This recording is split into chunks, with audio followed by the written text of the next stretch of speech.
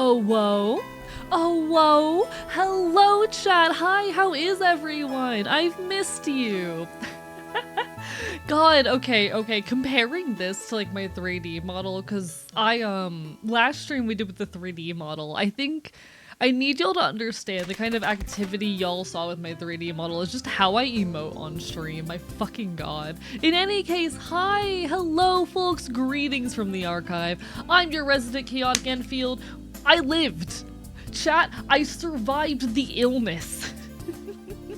I have, unfortunately, since Thursday night, been, like, severely ill. I managed to get through stream on Saturday, but I was not able to stream Monday because the sickness had just gotten way too bad at that point. However, I'm better now. I got better. Yesterday night, I started to feel, pretty good again. Like, I was getting over it, and this morning I woke up, like, basically fine. I do have some, like, how do I say? My voice still sounds a little bit off, but I have like no congestion, no pain anymore, a little bit of fatigue, but you know what? We fucking take it. We believe in oxygen. Yeah, we believe in oxygen here. I lived. I survived the illness. I cannot be kept down for long. I can be briefly slowed, but I cannot be stopped. In any case, hello everyone. How is everyone doing today? Congrats to Dusklight Wanderer, or rather Navigator. I keep auto-filling your name as Dusklight Wanderer, and I'm so sorry, but congrats on the first. Welcome on into Gremlin Transbean, to Crocodile, to JM, to Ollie B, to Virgil the Reclaimed Echo, to Lycanthropic, to Check for Charlie. Hello Gremlin Transbean, hello Mannequin of Theseus, hello Peru, Mortail Shepherd. Let's see. Fenori, lovely to see you. Druid of the Gaze, Gracie Bacon. A turtle named Eileen, Blaziken, Gamer Rat on Cheese. Let's see. Someone awesome. Sunsweet, lovely to see you. Thank you for the hydrate. Are my hydrates throwing properly? I didn't notice. Hello, Celestial Muffin. Royal Rosio. I hope I'm not missing anybody. It's so wonderful to see everyone. Hi folks. Hello, Estrazy. What's everyone been up to today? I both wander and navigate. This is real and true. Hey, I'm glad that you escaped your wandering phase. You know, you're capable of navigating now. You're no longer going aimlessly. Now you have a plan, a path. I hope everyone's doing absolutely incredible.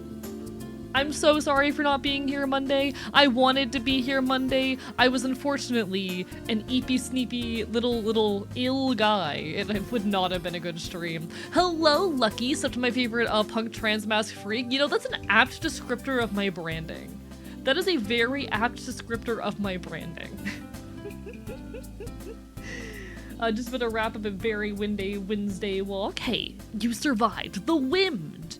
You're pretty cool and wonderful streamer that's loved and appreciated. How dare you? Stop apologizing air first. That's fair. That's fair. You know? Unfortunately, I cannot fucking prevent illness.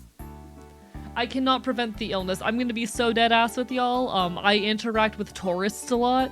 I unfortunately am in an area where tourists frequent, and I happen to oftentimes be in close proximity to tourists.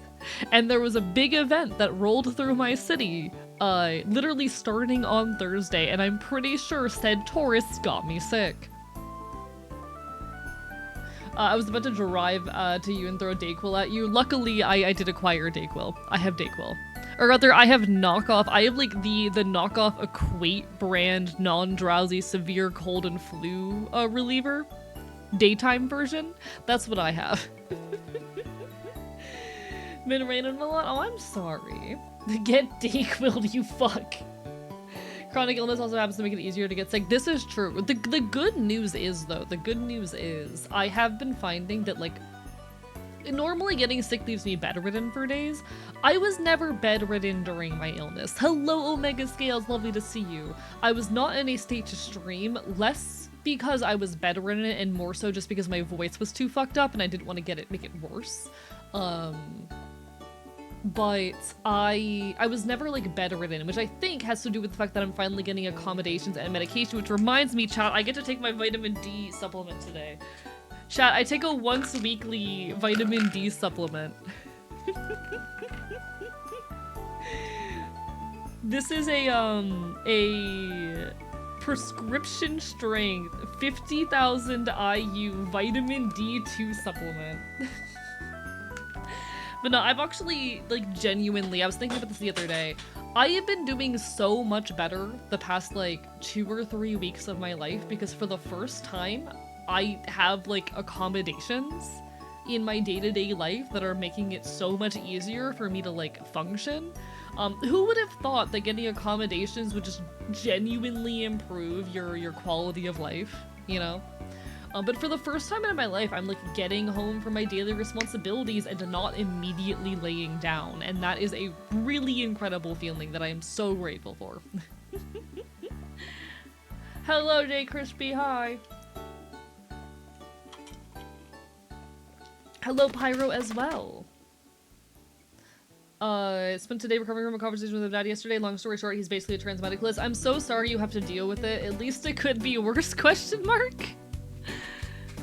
Alright, one moment. I knocked something over, but let me grab that real quick.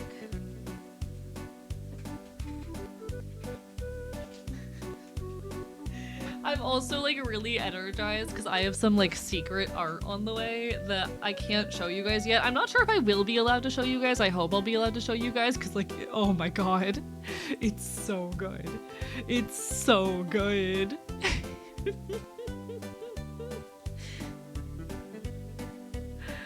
With the trans medicalist, so for those who are unaware, oh god, we're about to get into some like old ass queer discourse. We're gonna talk a little bit about trans medicalism here, chat. We're gonna talk a little bit about trans medicalism. So, for those who are outside the trans community or who are newer to, you know, this shit, a trans medicalist is a person who, the short version, it is a person who believes that you need dysphoria and or need to medically transition in some way to be trans. And while yes, the majority of people who are trans are going to seek some form of medical transition and likely do experience dysphoria, those are not fundamental elements of the trans experience, and treating them as such excludes a lot of people. A lot of this comes down to, like, a lot of people who are in the trans medicalist camp tend to be people who value, what's the word I'm looking for? Not placating cishet people, but I think you will catch what I mean. Hello, Nakuya, bark bark bite bite, lovely to see you. A lot of trans medicalists tend to be people who value assimilation or to placate cishet people in some way. They tend to be the types who go, you are doing transness wrong, and invalidating all of us in the eyes of medical professionals or in the eyes of cishet people. They tend to be folks who, I'm someone who very much treats, like, my experience of gender as transgression. I really celebrate and revel in the transgressiveness of the trans experience, and while I know that's not everyone's, you know, cup of tea, I've always been rubbed the wrong way by trans medicalist beliefs because it asserts the idea that there is a correct way to be trans, and values making our experience easy to understand and palatable, that's the word I was looking for, palatable to cishet people rather than focusing on our own contentness and joy in ourselves. They're oftentimes the people who as well talk about how being trans is miserable and whatnot. I don't fuck with trans medicalism. I don't fuck with trans medicalism at all. Screw that shit. You do not need dysphoria to be trans. You do not need to medically transition to be trans. Those things should be accessible to you if they are things that you seek, but they are not fundamental experiences or fundamental requirements of the trans experience. The same way that, like, gender is fake. Chat, gender is fake. Gender's not real. When I talk about a lot of the time, like, I've mentioned a few times, the idea that some trans people reinvent the gender binary in their effort at transitioning, trans medicalism is a big part of that. Trans medicalism is a big part of what I am pointing towards when I talk about the ways a lot of trans people will low-key reinvent and reinforce the gender binary. And screw that shit. Gender is a soup and I drank it all. I can't believe there's no more gender. I've actually been thinking about I've been thinking about what I want to do for a video for my 1-year HRT anniversary, because that's coming up in like 3 months. And I've been thinking about making a video about gender abolitionism. I've had a few ideas rolling around my head. One of them has been to do a video talking about boyhood. Basically, like my attempt to try and construct what healthy boyhood looks. Because I've noticed even within the trans community, there is this tendency to treat boyhood as this inherently negative experience. And the more I dig around, it is so difficult to find healthily like okay, girlhood is a very tangible experience, you know. There are articles and papers and books written about what girlhood is from all sorts of angles. Girlhood is this thing that is spoken to, that is established, that is understood. It is a tangible experience, and I feel like boyhood so often is just treated as this empty default, oftentimes with a negative connotation. And when people do talk about boyhood, they tend to only talk about like the negative elements of it. So one of my thoughts for like my 1-year HRT anniversary would be to talk about like healthy constructions of boyhood. What a positive understanding and reconstruction of boyhood could look like. Because I think boyhood is a fucking experience that deserves to be talked about and understood and reconstructed in more positive terms. My other ideas are to finally do the trans masc horse girl video, or to make a video talking about gender abolition. And I've been a little bit mixed on where to go with that. Hello, Carbonic Draconic. How are you doing today? Bark by Bite. Hello, Astra as well. Hello, Belladonna. Hope everyone's doing absolutely incredible. Have opinions about growing up as a guy, and I would definitely be curious to hear various people's experiences with boyhood. Like, I Don't Regret Girlhood was a whole effort to try and put words to the experience of girlhood, to talk about the ways in which it was wonderful and the ways in which it hurt, and to kind of deconstruct that in the effort of, you know, me being able to, or me starting HRT, you know? I had a lot of complicated baggage around gender itself, around my personal experiences with girlhood, about the ways I was alienated from boyhood, about the griefs I hold both towards the childhood I didn't get and the childhood I had. Because, you know, it's quite literally like trans medicalist ass rhetoric that, you know, has stuck around and left me afraid.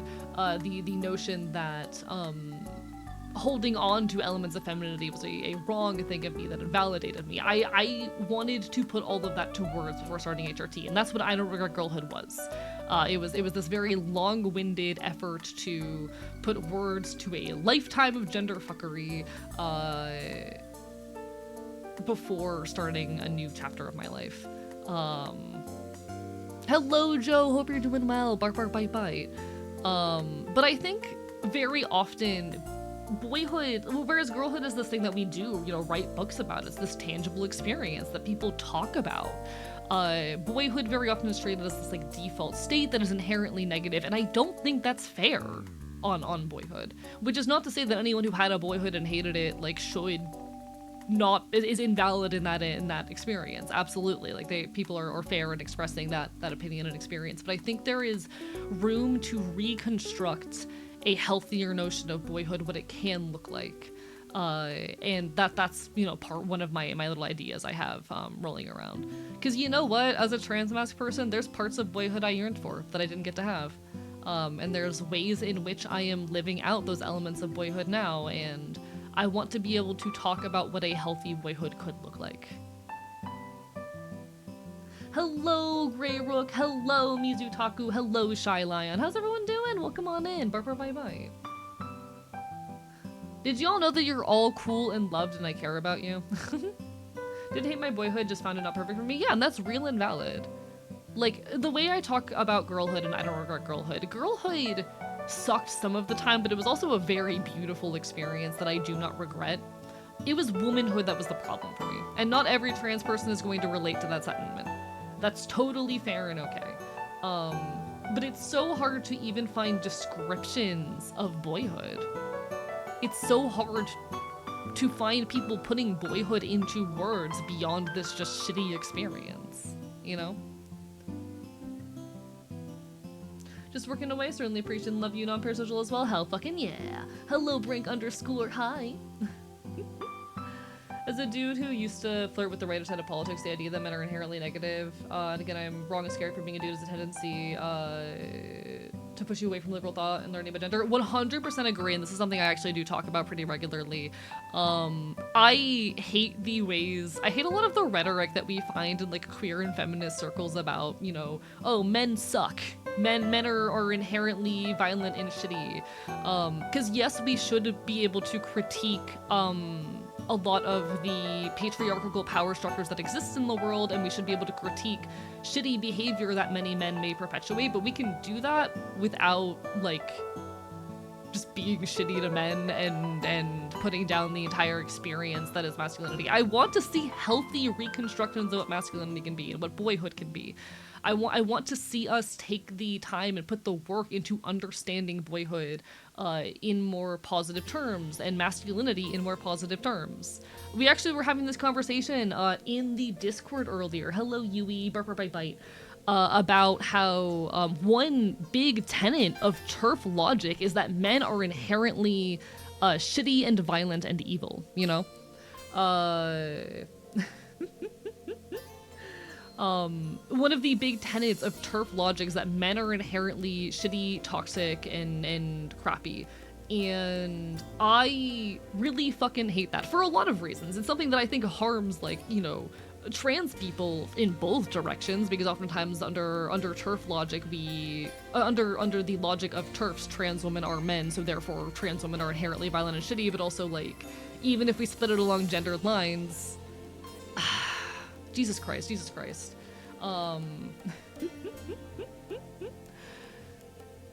When you have rhetoric like, oh, men are all shitty and inherently violent, etc., you either have to split that along the lines of gender or sex, and either way you end up hurting a lot of trans people, because either you end up labeling trans women as shitty and violent because, oh, they're actually men, or you end up attaching it to gender and making the argument that, like, trans men now are inherently shitty and crappy. But even beyond that, you just isolate a lot of men from leftist movement and from the ability to have healthy relationships, because it's not about the status of manhood, it is about what patriarchy teaches men to be. What we need to deconstruct are the things that society pushes and encourages men to be.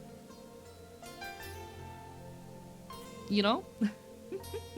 Society not only expects it, it encourages it. Exactly. Like, the problem is not men, it is the social pressures that are put on men by patriarchy.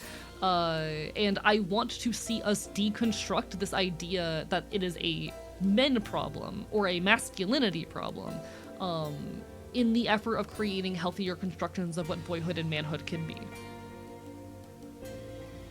Recently seen a rise in people saying anything but cis men. Really worry about how that plays into both solidarity and anti-trans rhetoric, particularly the othering of trans men from cis men. Oh, absolutely. This is another element of the thought as well. Check for Charlie. Thank you so much. Because even when you start going, well, not trans men, I just mean cis men. Well, now you're depriving trans men of their identity as men, because you're still asserting that men are inherently violent. Like, you don't become a better person when you start saying, oh, sorry, not you, to the trans guys. I'll be back when I'm on the clock. No worries, you take care, Lucky. All the best. Bye. Boss makes $1, I make a dime. That's why I watch a Radical Theory on company time. Hell yeah.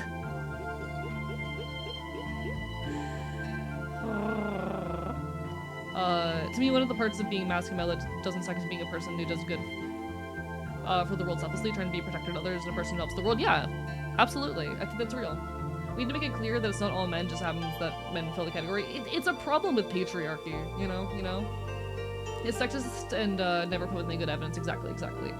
As a cisgender man who was raised by a man who grew up in a toxic and spiteful environment, sometimes I realize how lucky I am. My dad took great efforts to move past his own issues and make sure that my siblings and myself never experienced the toxicity he experienced growing up. It wasn't perfect, but he did his best for us. When I came out as pansexual, he's the first one to know, and while he doesn't quite understand it, he accepted me. Hell fucking yeah, Grey Rook. Hello, Blem! Bark, bark, bite, bite! How are you? It's lovely to see you! I need to talk to you more. I hope you've been well.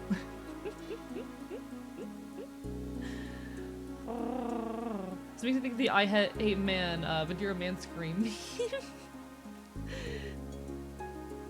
Gonna reach out to an artist for my PNG con tonight. Hell fucking yeah.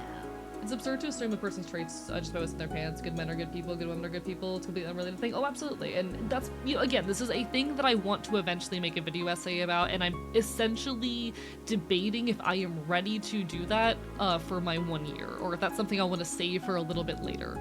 Because it would be a very big project to take on. The question for me ends up being, am I going to do a gender abolition video, or am I going to do a what is boyhood video, where I basically deconstruct masculinity and what healthy masculinity can look like, and try to unravel this really complicated complex we have even within like queer and feminist circles around the nature of men. That it sounds helpful for yourself among other things. It absolutely would be a very helpful video to make. It'd just be a really big one.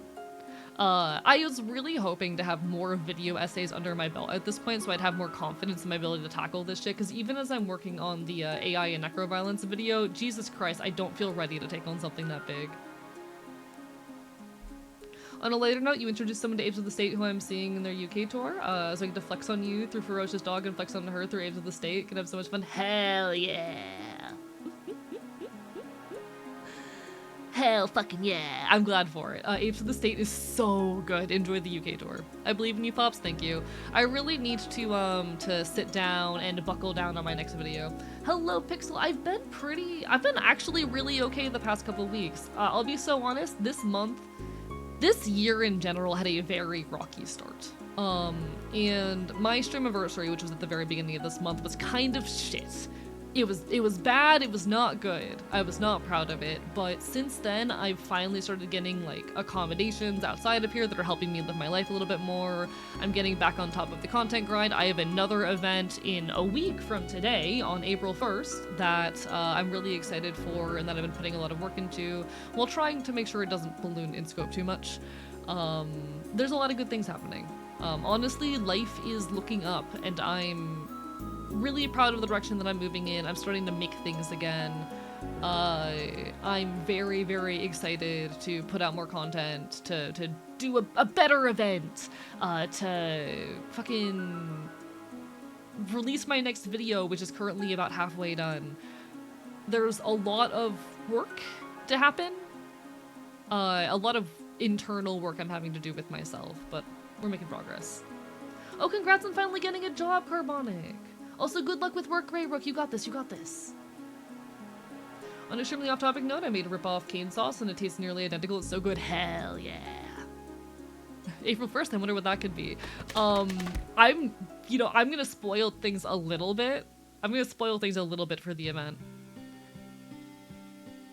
This is going to very much be a, like, test for a style of content that I've been wanting to do for the last 4 years. It is going to be a trial run for an idea that's been in my head for a long time. I'm gonna heavily recommend that people at least take a peek at the last two April Fool's streams, just so they can get a peek at like the existing background knowledge that you should have, because yes, it's an icon stream, but things are going to hit the fan. There will be content warnings.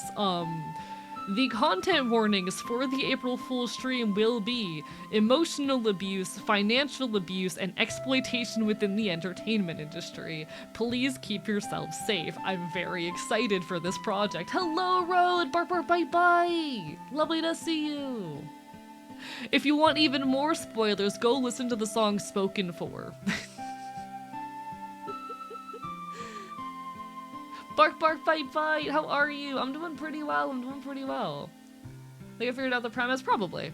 It's not that, you know, it's essentially going to be a things hit the fan kind of moment.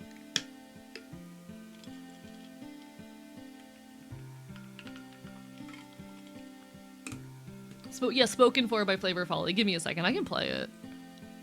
I'm just gonna mute the desktop and the VOD for a moment. This is such a peak playlist, by the way. Alright. Let me just grab this real quick. Speaking of songs, did you listen to what I sent you in DMs a while back? I forgot, and I'm so sorry. I've been busy. Ping me after stream and I'll listen to it tonight. I'm planning to be up late working on things. Who's Icon's manager? Icon's manager is Rogue. If you want to like hear what Rogue sounds like and find out a little bit more about Rogue, you can check out last year's April Fool's stream, which is highlighted here on the channel. If you paid attention to Icon streams, you might see it coming. Yeah, exactly. This is Spoken For. Loading set in motion for me. Clear cut. Put on the emotion. Guaranteed. Actually, I'm gonna fuck with the audio a little bit more so that I can sing along with it without disturbing things. There we go. Love me by my feet, pick me up and march me to the beat, make me complete. I'm miles above the streets, slurring as I pass me by, my self-deceit, and I breathe. Nothing but a shadow, it seems, not a bit routine. And they see the person beneath. Days go by so uniformly. God, I cannot sing right now. It is animated in Rhythm Heaven style. I can't sing right now because my throat's still fucked up. I'm so sorry. Fuck it up is to be boring, yeah. They don't. Nope, that's too high. Fuck me. Yeah. It's this song. Give me a moment.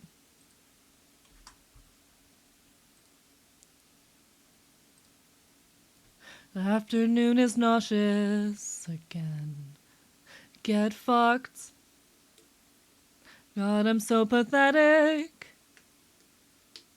And when they whip me out my chest, won't you realize you're just obsessed, a fraud at best, of dread from this abscess. Come to me as I heat my heart out, dispossessed, and I breathe. Something's got me doubting, it seems. Am I anything? Am I even a person beneath? Days go bloodstains, cruel and gory. This is very much one of the big inspirations for this event. This is one of the big inspirations for what y'all are going to be seeing on April 1st. Hee hee. Can't read the messages, they come so quickly. I'm begging anybody, come and save me. Don't get the messages, they don't come to me. Everything that I can say is spoken for me, yeah. The octave switch is my favorite way to sing when shit's too high, real and valid. I could be a foe, make the decision and that's all I know. Oh, I could be a sinner, I could be a saint, quickly devoid of anything I hate. Could be a martyr, I could be a cause, could be whatever everybody wants. So I could be a canvas, I could be a doll. Don't think I'm even something real at all. I could be a man. To the mirror, tell me what I am. I'm very excited. I might be picking up a little bit of what goes on. Hee hee. Hello, Orleans. No, I'm talking about my upcoming event and how this is one of the big inspirations for it. I'm spoiling things actively. Hello, Riolu. Bite. Maybe I am home. Baby, make me something before I get that call. Cause I can see the messages, they just don't let me. I can bear the solitary, don't forget me. I can't read the messages, they come so slowly.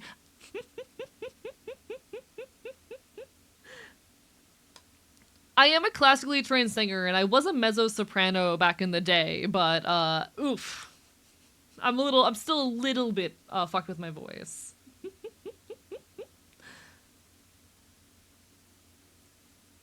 that's kind of the big inspiration for this whole project that I'm going to be doing on April 1st, and I'm excited, and I hope you're excited.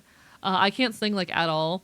I can. I'm actually working on an EP in the background as well that I'm hoping to release in September, but no promises. I'm trying not to promise that of myself yet. It's a little bit too early, but I did finally decide on what the I have finalized the first song for the EP actually. So I know for certain at least one song that is going to be on it. It'll probably be like a 5 to 6 track EP, so I just need to write like a few more songs and record them. But April 1st means that you have to do it as the fuck as cast that I hate. Don't worry about it. I've officially decided, and it's a song that I've actually played on stream before. There's a song called State Road 7 that I wrote, honestly, like nearly a decade ago now, actually. I wrote that song nearly a decade ago. But that is going to, I've decided that is officially going to be on the EP. My singing voice is okay. It's my acting, which is my strong suit. Real and valid. I like to think I'm a decent actor. Hearing that now is making me want to finally start on that damn cover. I said I would do it. Make shit. Create shit. Chat. I'm encouraging you. Make shit. If you have a thought, if you have a burst of inspiration, do something with it. Speaking of songs, I need to listen to your latest one again. Oh god, the one with Host. So my buddy Host, I actually had recorded a vent song, a demo that I wrote in about 2 hours, and I was never planning on doing anything with it. It was going to be an abandoned demo that like sat in my drawer for the next while, but I brought it to a couple of my friends, because, you know, if I write a fucking vent song, I might as well share it. And Host liked it so much that he asked if he could sample it and like turn it into a finished song, and I let him. Just do it, make your dreams come true. True, real. A death metal version of Every Time We Touch, someone do it. That sounds peak, actually. Come to think of it, could Loki be hilarious to hype up a project with content warnings than have it be a food review stream? No, so I will say for the Icon stream, like, or for the upcoming April Fool's stream, content warning, providing in advance. I'll also put this in the Discord day of, for themes of emotional abuse, of financial abuse, and exploitation within the entertainment industry. I don't know if things like crying is something that I have to have a content warning on. I'm not sure, honestly, but you know. Gonna disappear for a bit while I record vocals for the cover. Hell fucking yeah, you got this. Usually just channel my moments of inspiration to content for my D&D campaign, real and valid, you know? Whatever your creative outlet is, please do. I really, really heavily encourage people to, if you feel the urge to make something, make it. You know how I became the person I am today? Because I would get a spark of inspiration and I would decide that I was going to bring it to fruition. And unfortunately, that does mean that a lot of the projects I've completed, or that I've really struggled to complete any short-term, or rather any long-term projects. But it helped me build up my skills with digital art, with various other, forms of creation. Because while I would rarely ever finish something, I started so many projects and managed to complete a bunch of, short-term small things, to a point where I've built up the basic skills required to just, be a creative. And I'm still working on my ability to finish long-term projects, but I'm working on it.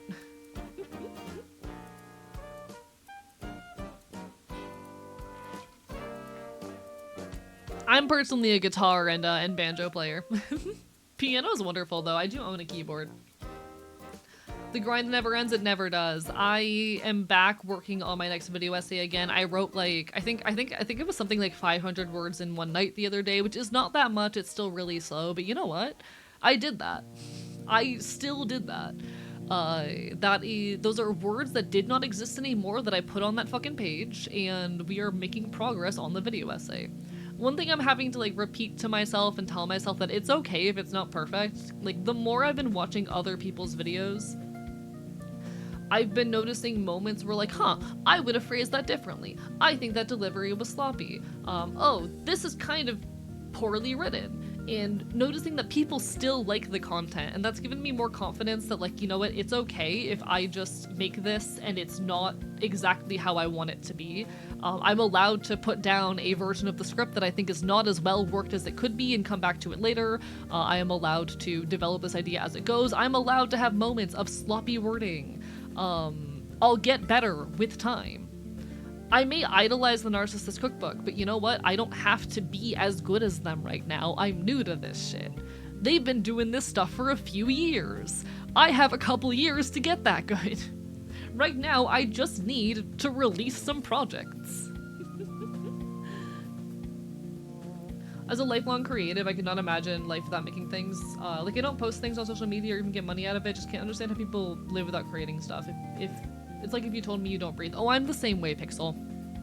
I've had to accept more recently in life that, like, not everyone lives with grand ambitions. Not everyone has a lifelong dream. It's always been really hard for me to wrap my head around the idea that there are people out there who are content to just, you know, go to their job, get home, and consume. But there are people who are like that. That said, I am someone who lives and breathes creation. I cannot imagine living a life where I can't make shit, and I get incredibly antsy when I am taken away from my creation for, you know, longer than a few hours, being perfectly honest. I am someone who so deeply yearns and needs to make shit. Devious creature activities time? Hell fucking yeah, you got this. There's also not necessarily anything wrong with it. Yeah, there isn't anything wrong with it. I want to be perfectly clear. There is nothing wrong with being someone who, you know, isn't a creative. I know people for whom, like, their life... I do think it is important to have a goal or a purpose. But, you know, I have someone for whom their goal is to watch at least one new movie every week. And they end up typically watching... Alright, I think it's actually 100 movies in a year for them. At least that's what she's doing these days. But, like, her thing, the thing she does with herself that brings her contentness is to watch, to have the goal of watching 100 movies in a year. And you know what? That's cool as shit. First we vintage, then we story. Let's vintage these stories. Internet's perishing, I'm dipping. No worries, do what you gotta do. Bark, bark, bite, bite.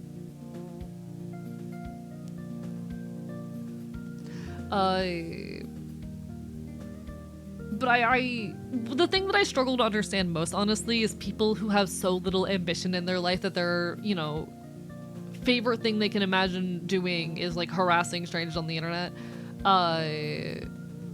I've said this a few times to the people who have, like, gone out of their way to dox and harass me. Do you really have nothing better to do with your life?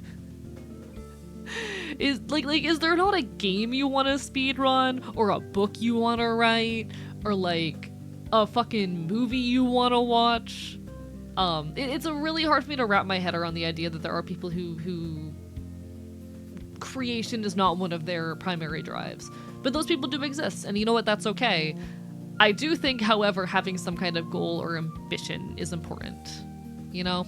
I think making sure you're not someone whose life goal becomes harassing strangers on the internet is enough of a win.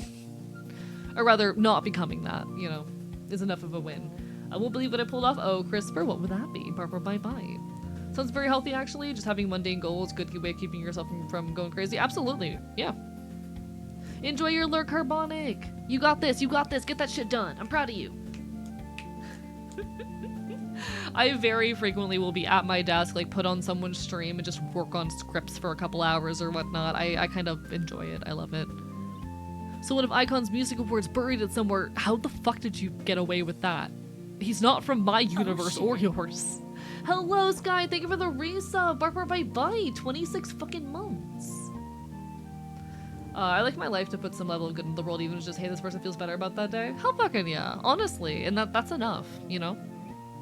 It is, again, really hard for me to imagine the fact that there are people in the world for whom creation is not, you know, one of their primary drives, because it absolutely is mine. But you know what? Those people exist, and good for them. Whatever the hell brings you contentment in life.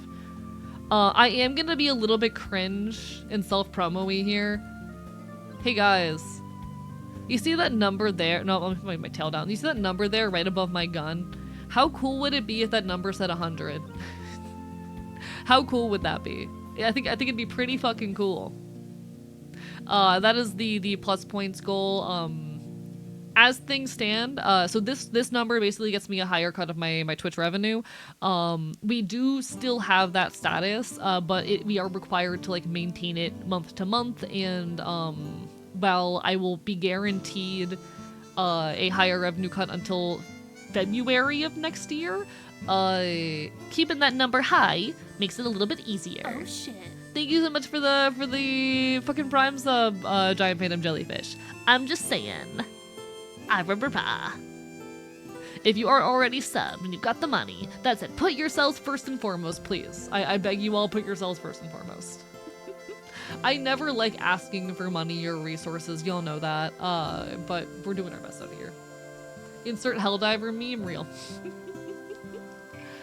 Apparently there's a hype train. Thank you for the hype train, folks. How dare y'all? On a simpler note, recently I've been thinking about people who have never had any experience with violence. In some way, I think it's a necessary part of the human experience. That's an interesting take, and I'd be curious to hear more of your thoughts on it before I make a statement. You know what I do when there's a hype train? What do you do when there's a hype train? Huh? What do you do, Ollie B? Tell me, why don't you? Nah, like I talked a little bit about in the Discord the other day when I had to cancel Monday about like my current financial situation, and I absolutely want to encourage y'all to put yourselves first and foremost. Ollie B, thank you. Everyone, please make sure that you put yourself first and foremost, though. Everyone, please make sure you put yourselves first and foremost. I'm just a guy on the internet. And while any money that I make from content creation absolutely means the world to me, it helps me to live a life that is, you know, more comfortable and fulfilling, especially given I'm moving soon. Thank you so much. I'm just a little guy. Please put yourselves first. Thank you so much, though. It means a lot. I'm just a little guy. I'm just a little guy. Thank you, JM, for the gift sub as well. How dare y'all? Congrats to Melissa, to Laz Lycan, to Mishmosh, to Stella, to Arky Monkey, to G Kage, to Draconic Walker. Bark bark bite bite.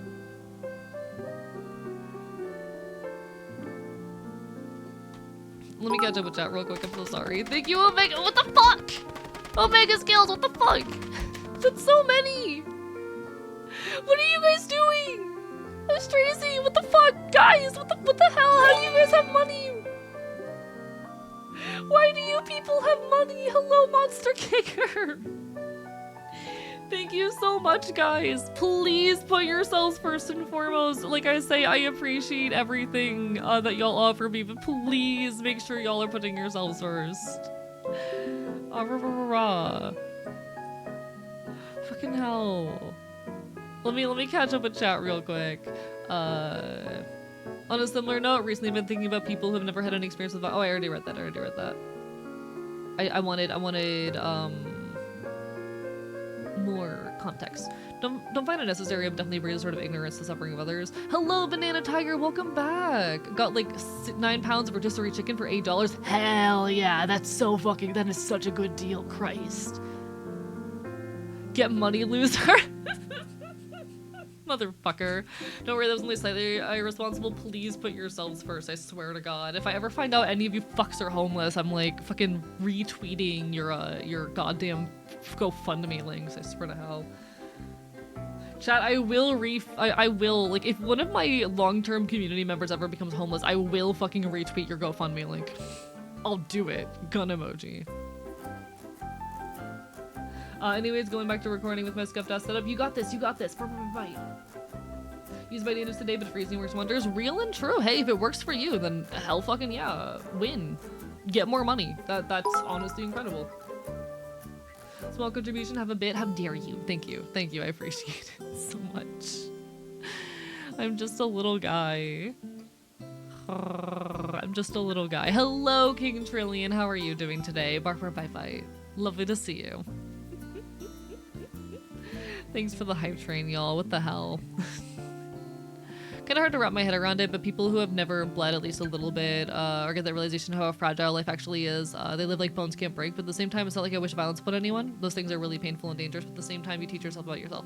Okay, I think I have an adjacent point on this, which is that I feel there is a desire in this day and age to far too heavily sanitize so much of life. Not just, you know, in the sexual element, because obviously when we talk about Puritanism, we very much talk about a lot of, you know, sexual content, about the ways in which a lot of that information is suppressed or discouraged because, oh, comfy, cozy, morally correct, sex is gross and evil and people shouldn't be exposed to it, blah blah blah. Fuck Puritanism, fuck sex negativity. But I think there is also an extent to which Puritanism impacts our relationship with like violence and negativity, and honestly politics as well. I've noticed in a lot of modern media, okay. You know what?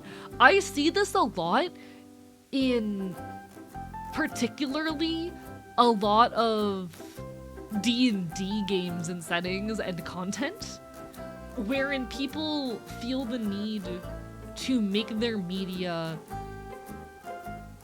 unproblematic by removing its edge and violence and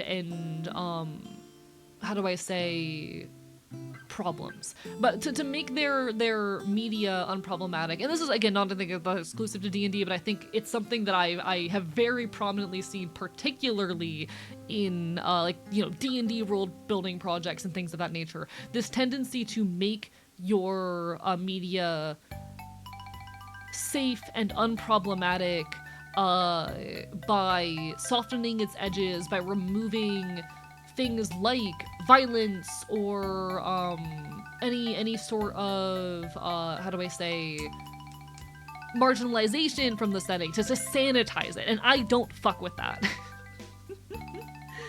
Like, completely fair to folks who prefer their media cozy because they can't handle facing reality, but there's such a prominent need in this day and age, I think, to remove so much of the realistic edge and nuance from media for the sake of making it, you know, less problematic.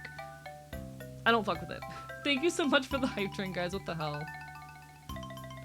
Maybe it's because a lot of my formative memories are related to my long relationship with violence, so it's very hard for me to understand the development of people with that factor. And I think if you haven't been heavily exposed to those things enough, it's really easy to want to just blind yourself. If you have lived a life where you are more privileged, where you've never been exposed to suffering, or to any form of violence or whatnot, it can be very easy to want to blind yourself to it, to force yourself into complacency by sanitizing everything you engage with. I think that is my adjacent point to this. I want to see how homophobia would affect a character in my queer spicy romance book. Real and valid. Real and valid. Chat, I like dark fucked up fiction and I'm valid. I think at least part of that with D&D is that edgy D&D campaign often tend to select for shitty people who are interested because they just find that kind of shitty setting aspirational. That's honestly really fair. 100%. I don't like my media and fiction, and particularly my fantasy settings, to be, how do I say, sanitized. I want my media to be gritty and realistic and contain suffering, not for the sake of suffering, but for the sake of exploring what a world looks like with those things. If I open up your fantasy setting and I don't see like anything about how, like, you know, you have a kingdom with a monarchy in this, and there's not even like some kind of, you know, sect of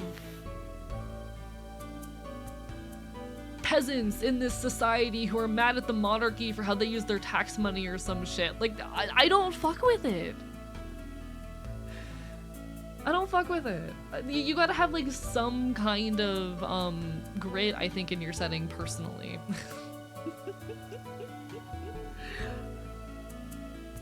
I think that someone who has never been in a fight and never seen the red of their own blood should not be in charge of the people's lives because the decision can end up with someone else dying. Yeah, that's fair. Obligatory hey check out Witch Hat Atelier. It's genuinely cool. I think a community would love it. I need to check it out. I need to. Absolutely, absolutely. You remind me of one of the coolest D&D 3.5 books. All these incredibly fucked up magic items and spells are so interesting. Ooh, I want more information. I want more information, please. With things like D&D, people overcorrected from the blade and often tone-deaf attempts to handle real-life issues rather than learning how to have some tact. Yeah, absolutely check for Charlie. Like, don't get me wrong, it's very easy to handle things like, you know, marginalization, racism, etc., societal issues in your fictional settings extremely tone-deafly and to portray them badly. That is absolutely a thing that happens a lot. That's why, especially if you're publishing something for a larger audience, you need to have like sensitivity readers or to consult with others. Like at the very least, have a conversation with someone or do some research. There are so many resources online. If you want to find out how to respectfully write like a certain culture or cultural issue, there's so many resources online even. Ideally, have a conversation with someone who might have more insight, but there's so many resources online. That said, yeah, there's very much this tendency to correct and horribly sanitize media and settings because a lot of people just don't want to deal with or think about those things, and I don't fuck with that.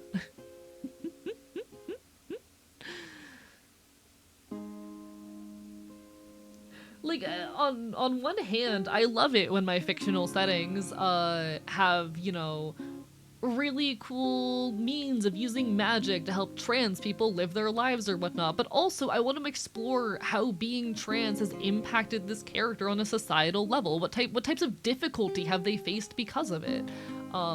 Things like that, you know? Even if it is something mild. There's such a fear these days of exploring like realistically difficult and messy topics in fiction. Hello, welcome on in, Diosona. Hello. A lot of people now seem to dislike the not happy parts of stories, like characters being mad at someone because their secret identity, characters, not villains, being selfish, etc. A lot of people don't like the good characters in a happy story having ugly parts, yeah.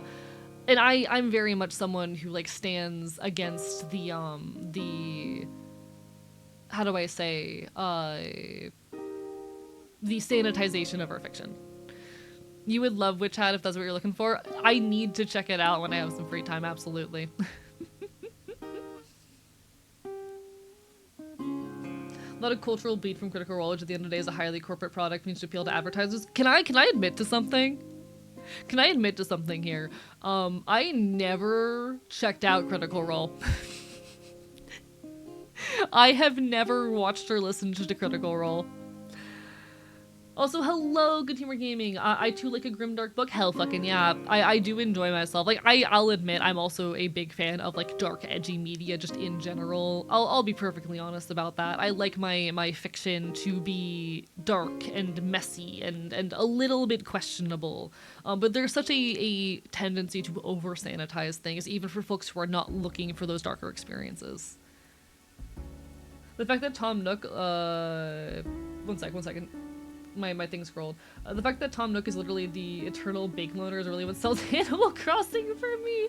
When you really think about Animal Crossing, it's such a fucked up setting. Lolamal. Give me, same thing with, give me disabled characters that don't get magically cured. Oh yeah, like, I think it's super cool and fascinating to explore how magic would impact, you know, characters having disabilities, but maybe instead of just curing them, we talk about what, you know, what magic does to things like mobility aids and various other, you know, forms of disability aid, and how that makes life both easier and harder, and what societal changes they might still face, because again, not everything has to be dark and gritty, just because that is my personal taste. But I think we should still be willing to realistically explore these things and allow them to be difficult sometimes. One, dark, political, lots of questionable characters and morals. I know I would fuck with Warhammer so heavy. I know I would fuck with Warhammer. I am so scared of its fandom. The Warhammer fandom terrifies me. I love settings that are, you know, dystopic and full of fucked up, questionable elements. I enjoy engaging in those sorts of settings. The Warhammer fandom scares me. Thank you for the Hydra names.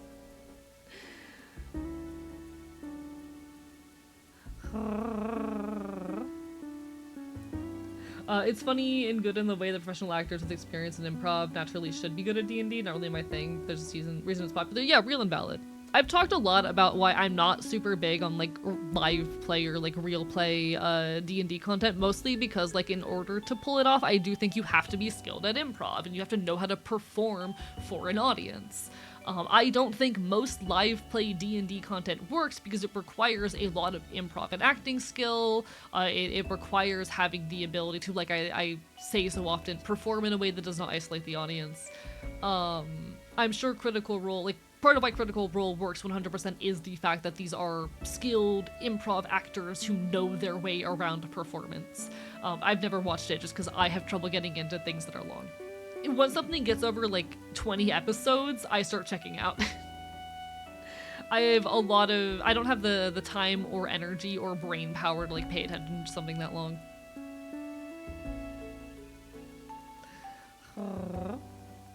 Exploring problematic situations in media is really important, otherwise people's first ever thought about those topics will be when they happen to them in the real world. Yeah, I think exploring these things in fiction is so important. Had to look what it's called. The Book of Vile Darkness has mature content on the cover. I think it's a spell that gives people addiction and a bunch of magic items made by villains to torture people. Interesting. I need to look into this. Hey yo, one sec. Let me save this for future me. Holy shit. Wait. I need to know more. That is beautiful. 3.5. Like I've never played 3.5 D&D. I haven't played D&D in years, being perfectly honest. I'm gonna be actually playing my first tabletop session in a couple years very soon, which I'm excited about. It's not gonna be D&D, and I don't want to spoil too much before the time comes, but a couple friends brought me on for a project that I'm really looking forward to. But how do I say? I've never played 3.5 D&D. 3.5's lore fascinates me because they also have my favorite take on the Shadarkai. I played a Shadarkai Warlock of the Raven Queen in a 3-year-long Dungeons & Dragons campaign. She's one of my favorite characters I've ever owned and played and done things with. And I went to my DM and said, hey, I love the Shadarkai even as they're written in 5e. With your permission, I'm going to be stealing so much of the 3.5e lore because it's better. It's better. Warhammer fandom fear is real. Yeah, I would love Warhammer so much. I'm terrified of its fan base. I need to actually just sit down and talk to Good Humored Gaming about it and get him to introduce me in a non-judgmental space. I need to do that. By the way, read Kill 6 Billion Demons. Noted, I'll write the one down as well. I'm extremely envious of you. Critical Role is my entry to tabletop RPGs back in 2008, but I've grown to disdain it somewhat. You know what? Fair, Zazzy. Can I ask why? Also, one special magical disability is if you use magic to render some inert, like how glasses make farsighted and nearsightedness inert. Also want to see the other side where magic causes issues with disability. Oh, 100%. I think these things are worth exploring. Absolutely. You can totally delve into Warhammer without it being a group thing, less of solo accessible. Hell yeah. All right. I appreciate that, and thank you, Good Humored Gaming. We gotta find some time. Yeah, Shadarkai. I fucking love the Shadarkai. Chat. Let's talk about the Shadarkai.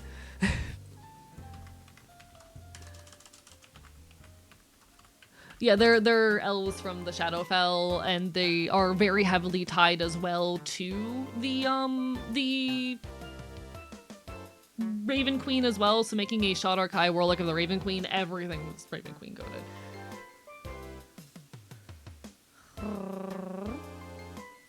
Highly recommend Adeptus Ridiculous. Alright. Look up some Bricky. He lets people use his videos. Hell yeah. Been working on a tabletop RPG system in the back of my head where the premise is you're a peasant who can respawn on the spot after being slimped. Which gets very macabre very quickly. That does sound fun. Hell yeah, hell yeah, hell yeah. Personally been moving away from D&D recently, but still got a lot left from it. Yeah, like I only mention this because I think it's a really good place to start when it comes to learning these things, but... Alright. Let me talk a bit about the Shot Archive here. I've pulled up documents. So it's worth noting that when I played a Shot Archive, we did not have an official 5e release for them. They were, at that point, Unearthed Arcana, which for those who are unaware is basically playtesting material in Dungeons & Dragons. They have since been released, I believe, twice. I think most recently in Monsters of the Multiverse, but they were, like, released also a little bit earlier than that. So note that, like, not all of the lore for 5e was present at the time, only some of it. But the Shadar Kai are Elves of the Shadowfell, originally drawn to that Dread Realm by the Raven Queen. Over the centuries, some of them continued to serve her, while others have ventured onto the material plane to forge their own destinies. Once Shadar Kai were Fae like the rest of their elven king, now they exist in a state between life and death thanks to being transformed by the Shadowfell's grim energy. Shadar Kai have ashen skin tones, and while they're in the Shadowfell, they also become wizened, reflecting the somber nature of that gloomy place. They are... Okay, they also have the Tomb of the Foes stuff here as well, which is a separate take on them that has slightly different abilities. Sworn to the Raven Queen's service, the mysterious Shadar Kai ventured the material plane for the Shadowfell to advance her will. Once they were failing the rest of their elven king, now they exist in a strange state between life and death. There you go. They are nearly devoid of emotion. They are essentially like half dead, tied to the Shadowfell. How do I say? Descendants of Fae.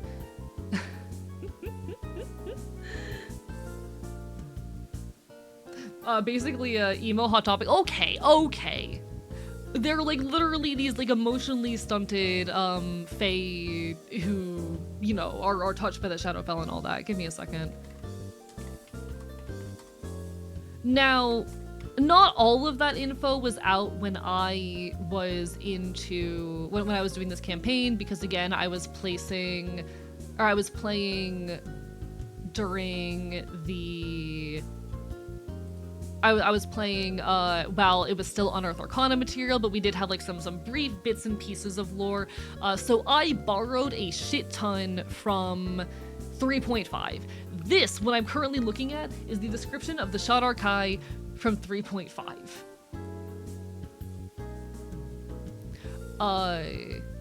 The Shadar Kai have a love of battle so great they spend most of their time training and sparring, though there are sects of their social structure that act as merchants, smiths, priests.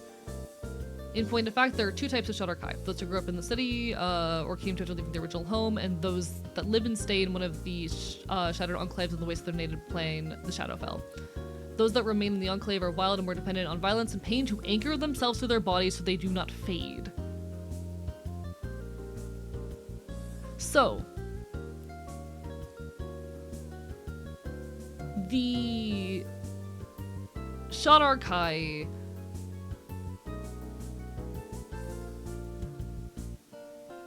at least in how they were written in like 3.5, because of their kind of half-dead state,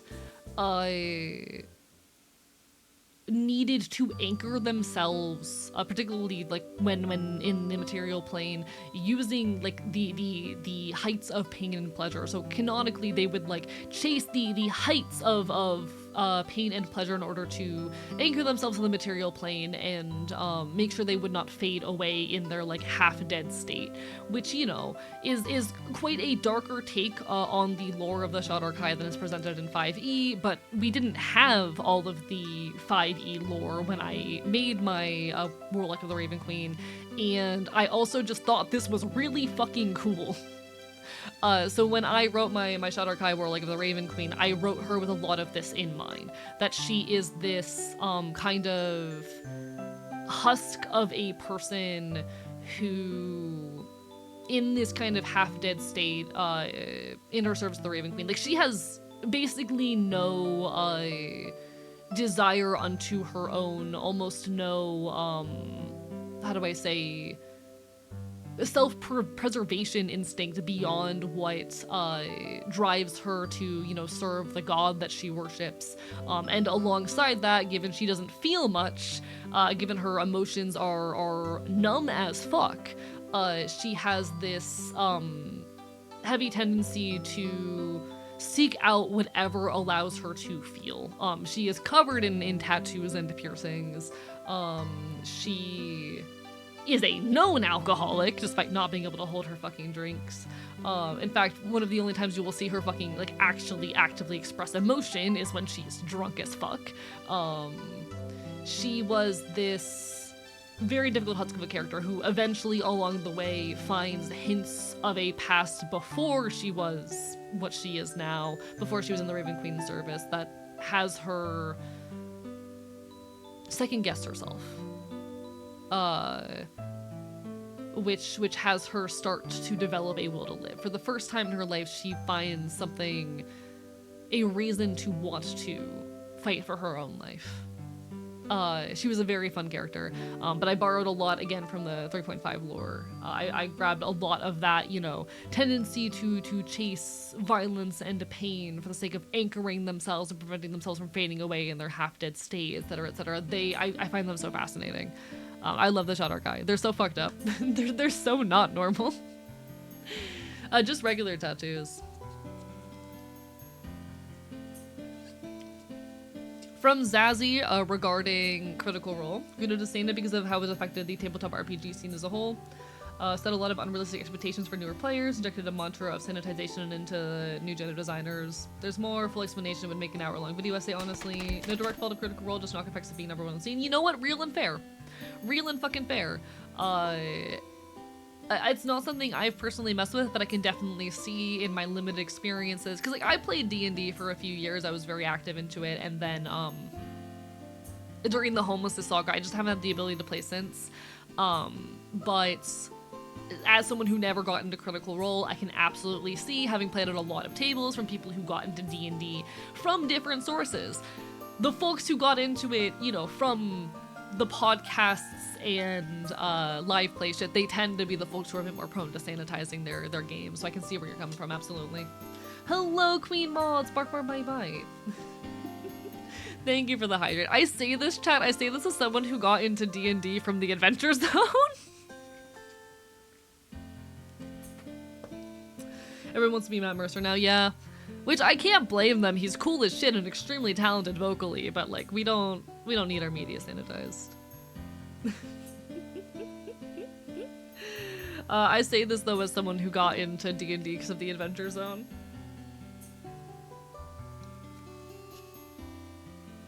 Thank you for the hydrate, Tortling Bird, I appreciate it. I was into the Adventure Zone while it was actively coming out, and Jesus Christ. Gotta start somewhere, yeah. I'm kind of glad I evolved a lot of my media taste since, because while I think it was a piece of media that was really influential to me, yeah, it has its problems. Adventure Zone mentioned. I do love the McElroy brothers. I haven't engaged with their content in a few years now, but they were always such bursts of just like fun, dumb, wholesome energy.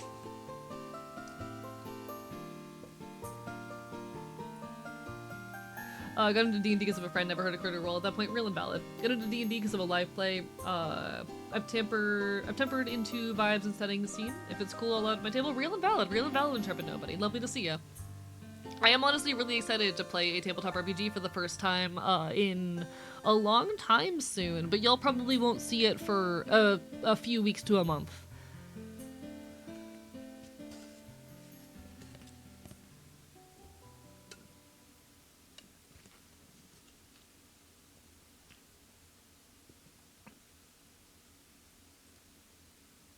My college had a tabletop RPG guild. Real and valid, real and valid. I played a lot in my early 20s. I actually used to play really... Okay, chat. There was a point in time after, like, there was a big fight in my IRL friend circle, where I wasn't able to play D&D because some of the people who I had this fight with were the folks that I played with. I've since actually made up with most of the people involved. We're on good terms now, but we're all living in different cities. we really can't play anymore in the way that we used to. But there was a point where I started going on Sunday nights to this tabletop RPG store where they would do like one shots. You paid $2, you could come and play. I show up for the first time. The DM is my ex.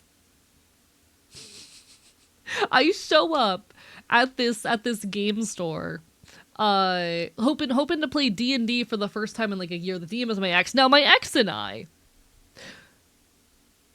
it was a complicated relationship. Nothing bad ever happened. We just kind of mutually decided that it wasn't working out. We end up sitting down having a conversation, and he and I are actually still on really good terms. He literally sat down and he was like, yeah, I'm sorry shit ended up like the way that it did, because ultimately it broke down because of a lack of communication.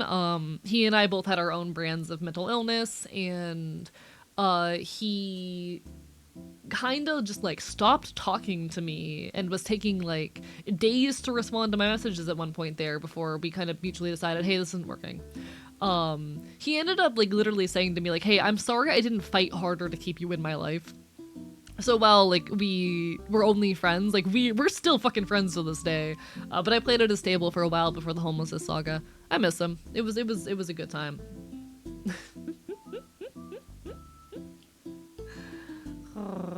From a mega scale, fun fact about D&D elves: over time they adapt to their surroundings, so those who live in the woods become wood elves, those that live in the sea become sea elves, etc. Not necessarily through generations, just naturally adapt from their fey industry, which is really fucking cool. We love elves.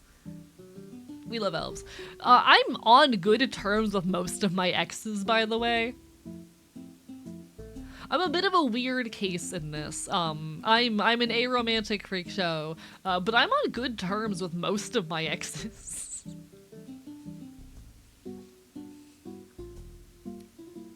Like, I could DM most of my exes now and they'd be happy to hear from me. It's very funny. Like, I've you know, had my fair share of interpersonal troubles with people I care about and whatnot. Obviously, I've had fights, I've had messy breakups. But the majority of the times I've ended up like in relationships, they've ended with just a, hey, that's not working out, but that's chill. And I end up staying friends with them.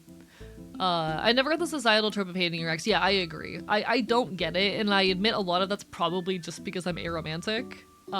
So for me, like, romance isn't really this like bigger, more complicated, important thing. I like platonic relationships. They're cool. I'm just chill with a lot of my exes. One moment, I just dropped something.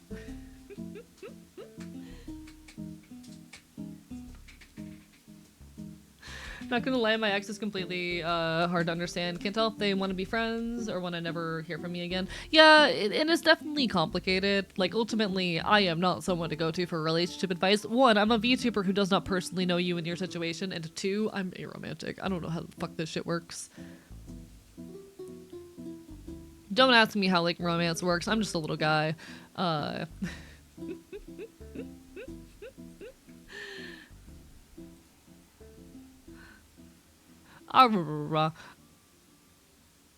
I miss playing tabletop RPGs.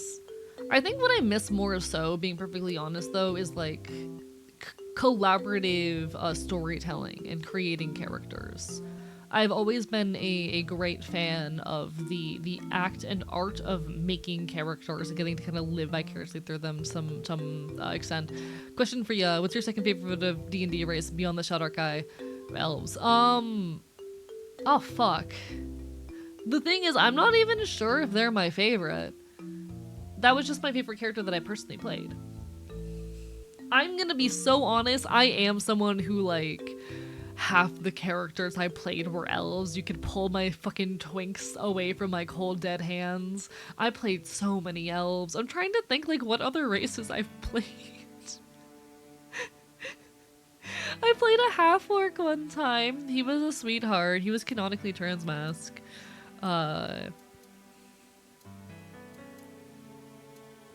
Magical flops on the internet. Solve my relationship problems for you. Can't help.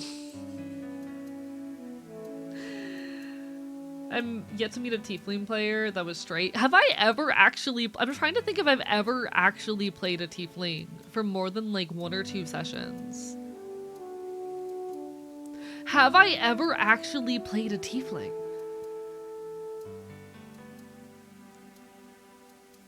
Give me a second.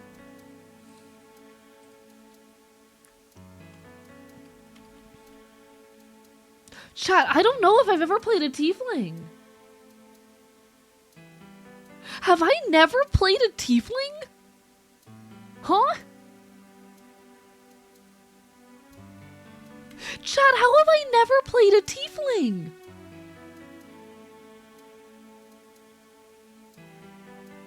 How? I'm realizing this in real fucking time.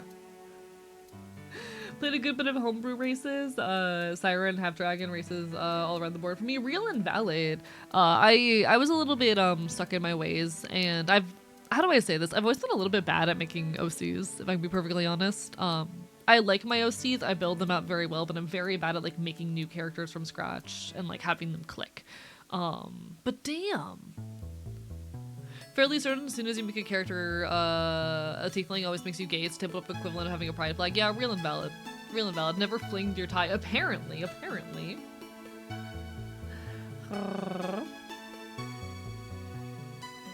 Autism, but for plants.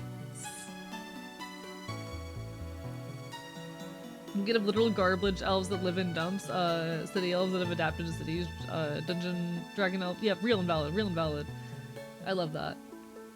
I know the feeling of on playing spontaneously with a group that just clicks. Had an experience when I first met Stella for Kickstarter I backed. Group we had was phenomenal. Hell fucking yeah, I love this for you.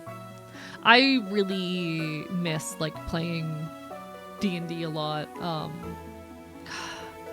God, I gotta get back on like the character making and storytelling grind. I miss that shit so much. I've been really itching lately actually to just get extremely invested in like an AU or a character concept or just a story of my own in general and be constantly doodling it. I haven't had that in a while, and I desperately want like that kind of fixation again. It's been a hot minute. Thought tiefling just made you a bottom? Well, you heard it here first, chat. I'm not a bottom. Actually quite bad at starting going to D&D. Real and valid. I struggle a lot with like character creation, not necessarily creating characters itself, but just getting a concept to click for me. There are times where a concept or a character just grabs me and I obsessively hyperfixate and make so much of it. But I really struggle sometimes just to get that initial burst of inspiration that I need in order to click with something. That's how it goes. An expensive catalog, chat, or AE, say a vibe or genre, and I'll find it for you. Real and valid. Switch, thank you very much. Real. Switch and verse, you know? Thriving out here, if I do say so myself. God, I'm thinking about a conversation I was having with another content creator last night. Chat, I don't know if I can talk about it publicly, but I made a joke to another content creator that's resulting in art being made, and I really hope with the art made that I can show it to y'all. But the conversation ended with me showing my muzzle to this other creator. I own a muzzle. I should probably clarify what I mean by that. What I mean is that I own a muzzle. Hello, Buzzy. Welcome on in. You know, I feel like some of you in chat would be very happy to know this. I feel like some of you in chat would appreciate this knowledge. You can... A large dog muzzle will fit an average human head. I think some of you in chat need to have this information. A large dog muzzle can fit on an average human head.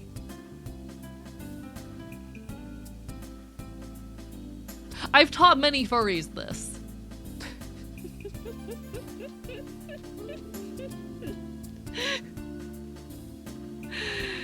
Didn't someone in chat buy it for you? Yes, this is true. This is true.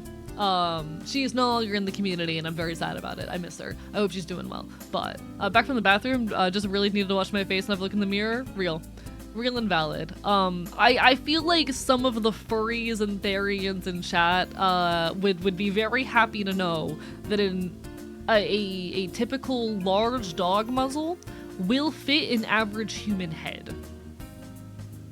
Get one made for like a Rottweiler or a Great Dane, one of the larger, extra large ones.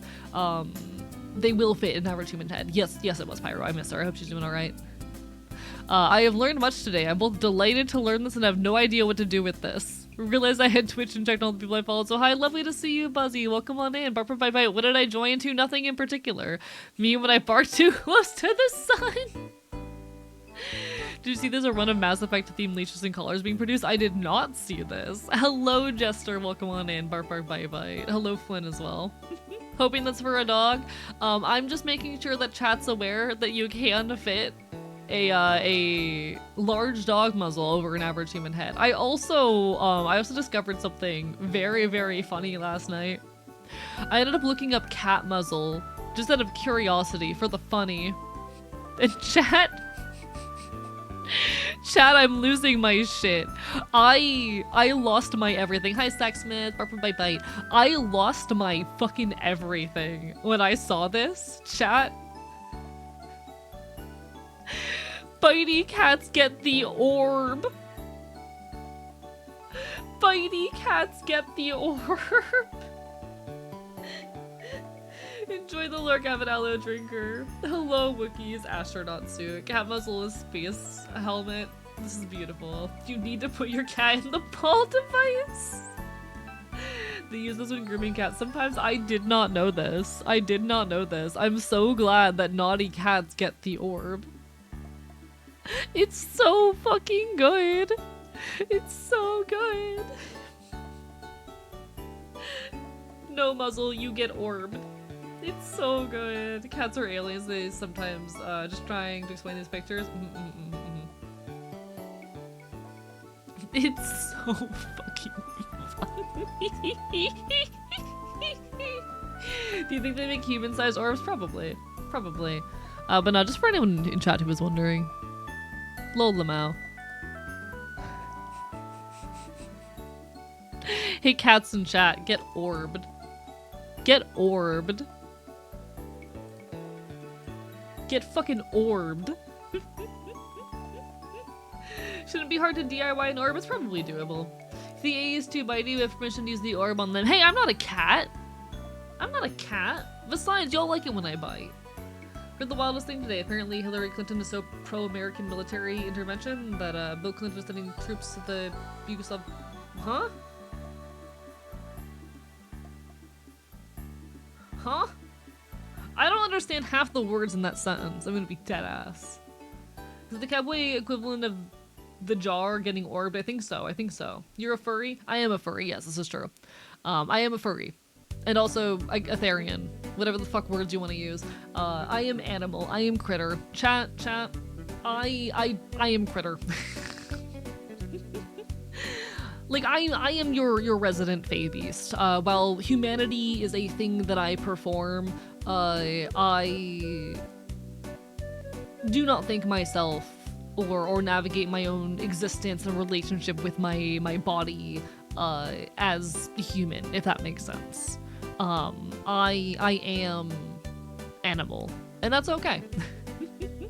Humanity is a thing that I perform, a thing that I do for the sake of the people around me.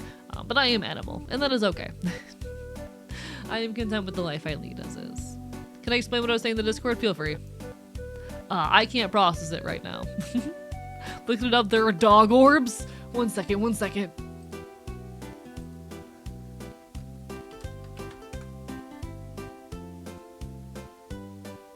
I don't see the dog orb. I'm looking up dog orb. I'm not finding it. Let's try Ava, you're not going to evade taxes. Listen, I am a fae beast. I am definitionally not human. Humanity is a performance to me, and that's one I don't mind putting on occasion. Though I do miss being a little more quitter. Okay, dog cone orb. I'm still not getting it. I'm just getting a lot of dog cones. I'm just getting like regular dog cones. There's no orbs.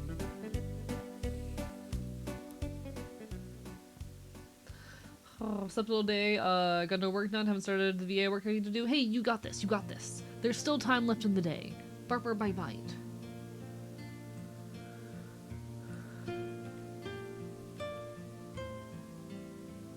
Okay, dog. Let me look up dog space helmet. There we no. Wait, there it is, there it is, there it is. I found it, chat. I found the dog orb. I found the dog orb. You've been sent one daily funny picture. Thank you, Neko.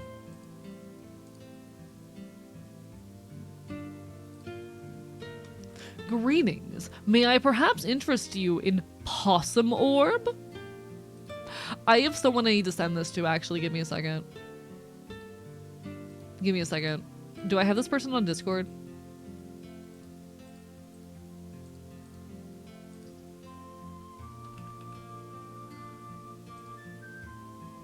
Are you the correct? You are the one.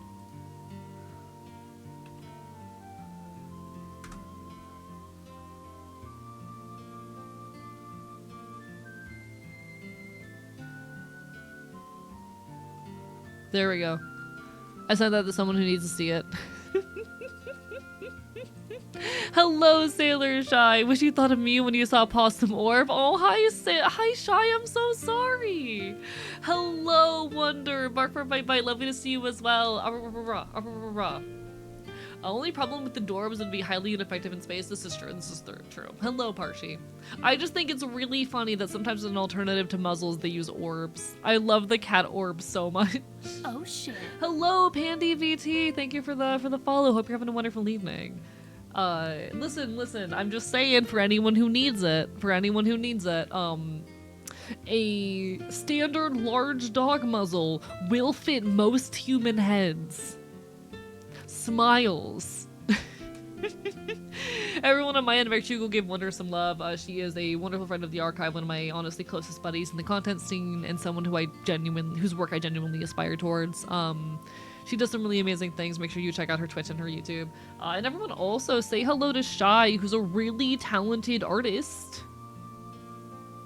Wow, this is information I didn't have previously. Listen, for all the furries and therians out there, I know there's a lot of you. Penis, dick, cock, yeah. This is Shy. We love Shy. They're so sweet and they're such a talented artist. I drew myself in a maid outfit. That sounds like something you'd do.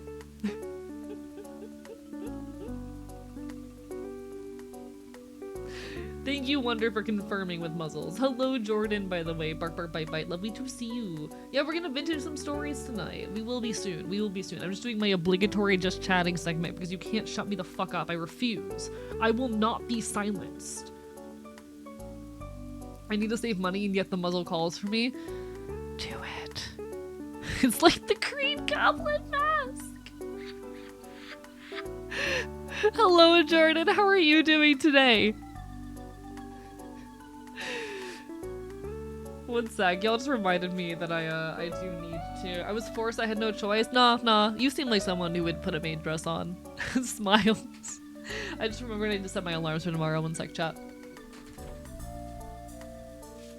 Oh, by the way, chat, there will be another series of No Kings protests happening on Saturday, and I think tonight might be a wonderful opportunity to refresh a bit and talk about protest.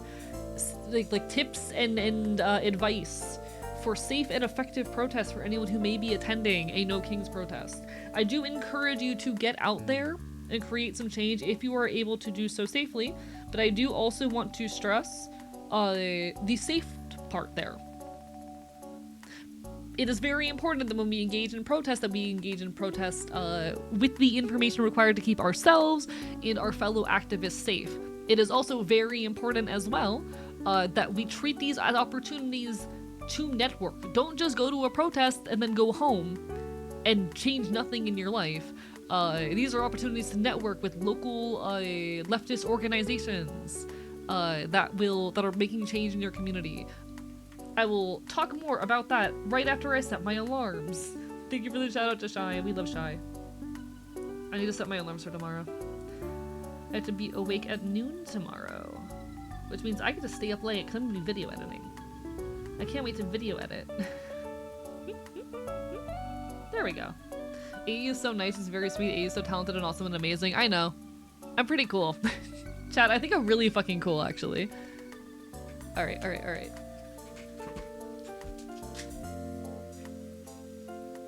That's right, motherfuckers. I have this thing called ego and self-confidence.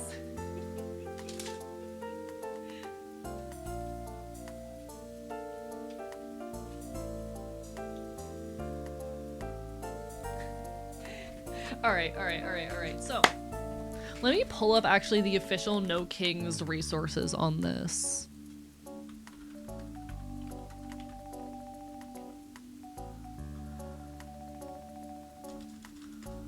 I know No Kings, by the way, for anyone who wants to like find resources for No Kings Day in particular, you can just go onto their website, nokings.org. Yeah, March 28th is the next series of protests, and you can find, I don't actually know where find an event near you, yeah. So you can look around and find where in your area they might be happening. They are actually happening worldwide, but it's primarily going to be in the US, of course. Just bear that in mind. Think you're great, Fox Boy, but I bet I'm a better shot? With a gun? Question mark? But I want to try and find their like protest etiquette shit real quick.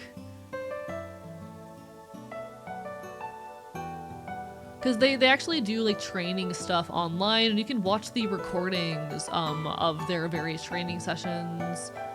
I want to see if I can find this. Let's see, they have a resource guide.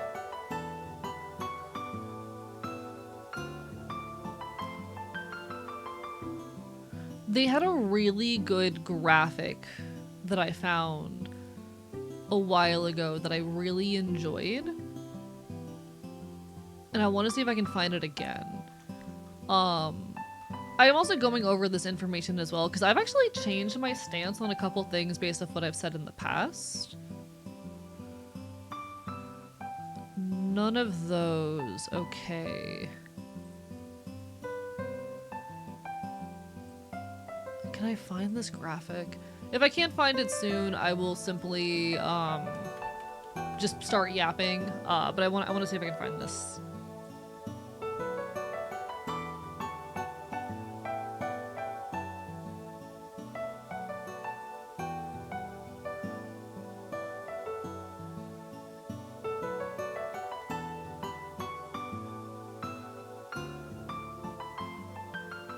Okay, yeah, I'm not finding it right now.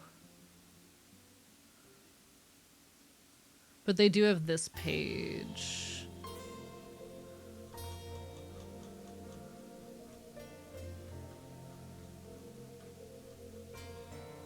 Okay. So, it is really important if you are going to be attending a protest that you know your rights. Messed up my sleep schedule, so I'm headed to bed at 7:30. No! Crocodile, no! No Tyrants does not have the same rank to it as No Kings. Yeah, unfortunately. Like No Kings hits because it has punch to it. So what about tomorrow? Starting uni has been looming over me. Good luck, you got this, you got this.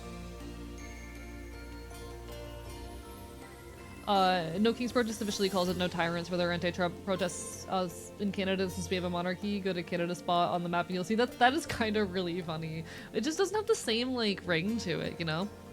But okay, things to know about protesting. It's really important that you are properly prepared and know your rights. So this resource here, really good guide that runs through some basic things to know beforehand as well as many of your rights, because it's very important. for example, to prepare properly. Ahead of time, when you are preparing to attend a protest, one, make sure that you are dressed for the weather, and specifically if you can, dress in nondescript, hard to identify clothing. You want to, you know, wear, if it's nondescript enough for you, like plain black clothes or just fucking plain jeans, things that are not going to be easily identifiable and will cover up any tattoos, piercings, or other identifiable features. If you can wear, you know, bulky hoodies, things like that are heavily recommended, especially if there's a risk of a protest becoming violent. You want to dress in a way that is comfortable, where you're not going to, you know, overheat or endanger yourself in any way, but definitely in ways that are relatively nondescript. Make sure that you are equipped with water, snacks, etc., not just for yourself, but for other people.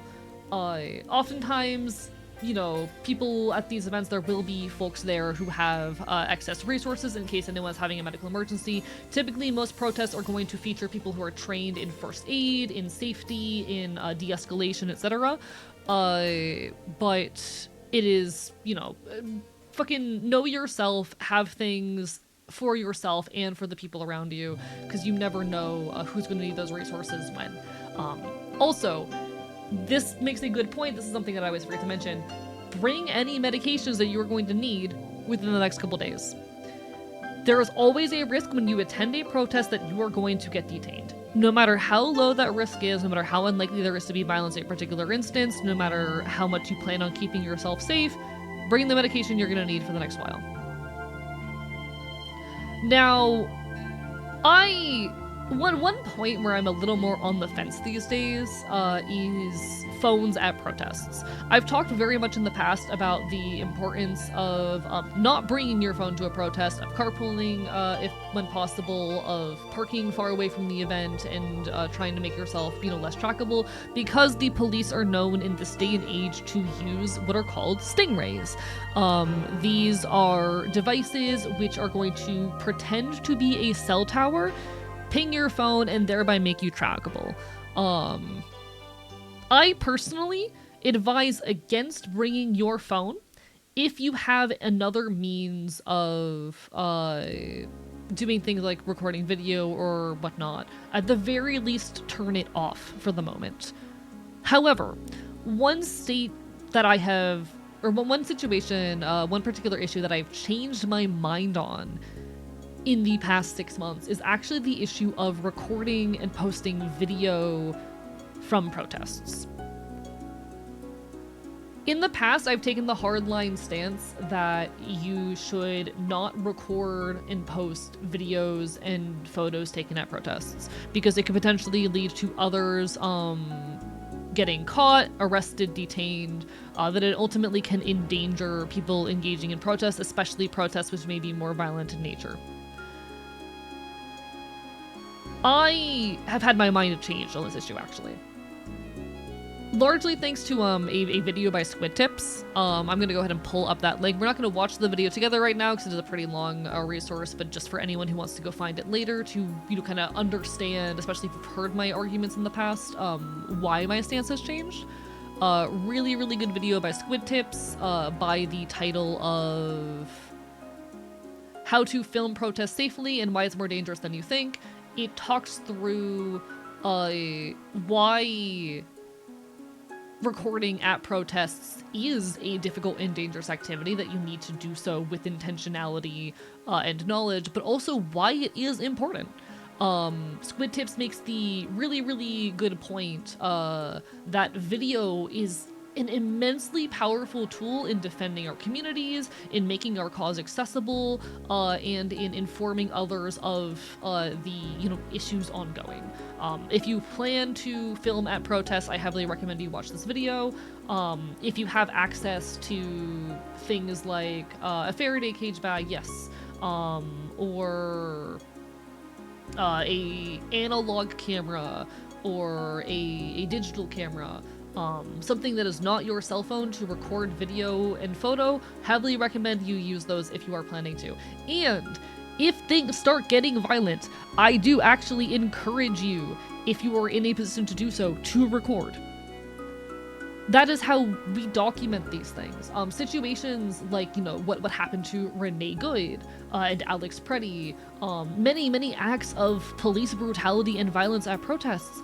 Oftentimes the only reason we know about these, and that as much backlash has been drummed up, has been because of the footage recorded by onlookers. It is very difficult to post footage from protests safely, and I heavily recommend that you still do your best to anonymize footage wherever possible, dress in a nondescript manner, etc.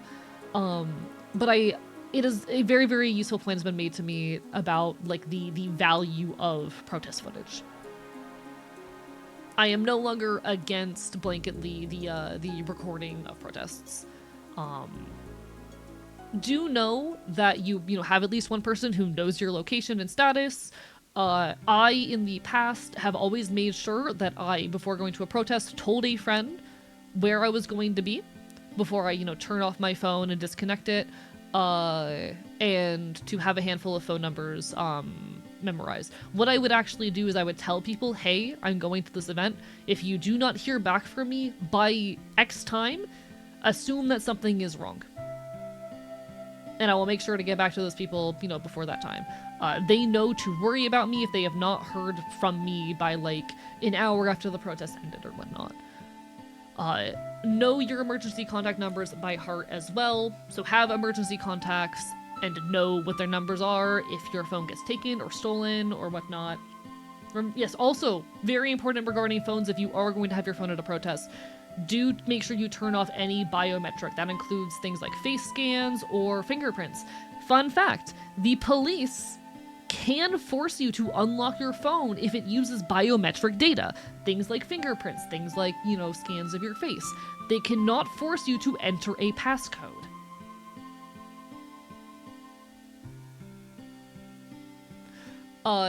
Very important that you protect yourself. No Kings recommends encrypting your mobile devices and also, again, removing biometric like locking features, replacing them with a strong PIN or passcode. Sign out of any accounts like email or social media that could be identifying or get you in trouble. And if you are going to be communicating with other people about protest activities, planning protests, planning, various other endeavors, use an app like Signal. Most local leftist organizations already use Signal as their primary means of communication. I would heavily recommend that you go ahead and install Signal. There are a handful of matters that I will only discuss with other people over Signal. Certain activities that I'm involved with, be it local activism, mutual aid, etc., that I will only talk about over Signal because Signal is encrypted and it is not saved off of your device. This allows us to have conversations in ways that are at much less risk or much lower risk of being traced or scraped by the government or by other, groups. Heavily recommend Signal. Mic detected to bite the bullet, so I'm gonna run to a new one. No worries. So sorry that your mic died. Yeah, we're talking a little bit about safe and effective protest. Back up your data. They also recommend taking photos and videos if you are going to take them with your phone locked, if you are taking them on your phone. This is really good advice for if you are someone who, for whatever reason, needs to have your phone with you at a protest. These are good ways to keep yourself safe. I personally leave my phone at home. I have a different camera that I use that is, not internet connected, not related to a cell phone. A separate camera that I use if I'm going to record things at protests. It is actually an analog film camera, because I'm a little freak like that. But if you do need to have your phone as at a protest, these are means to keep yourself safer than you otherwise would be. And as they say here, avoid taking photos or images and then posting photos of protesters' faces, anything that could potentially be identifying. Not to be a pain, but if you're avoiding being tracked, phone off is insignificant, battery must be out. This is true, yeah. This is true. I know a lot of people are not going to leave their phones at home, but if you're not leaving your phone at home, at the very least, all of this advice helps keep you a little bit safer than you otherwise would be, especially if the police decide to take your phone from you. Now, they also have some notes here on de-escalation. Really important shit. Typically at any kind of protest that has been organized by a larger group, they're already going to have a safety team with de-escalation tools and first aid supplies set up. There are designated people who are trained in how to prevent protests from getting violent and to de-escalate when violence occurs. Because ultimately, when we're going to a protest like this, the goal is not for violence to occur. Believe it or not, we don't want things to get violent at a protest like this. If things do get violent, you need to have the skills necessary to protect yourself, and you should probably record some sort of footage. But the goal of a protest like this is not to incite violence. As they recommend here, I'm gonna let them fucking talk. You identify a threat, stay calm, keep your distance, avoid confrontation, observe, listen to instructions, especially from, you know, people who are running safety at protests. Just try to keep things from happening, avoid confrontation, and redirect if you have to. I am, however, going to talk a little bit while we're on the subject about various police tactics that may be levied against protests in cases where violence do occur. Give me a moment while I find those resources.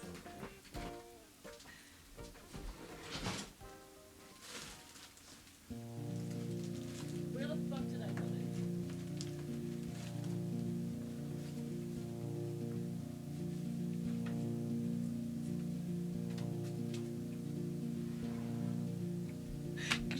Do I turn on my hand cam for this? Do I turn on my hand cam? Sorry to go on this whole ramble, by the way. I know it's not the most entertaining content, but I think it's important shit to talk about. Apologies to anyone who is not interested in hearing me ramble at length about protest etiquette and safety. I'm gonna turn on the hand cam. Have a question. Are bringing small weapons a good idea? I would recommend against it in case you do get detained, because that could be used against you in order to make a case that you were intending to incite violence or were an active threat. I would recommend against bringing weapons, especially like a fucking knife. Gonna be so incredibly real with you. That's not gonna do anything against like the guns and kinds of police weapons and tactics that exist. Tactics, which we are about to talk about momentarily.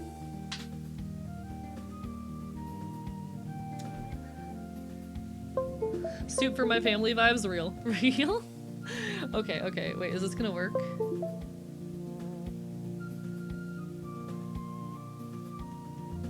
So if I now go to... Where's my hand cam?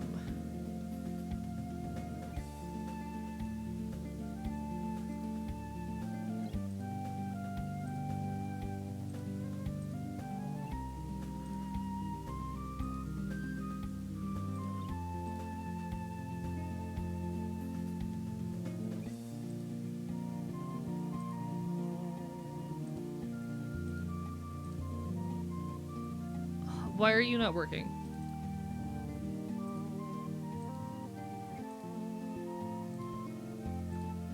Do I have one for my hand cam already set up? Give me a moment. I'm gonna hopefully not dox myself while I do this.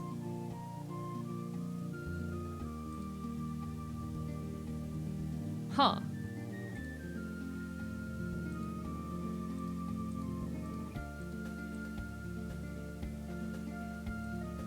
Why are you not working? Why does my hand cam hate me? Hello, Shabingus. How goes it? Barber, bye-bye.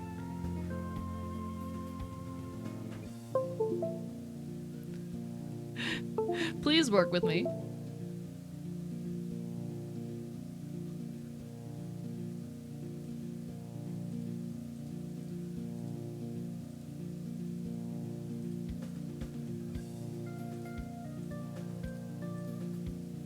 Okay, I did it. Alright, welcome everybody to this lovely little resource that I happen to have a hold of that I am gonna be stealing a lot of information for this conversation. We're talking a little bit about police or about protest etiquette and safety.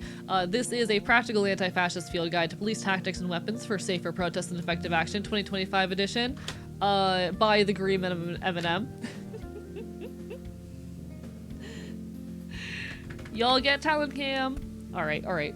This outlines a lot of information about police tactics and various other things to be aware of when you are at a protest. Because the cops have developed some very... Oh, why is my thing not working? Give me a second. Huh? Am I not allowed to be happy?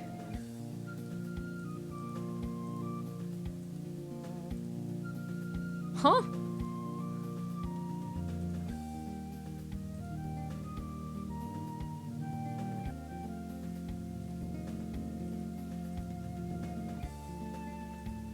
Give me like 2 seconds. Warudo, what are you, or V-Bridger, what are you doing? V-Bridger, beat the second island down to the third. Next challenge, the ghost type. Hey, you got this. Good luck, good luck, good luck. I hope it goes well. Okay, so this thing, you know, I'll just be stuck like this for a couple minutes. I'm so sorry, chat.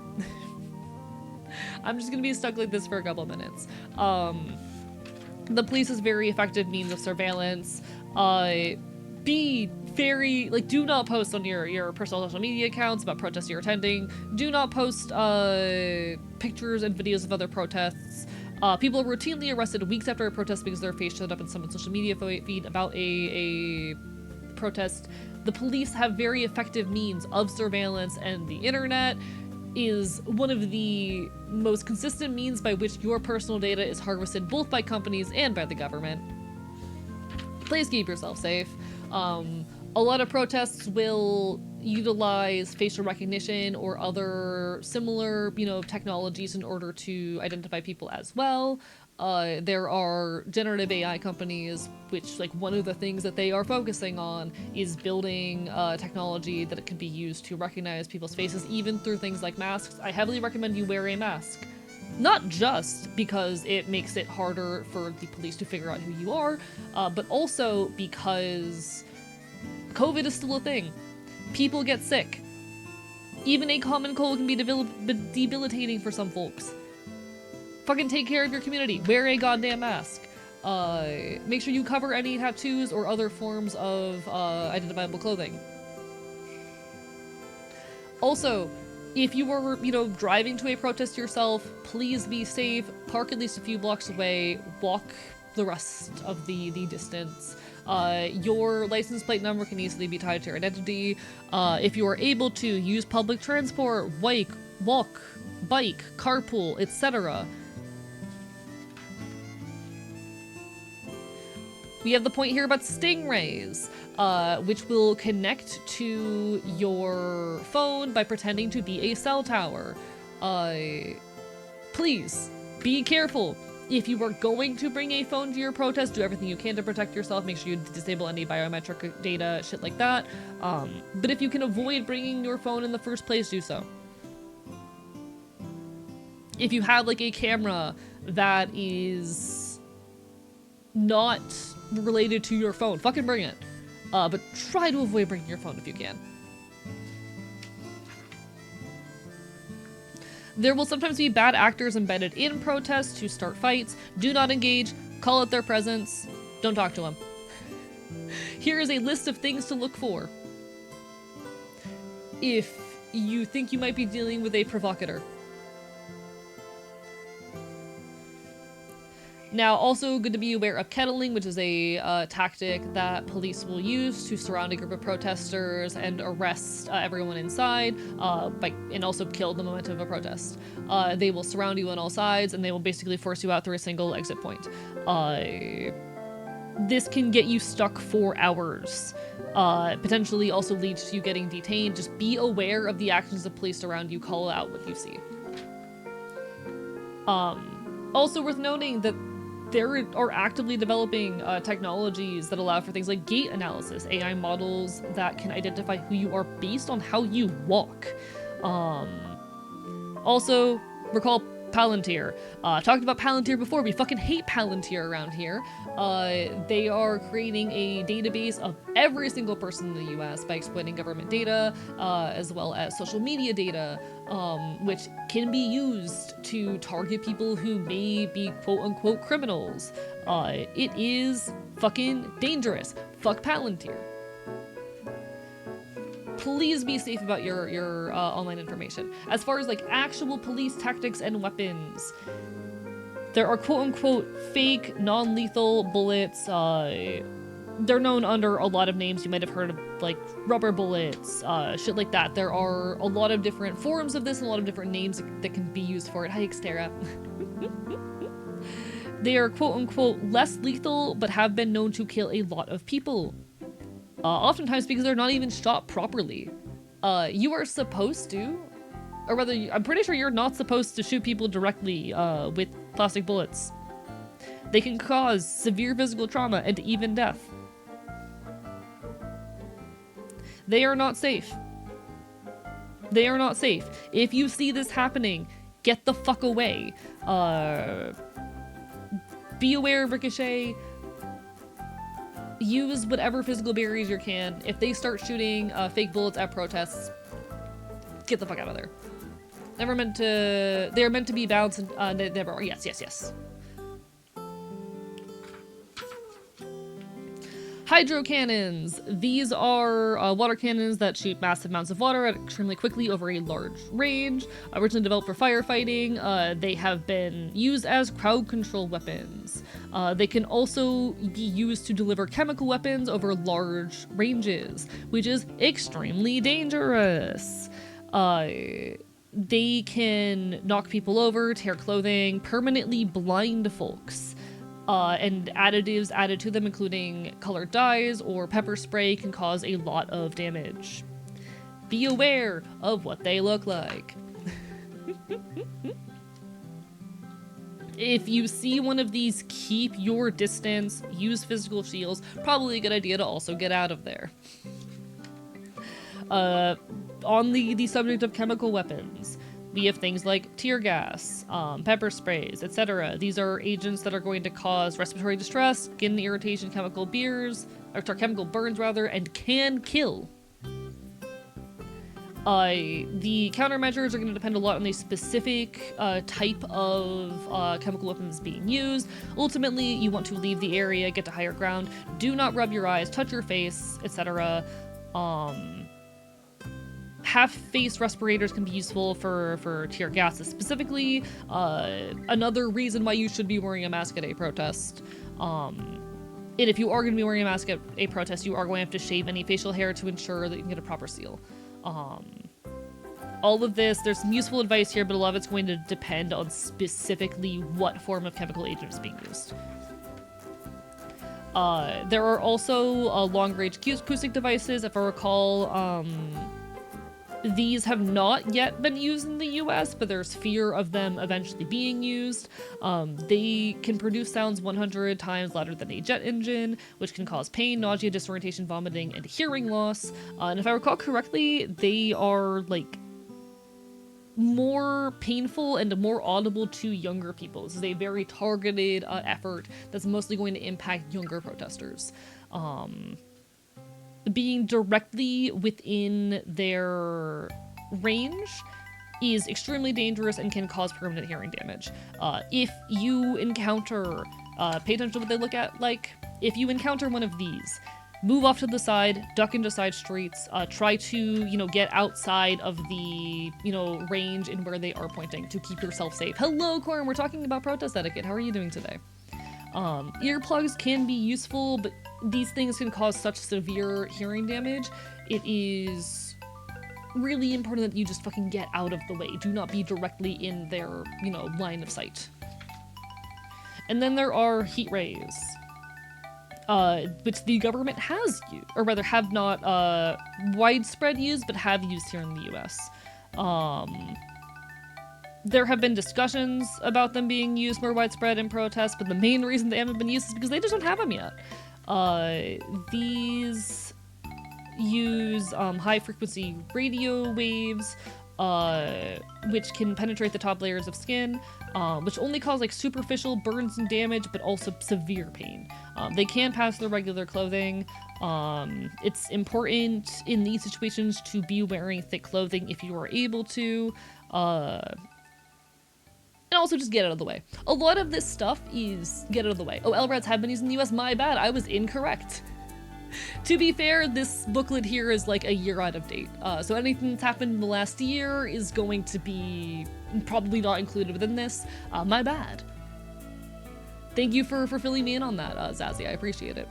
That's about all that's here. This here, it also has a little bit of a note about like knowing your rights around police. It is angled towards Florida, but please do your own research on the laws in your area. If you are interacting with police, if your laws are anything like they are here, the only thing you should say is, sorry, I don't answer questions, am I free to go? You, at least here, are required to provide your full legal name and a date of birth if you are being detained, but you do not have to show ID unless you are driving. The only thing you should be saying to the police is, I don't answer questions, am I free to go? Very important note, do not resist. I know it is really tempting in these moments to fight back against the cops, to throw hands, to be a problem. Your best option is to comply, to be compliant with whatever the cops are asking you to do. You are much less likely to put yourself in danger if you just do as they say. It will prevent you from potentially facing severe legal consequences. Ultimately, we do not want violence to be occurring at a protest like this. A protest, like No Kings, is primarily intended to be a space for networking. You want to walk away from this with knowledge of your community, what resources exist in your area, and with plans to be involved in further acts of protest in the future, which may be more targeted and effective. The intention of a peaceful protest is not to create big immediate change. It is to create the connections that are necessary for more substantial change in the future, build awareness, and create a sense of solidarity within your community. Please keep yourself safe. I'm gonna get back to the resources that are officially recommended by No Kings and also fix my my everything real quick as well. But I wanted to briefly take an aside to talk about police tactics and weapons. For those asking what this book is, it doesn't have a name. This is a zine that was handed out in my local community, so unless you live in, like, the fucking city I live in, you have not seen this, unfortunately.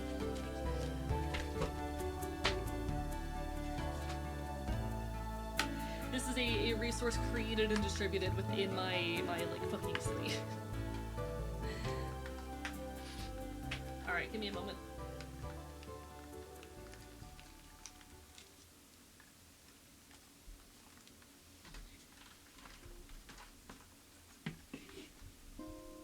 I should also mention that, like, complying with police will not necessarily save you, but it reduces your risks. Hello, Beat Lover, lovely to see you. Bye, bye, bye, bye.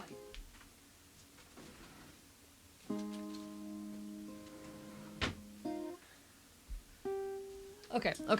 Let's see if my webcam will function now. Yay! It's working again. Hello, Peru, welcome back from the outside. We're talking about protest etiquette. How are you? Hi, melt the ice indeed. Fuck ice. Chat, fuck ICE, ACAB, Free Palestine, and trans goddamn fucking rights. What else can I add to that statement? Free Congo, fucking police and prison abolition now. Fucking anarchy wins. Bark, bark, bye, bye. Back from walking my dog, it was good to get outside for a bit. Hell yeah, glad for it. Anyway, that's my notes on weapons and shit of that nature.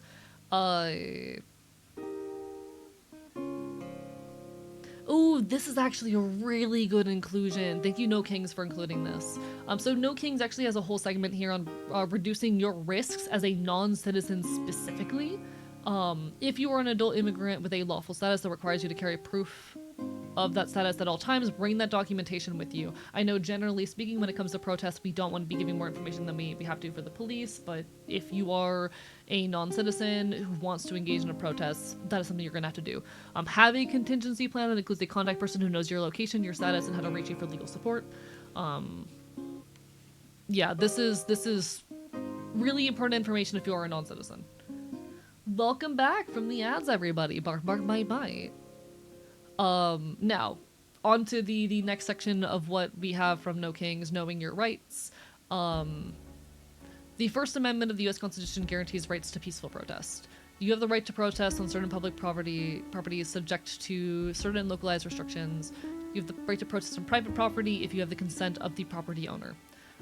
Know the laws and rights you have in your area and listen to the people who are running your local protests. Like I've said, we do not want these protests to become violent.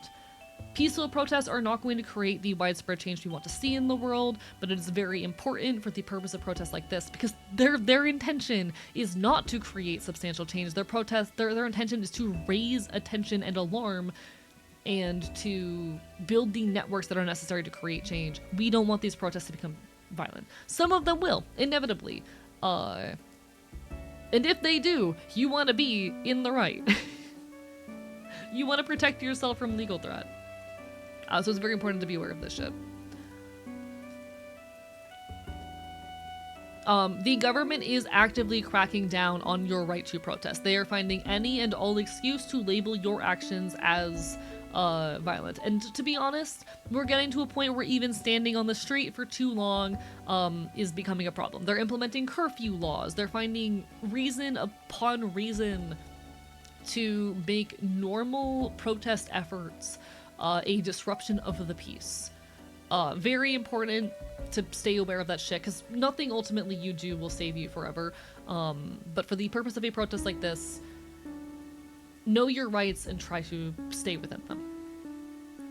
Now, during an arrest, it's very important that you, as we were saying, stay calm. If you can, record what's happening on your phone or ask a bystander to. Invoke your Fifth Amendment. You do not have to tell them anything beyond giving them, at least here in Florida, your name and your date of birth.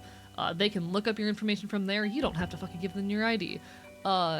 You tell them, am I being detained? I will not be answering any questions. Am I free to go? Those are like the only fucking things you should be saying to law enforcement. Don't lie. Don't fight back. But you don't have to fucking talk to cops. Hello, Wasteland Radio. Bark, bark, bite, bite. We're talking about protest etiquette. If you do get detained or arrested and get released, write down everything you remember, including officers' badges and patrol car numbers, what agency they were from, any other details, especially in the case that they may come to seek a charge later. If you're injured, seek medical attention immediately, take photographs and videos, document fucking everything. If you've been arrested by the police, you have the right to make local phone calls. Police cannot listen if you call a lawyer. This is also true. Ooh, they have a section on ICE shit here. So this is specifically if you're confronted by ICE. Stay calm. You have the right to remain silent and do not discuss your immigration or citizen status with police, immigration agents, or other officials. Anything you tell an officer can later be used against you in immigration court. If you wish to exercise that right, say so out loud. Ask for a badge number, name, agency they work for, etc. Record what is happening. And again, the only things you should be saying to the cops are, am I being detained? I will not be answering any questions. And am I free to leave? Don't tell them anything that you are not required to.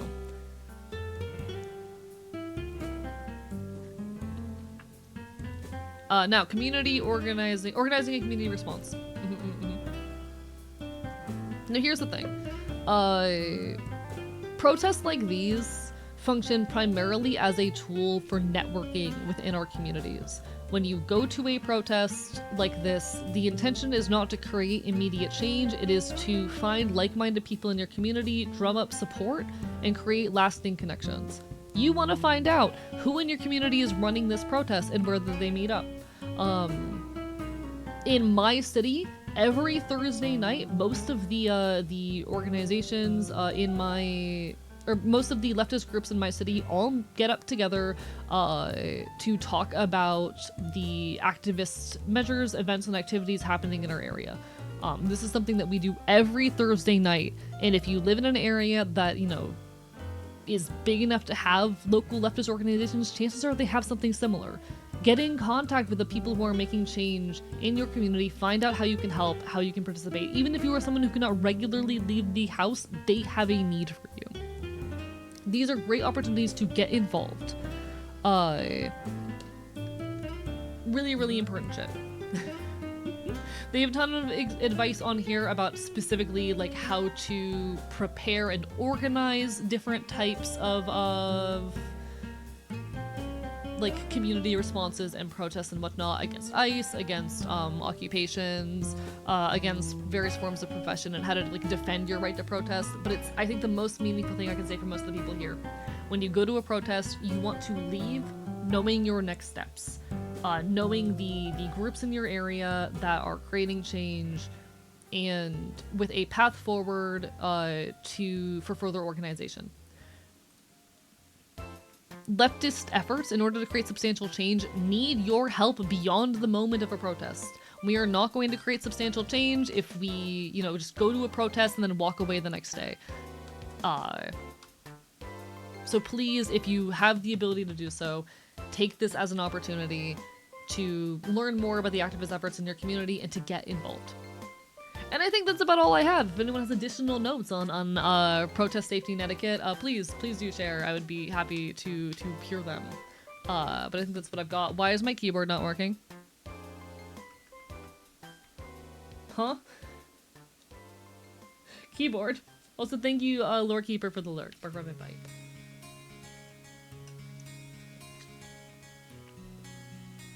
Why is my keyboard not working? It's wireless. I can unplug and plug back in, but huh?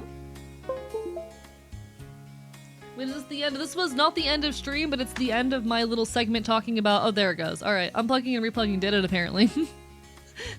True fear has been achieved, keyboard no work. That's the end of my segment on protest etiquette and safety, but if anyone has like any particular additions, feel free to share. I will also post the main resource that I was working off there. I did pull a lot also from a Zine distributed in my local community, but I obviously can't share that. But I'm definitely gonna recommend y'all go to the nokings.org website. Again, there are a series of No Kings protests happening on Saturday, so if you are going to be attending, a lot of good resources in there for you.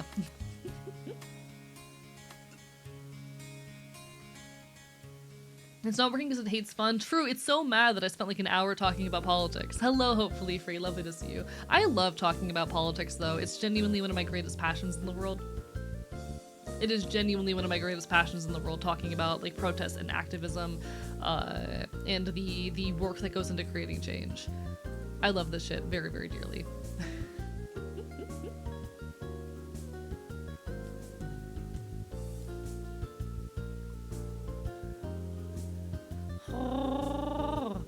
Anyway, how's everyone doing tonight?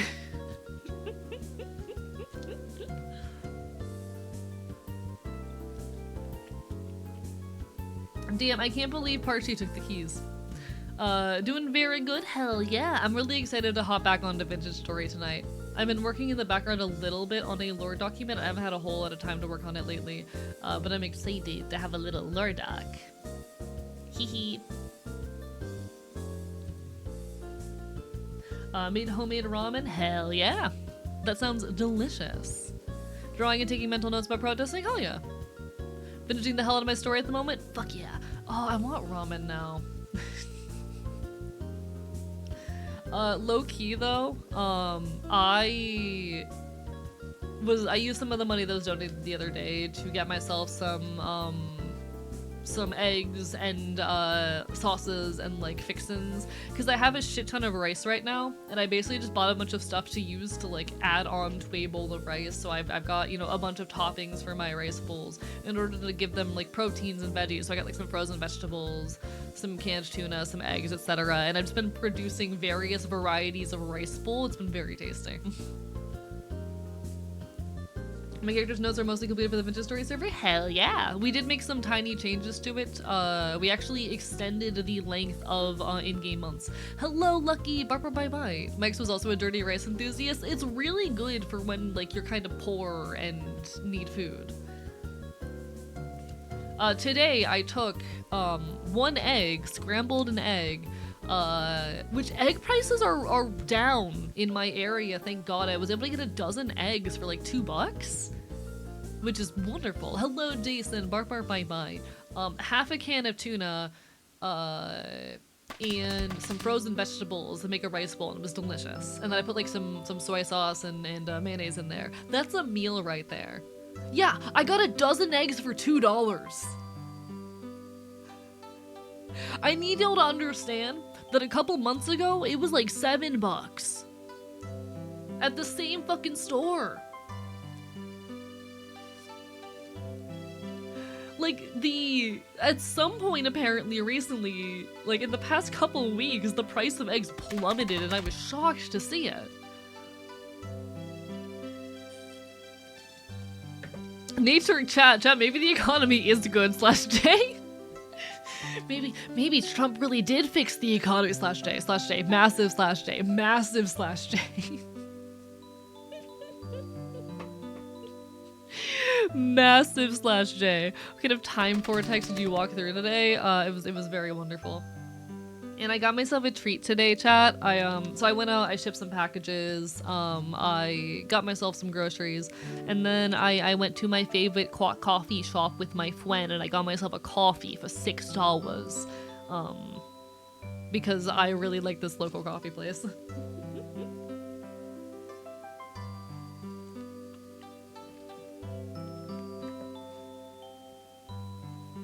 The last thing Trump fixed was my depression. He gave me major depression instead of what an upgrade. I mean, I'll be so honest. Okay, I want to be clear when I'm saying this. It is mostly a joke. If we didn't have Trump, I wouldn't have been able to organize such an effective community of like-minded leftists and queer folk, because we wouldn't feel like we're in danger as much all the time. /J, massive /J. Hello, Frosty Warlock, bark bite bite. Like, I want to be clear, I hate everything that's happening in the country right now. This is dystopian hellscape, that many of us are living through at the moment.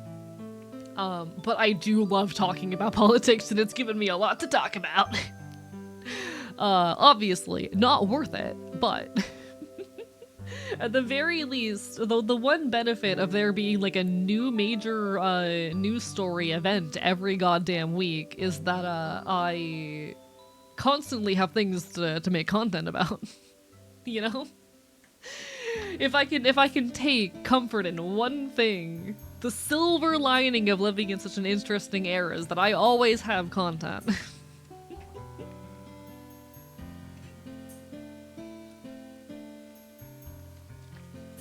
True, Sora is shutting down, and that's actually gonna be the topic of my next short that I'm gonna be editing tonight. My next short that I'm currently in the process of editing is talking about the fact that Sora is shutting down and how happy I am. Hello, Ruz, bark bite bite. I'm trying to figure out how to turn it into like a minute-long video, because right now my script is only about 30 seconds, and that's just not long enough. I need to figure out how to expand this into like something that's actually, you know, long enough, like a minute and a half.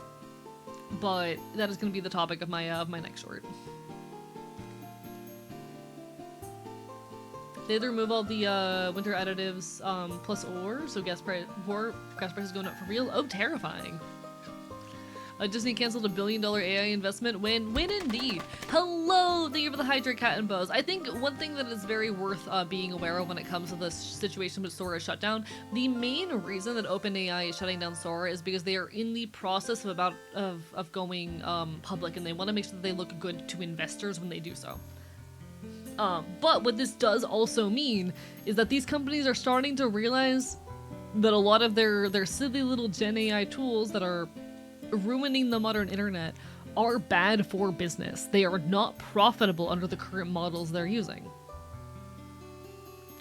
I am scared for, like, the near future when it comes to AI. I do think the bubble is bursting, but I don't think this is, like, the start of the end, you know?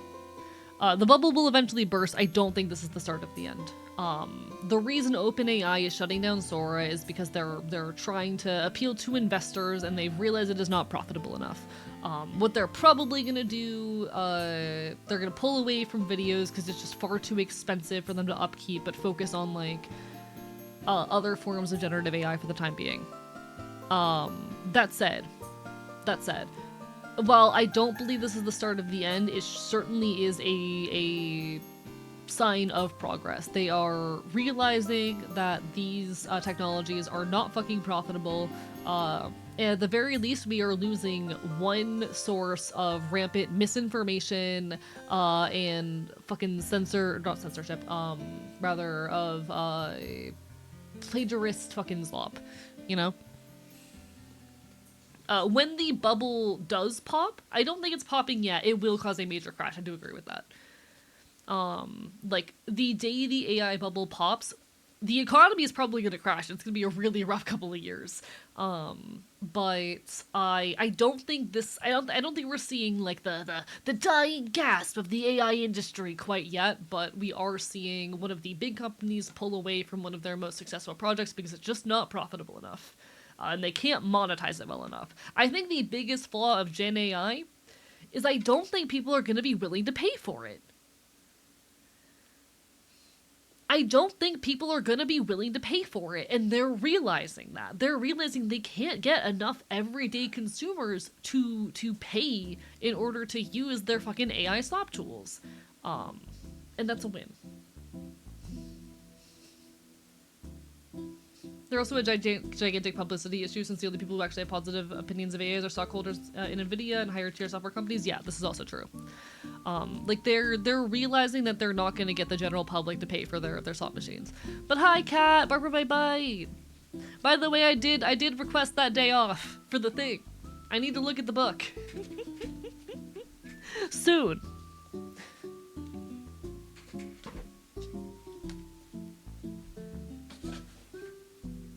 Malls you.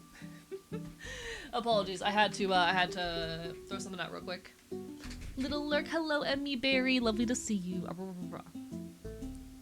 They're also already read that. But no, I'm very curious to see what, rather, this is not the last dying gasp of generative AI, but I think any plagiarism machine like this dying is absolutely a reason to celebrate. Hello, Ash the Mouse, thank you for the follow, Bourbon Bite. So excited for all the people who had nothing to do with AI to actually pay for the financial crash, and nothing will happen to the actual people at the top, because socialism is only for the rich. Yeah, that is my biggest fear when it comes to the eventual, like, bubble bursting with AI, because ultimately, how do I say, ultimately it is going to create a really tough, like, economic recession, I think. I'm of the mind that when the AI bubble bursts, unfortunately, the job market already sucks and it's gonna get worse. But I do think we are going to pull through to something better afterwards. Meanwhile, the rich and wealthy are gonna learn fucking nothing. That said, I still eagerly await the day that it falls, because at the very least, it will leave room for something better in its aftermath. That said, we need to hurry up and learn how to fucking protest. Go look at the last hour of the goddamn stream if you want some advice on protest etiquette and effective techniques for community organizing. Because we cannot keep letting this shit fucking slide. Please find the groups who are opposing fascism in your community and get involved. We will learn nothing from 2008, and we have learned nothing from 2008. Some people are not willing to pay an artist. Wouldn't be surprised if they would pay for Gen AI long term. Yeah, absolutely. History rhymes, that it remains to seen if we're rhyming with Hoover into FDRs for the situation. I mean, only time will tell. I have my personal takes and opinions. I think ultimately this is like the cycle of late stage capitalism. What we're seeing, we are seeing the secular motion of worsening states of recession that are just the natural state of late stage capitalism, and we are not going to escape it without like a widespread organizing and fight. But I believe we are capable of doing that, and I urge people to do so. It only happened like that if the AI bubble deflates slowly. If it pops, the U.S. won't be able to reasonably bail them out. Okay. You're misinterpreting me. I'm not saying that the government's gonna bail them out, etc., etc. I'm talking about the fact that we're going to lose like dozens of jobs because a bunch of companies are going to go down. It's going to take a few years for everything to restructure. I don't think the rich CEOs who are running these companies, honestly, like, they will be affected, but they're so rich that it doesn't matter, you know? I think, unfortunately, though, yeah, it's gonna look a lot like 2008. It's gonna look a lot like 2008, unfortunately. Nvidia's in the US economy right now, it's terrifying. Yeah, it's really scary. Hello, Stella! Barber bye-bye! Barber bye-bye!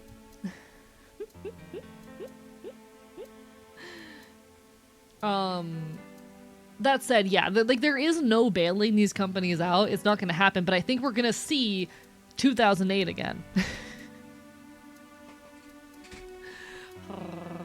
I'm of the mind that things are gonna get worse before they get better, but I'm okay with that, you know?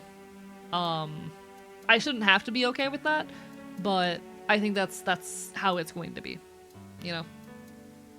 I think we need to start organizing and fighting, and part of why I argue so hard for us creating community organization now and building these networks is because there's going to come a time in the very near future where we fucking need it if we are going to keep a lot of us out of homelessness and not starving, you know? If the lot of us want to not fucking suffer, then we are going to need community organization. There's no bailing it out. There's not enough monetary value in spending to bail them out. This is also true. Chat, money's not real. I hate the whole like conversation around the national debt and whatnot that conservatives love to focus on so much, because like there's not enough value in the goddamn economy to undo the national debt. You're not gonna reduce the national debt. It's kind of fucked already. Do you have good news? Job interview went well today. Hell yeah! Best of luck to you. I'm sending all my good energy. So that Meta was fined like 3.75 million, which would be just a tear of joy, even if it's like a couch cushion money to Mark Zuckerberg. Yeah, real. Don't care as long as I start HRT this or next year. You know, side tangent. Hey, fellow trans folk, in the chat, I heavily recommend that people, if possible, invest in developing avenues for and paths towards DIY HRT distribution in the local communities. I do believe that sometime in the next few years, it is going to be a necessary thing that we have if we are going to survive these coming times. Finding the resources in your community to make DIY HRT accessible to as many people as possible. It is actually extremely easy to compound HRT at home, and I think it's going to be fundamental to our survival in these coming years that we build networks for its production and distribution. And this is why I'm switching to injections, so I know how it works in my body. Hell fucking yeah! Hopefully doing that in April. Good luck to you. But it's very, very easy to, how do I say, to compound HRT at home. And I encourage people, if they, you know, feel competent in doing so, to learn how to make it, and if not, to help develop the networks for distribution in their communities. I don't want to get too deep into it. I will say, if you are going to talk about it publicly, be careful. It is currently completely legal, at least here in the US, to produce and distribute estradiol. It is, however, not currently legal to do so with testosterone. So, you know, keep yourself safe. Relegate your discussion to the appropriate areas. But I think establishing those networks is going to be so fucking vital for the near future.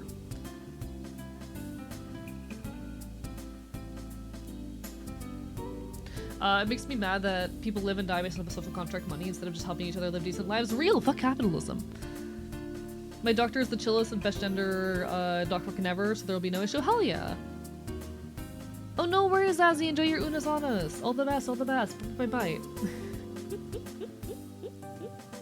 Also, most of the national debt is debt to ourselves. Because money's not fucking real and the government knows that. Money's not real and the government fucking knows that. Ah rah rah rah.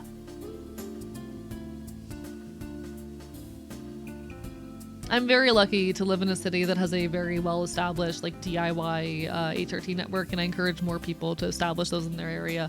It's really an incredible community resource, especially as there are further legal threats on our access to HRT. That said, I wish you all the best in accessing HRT. I just want to encourage as many people as possible to help build those networks. Go to my niece's trans? Hell yeah! I hope that went well.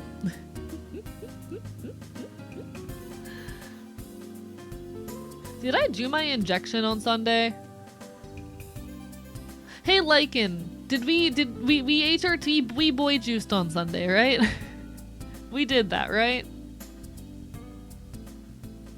Yeah, cool, thank you. I do my injections with Lycan at this point mostly so I don't forget. Time keeps passing. It was really easy to remember early on because it was like such a new thing in my life, and now every now and then I'm like, did I do that this week? And then I look at my call logs with Lycan. Yeah, so Lycan and I do it in VC for two reasons. One, I'm prone to fainting, and if I faint, I don't need someone to like call an ambulance, but if I faint, it's really nice to have someone there who like knows what's happening, is able to be like, hey dude, good morning, you fainted, are you safe and good? Just in case. But yeah, time exists unlikely. I need to be so much more productive than I am. So happy that my optometrist is as anti-capitalist as I am. They fixed my glasses so many times for free and I appreciate them so much. Hell yeah! We appreciate making things fixable. Boy juicing sounds terribly wrong. What? It's just my boy juice? Scary to wake up alone for passing out, especially when needles are involved. Yeah. Like, I've only actually fainted when doing my HRT injection once. But, you know, Lycan...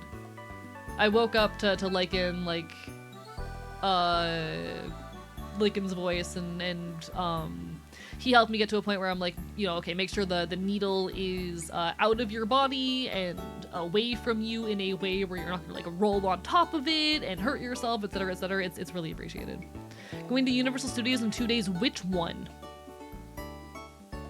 Which one? Perfectly normal for boys to juice each other. It's important for the health and development. Exactly! Kat gets it, Florida. Oh, I know exactly where you're gonna be.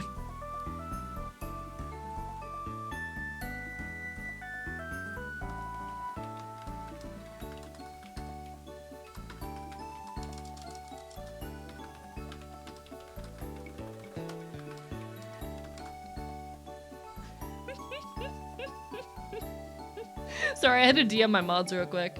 If someone faints, should I start CPR on them? No. You do not do CPR unless there is reason to believe a person has stopped breathing. I'd only do so if you are trained in CPR. Do not attempt to perform CPR if you do not have CPR training, and that is a thing to be reserved for situations wherein there is evidence to believe that someone is not breathing. If I faint, I'm probably still breathing. Your job is to identify that my heart is beating and that I'm breathing, and once you've done that, just give me a second. Like, get me an ice pack or whatnot, you know? Stella, I find that very funny, just given I am Floridian. I am Floridian. I know the exact, I know how, Jesus Christ. I could probably drive to Universal without a GPS because I travel around the state so often. I'm not gonna say where in Florida I am, but I know where you are. I know where you are. Remember not to break Iggy's ribs at a con. Yes, please do not break my ribs.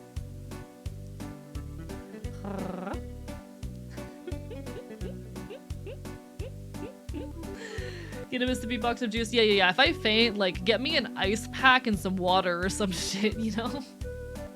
Actually, trained and certified professionals performing CTR are virtually guaranteed to break ribs. This is true. This is true. So don't do CPR unless you know that someone's not fucking breathing. Florida tells you where that is if you drive that way. I mean, true, yes, but like, I'm just saying I pass through the state so often. I've traveled around the state a lot. Side note, was anyone at MegaCon this past weekend? Did any of you fucks go to MegaCon? I'm very curious. I almost decided, okay, I was honestly planning to drive to MegaCon on Saturday, get a one-day pass, spend Saturday at MegaCon, and drive home, and the only reason I didn't is because I got sick. I almost impulsively went to MegaCon. Gonna be so dead ass with you.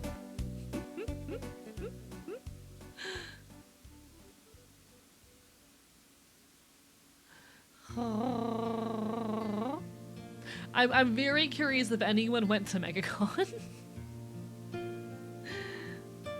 It's important to only break ribs with consent. Ew, ew, ew, ew. Listen, nothing wrong with a little bit of consensual violence. Nothing wrong with a little bit of consensual violence as a treat.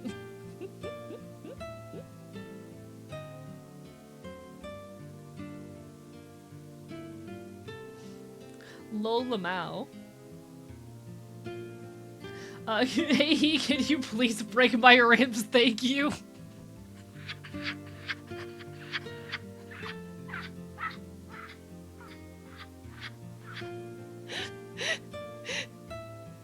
I've been getting a little too open about some of my bullshit here recently, affectionately. Oh, I know, Joe. Oh, I know. The loud sadomasochism is just very funny. Very funny to me. Sorry for not chatting as much. No worries. Fucking homework comes first. We're allowed to ask for that around here? Hello, since when? You can ask for it. And I'll just smile deviously at you. I will admit it is an ego boost to me. It's a little bit of an ego boost for me.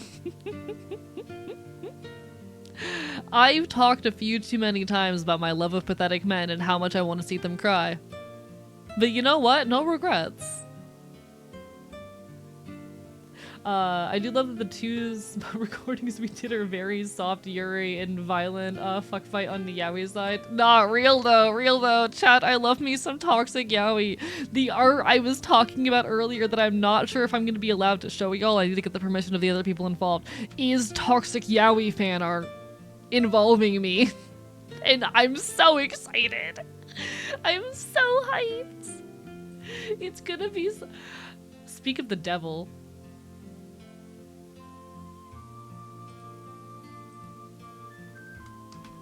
I just got a DM.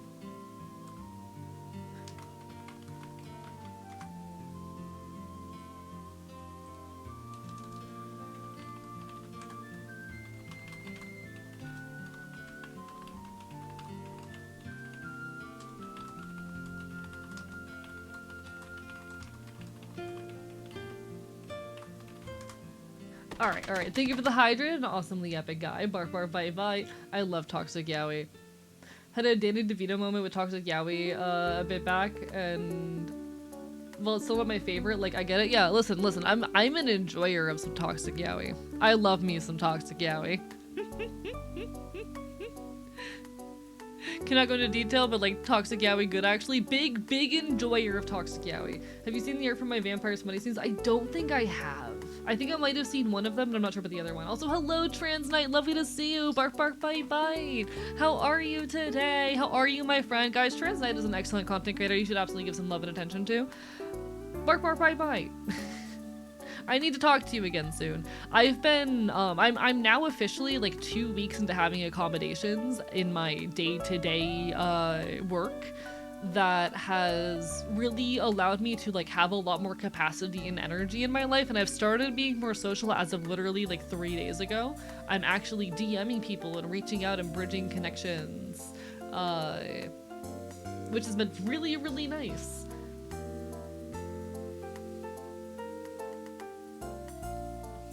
It's been very, very nice. I need to pester you sometime. Tummy's been in knots since last night though, but surviving and vibing. What's up? I hope you're okay. I hope that it's like, should I chat would it be worse if it was anxiety or illness? Cause my brain goes, I hope it's illness and not anxiety, because at least one of those will pass, but I don't actually know which is worse. Oh, eat food that didn't agree with me is all I see. Okay. It was nice to have high energy. Yeah, I've been a lot more energetic. I don't know how much y'all have noticed, but I know a couple people have commented about it. I've been a lot higher energy on stream lately, and I've had a lot more capacity to like talk to people. I've started DMing and reaching out to people literally as of 2 days ago for the first time in about 6 months. I don't know how visible the fact that I've had more energy is, but a couple people have said something. Hello, Constable Mittens. Bark, bark, bite, bite. It's me. I'm barking my bite. You seem really high energy and happy to me, though. Hell yeah. I've seen you in VC. This is true. Feel the way about psychosomatic symptoms. Like, what do you mean they're not real, but also real? Yeah, valid. Enjoy the lurk and also the epic guy. A couple people in my life have told me that like the past couple weeks I've seemed a lot more high energy and awake and aware and conscious. And I don't know how externally visible is outside of the couple of comments I've gotten, but I've genuinely been feeling like the most aware and competent and conscious that I have in months. Largely because I'm finally getting accommodations in my day-to-day life. Various tools that are allowing me to live, because for those who are unaware, I have found out that I have orthostatic hypotension, which means that my blood pressure drops when I stand, and blood tends to pool in my legs and not reach my brain, and so standing for extended periods of time was really fucking with me. Turns out being able to spend most of my day sitting and also wearing compression socks has made such a world of difference. I feel like a completely different person. And I started getting a hold of all of that about 2 weeks ago. I'm already, like, I'm still recovering very much. And I'm finding over time I'm gradually getting a lot more energy. But for the first time in a long time, I'm like, okay. And that's been really wonderful. As if your legs didn't have enough issues. Holy yeah. There's a lot wrong with me. Hee. Hello, not pancake. Bye, lovely to see you. Hypotension. So low blood pressure, not high blood pressure. Hypo rather than hyper. But I've been like living a completely different world recently, and I'm just the past few days getting to a point where I'm getting a lot more social and more energized. This is my way of saying I want to talk to you more, Trans Knight. And I will probably poke you as soon as I have a bit of free time. The one issue is that I've started making plans like every night, and that's been a different issue. Glad to hear that things are going so much better for you. Yeah, no, honestly, life is on an upswing. Do you need more compression socks? I currently have 3 pairs, and I will probably be investing in more as soon as I have money, because they have been genuinely life-changing for me. But right now I just have 3 pairs. Know how it goes, we'll find time eventually? Hell yeah. I want you to know that I appreciate you and enjoy having you in my life. Squeezy socks make legs happy? Yeah. Do you have a local group for support for your other stuff? Kind of having an immediate guess, but I'm not good to put into chat. I have my friends. I don't have much of a support network outside of that. I'll be perfectly honest. I have my local punk scene, but that's about it.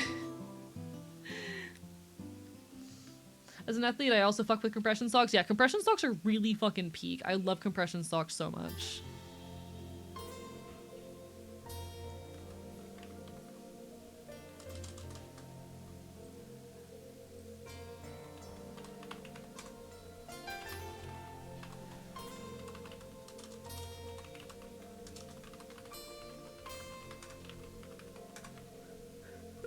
I've DM'd you the art. You can see my feral reactions live in your DMs immediately. Welcome back, Sunsweet. Lovely to see you. Bye. I didn't get away, but hearing you say I appreciate you enjoy having me in my life to transcend was so sweet. That's a thing that I'm trying to do with my friends more often. Like, I really want to tell my friends that I love them more, you know? I really want my friends to know that I care about them, and I want to dedicate as much of my time and energy and capacity to my friends as possible. I thought the other day, okay, so there's two events that have led into this. One, I lost a couple of friends recently. There was some interpersonal drama that kind of caused my IRL friend circle to split, and so I'm kind of down a few of my close connections. And two, I was reflecting about the fact that I've been VTubing for 4 years and about all the people who I've known along that journey, because I've seen a lot of people come and go from the VTuber scene. A lot of the people that I met when I first started this journey aren't here anymore. They don't create anymore, and that's okay. Like, people are allowed to leave the content creation scene, but when they leave the content creation scene, I often lose them as people as well. And it's made me really want to give more of myself to my friends and the people I care about. I really want my friends to know that I love them, that I care about them, that I appreciate them, and that I enjoy having them in my life.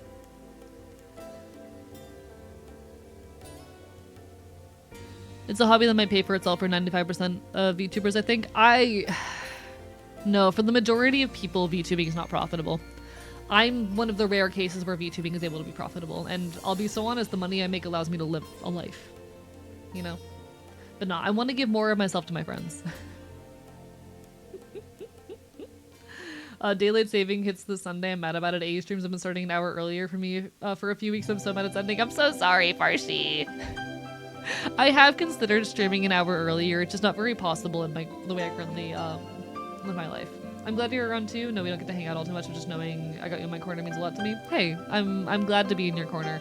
And I want to start making more time for the people around me now that I actually have the energy, because I'll be so real. I've been living the last year with my tank on empty, and especially the last 6 months with like no capacity. I have spent more of my time bedridden than otherwise, and that is for the first time in a while changing. And I'm really grateful for it. Give more to my friends, writes down case. I mean, listen, I enjoy having gay sex in platonic settings, but like, that's something that's gonna have some conversations first. Replacing the deceased dollar with hot sex fanfics.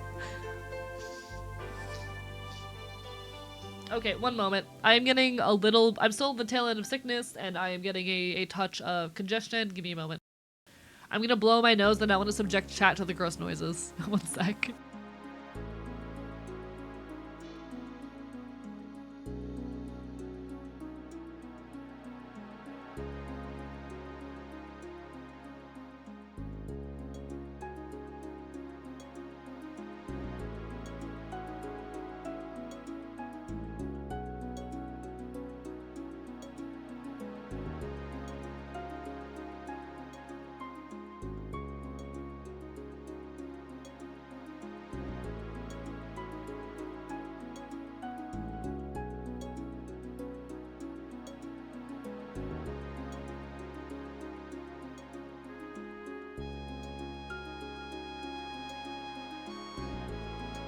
Okay, I think I'm normal.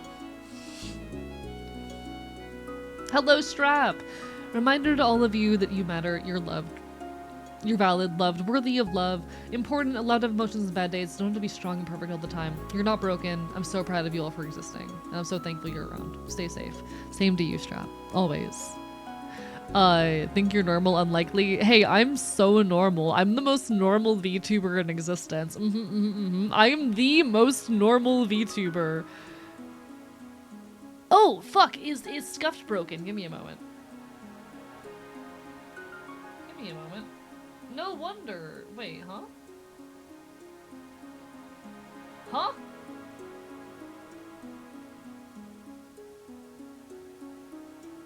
Huh? What did I break? Oh, thank you so much, Spooky Sapphics, for the raid. How's everyone doing? Mods, can we get a shout out? It's so lovely to see you. Hello, folks. I'm Archivist. I'm a loud punk bastard here on the internet, talking about queer and leftist issues. Hope you're having a wonderful evening. Give me a moment while I fix something that I apparently broke. Whoopsie. So those are connected. Why are you not working? Why are you not working?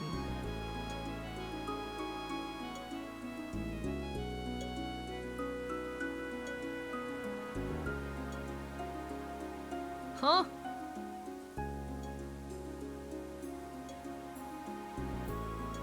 Huh?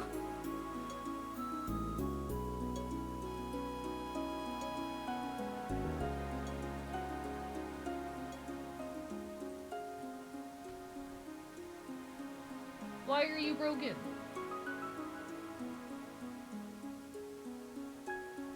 I fixed it. Chat, I'm so smart and capable. I fixed it. I don't know what I did.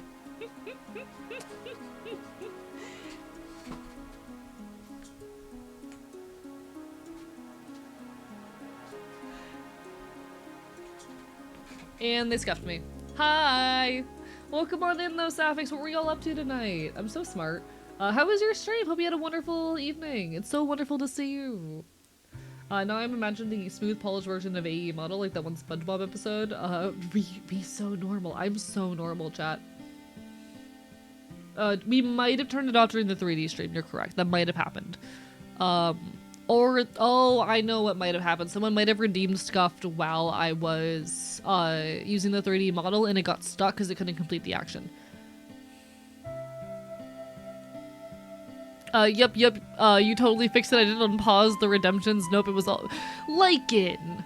Did you pause it last stream and not fucking tell me? Guys, it's Lycan's fault. It's all fucking Lycan's fault. Lycan did it. Studying Robot Girls and drawing 5 minute sketches from chat. That's lovely! I hope the art practice went well. If you have any art tax you'd like to pay, feel promise. I said in chat, but chat was... Alright. Thank you, Lycan. Chat cannibalized this bozo. I can't believe Lycan broke my stream /J/affectionate. We love Lycan. Lycan is my dear friend. Oop, that's a bot. Mods? Artbot spotted. That doesn't look like legitimate user. Chat, if you have a Genshin Impact profile picture, I almost immediately assume that you're an art bot. Hello, Fuse. Lovely to see you. Barber bye bite.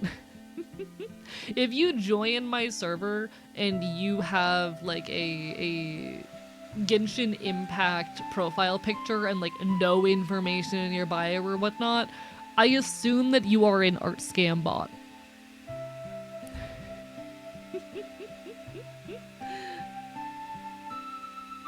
Studying, you mean Yuri? I mean, listen, we approve of Yuri. Apologies for the background noise, folks. 0 days since Vor mentioned. Chat, I love Vor though. I don't have a Vor kink. I just think it's funny. I just think it's silly. Big Vor enjoyer. Thank you, Lycan, for eating the bot.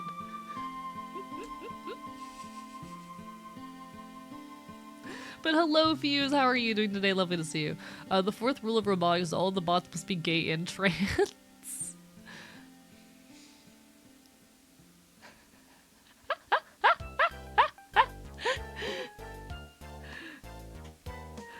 tasty. I've been drawing a metric ton of sticky note drawings, basically defaulted Durst1 people on Blue Sky with Lady Doodles these days. You know what? Real and valid. Doing well, how's you? I'm doing quite well. I just recovered from illness. I still have a tiny bit of congestion, but I'm doing almost entirely better, and I'm very grateful for it, because being sick sucks ass. Chat, I hate getting sick. It's fucking horrible.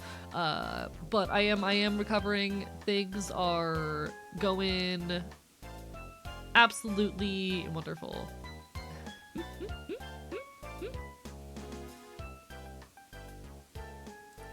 Time to set up a new microphone. You got this, Ollie. What's the new mic? What type of mic are we working with?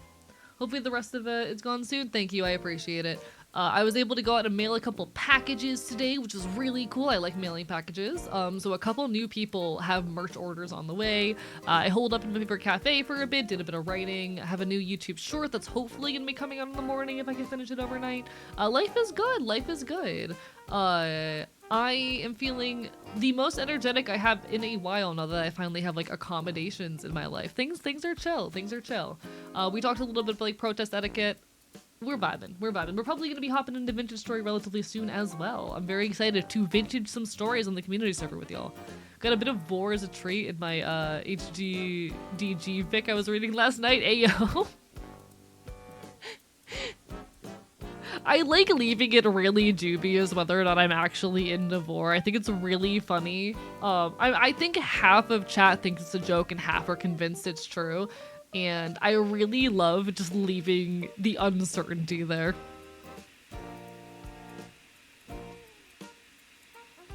You don't get to know whether I'm into Vor or not. Hello, Buzzy, I am still live. I go for a minimum of 6 hours. I'm convinced it's bull.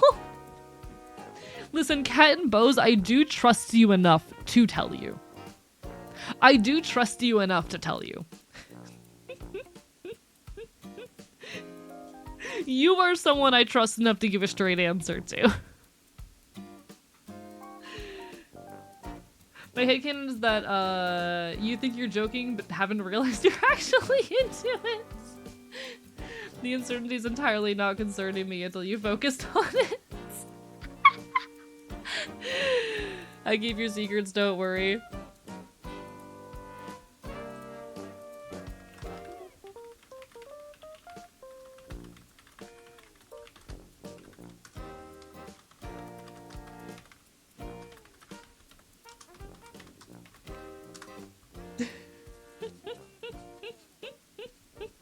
Straight answer, what are you asking me for? Thoughts on Vor? Didn't think it was uncertain, to be honest. What do you mean? What's your assumption, King Trillion? Not a gay answer? Yeah, this is real.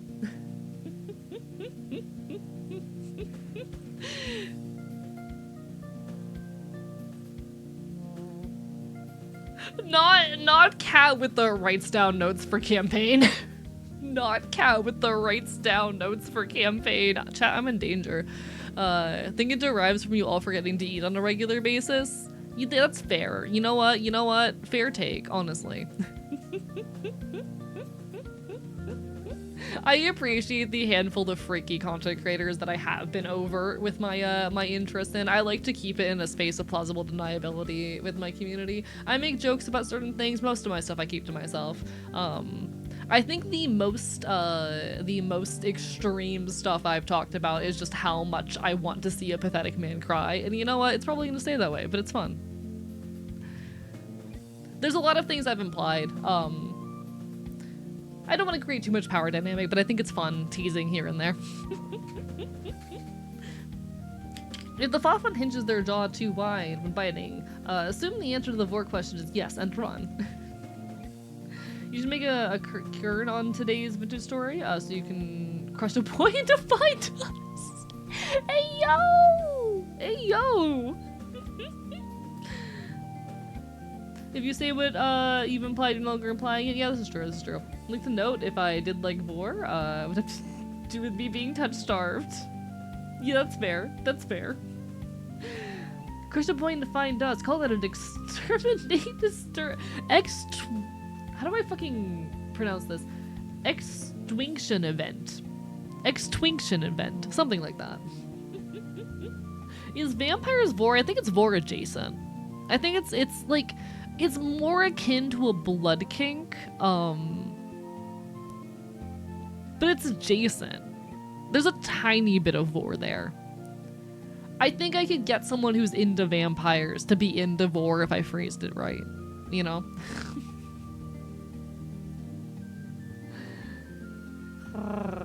In any case, we will be vintaging in like a minute. We're about to hit the 3-hour mark, and during the ad break, I'll be getting us into the game. Bark, bark, bite, bite.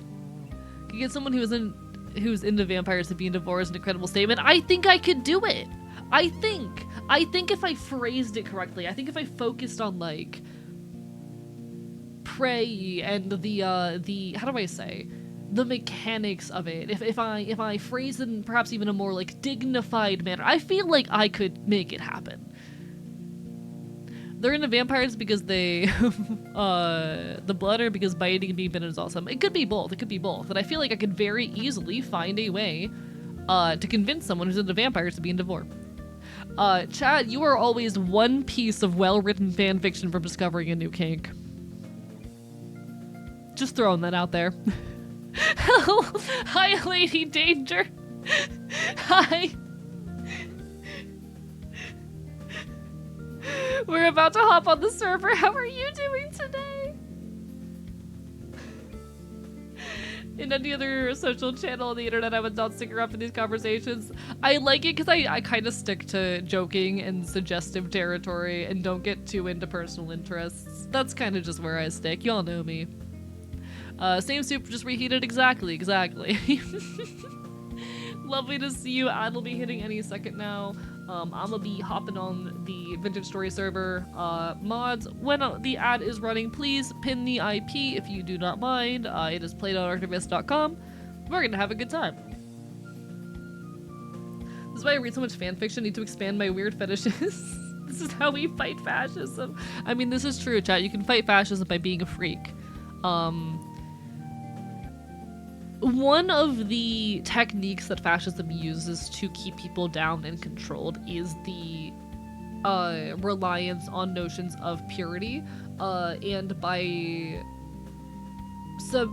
claiming certain forms of expression to be deviant or lesser, or particularly a favorite word that they like to use, as degenerate. The entire notion that certain art is degenerate is a fascist notion. It is an invention of the Nazis, and fuck Nazis. Being a freak is a meaningful act of protest in the modern day and age because those in power actively try to shut down transgressive art. And yeah, that includes a lot of, NSFW content. That is such a statement, Joe!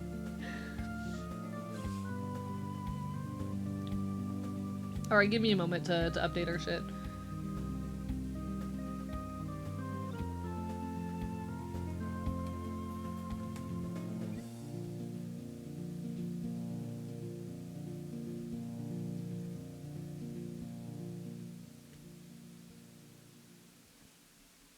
Chat, by the way, y'all should absolutely clip moments where I say things really well. I love my silly, funny, dumb clips where I make dumb mistakes. I also really appreciate them, especially when people make clips of just me being articulate and making good points. If anyone ever feels that I've phrased a point particularly well, feel free to clip. Alright.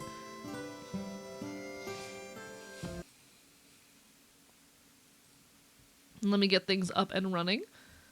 We have added a couple mods to the server, so anyone who's joining for the first time in a while, you will get prompted to download a couple new ads. Don't worry about it.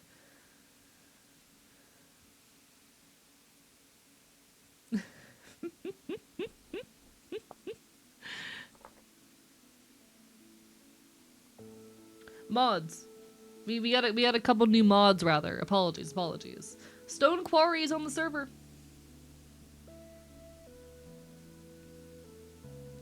You said ads? My bad. Apologies.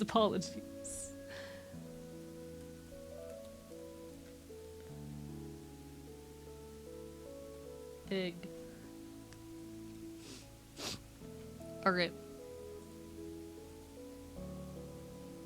Are we functioning? I think we are functioning. Chat, I think we're vintaging some stories today. Egg. Apologies, we downloaded a couple new mods, not ads. I'm doing my best. Wait, did I not successfully download Stone Quarry? I thought I did. I might have fucked up. I thought I downloaded it. I hit the button.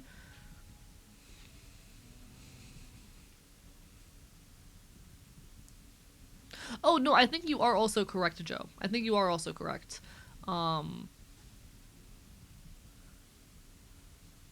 Hey, yo! We got antlers on a shield mount. Alright, I want to test something. I'm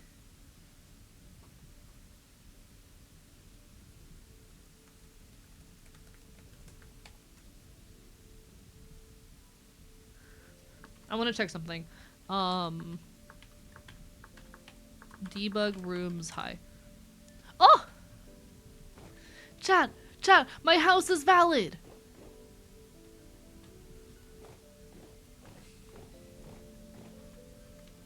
My house is now considered a valid room. I did it!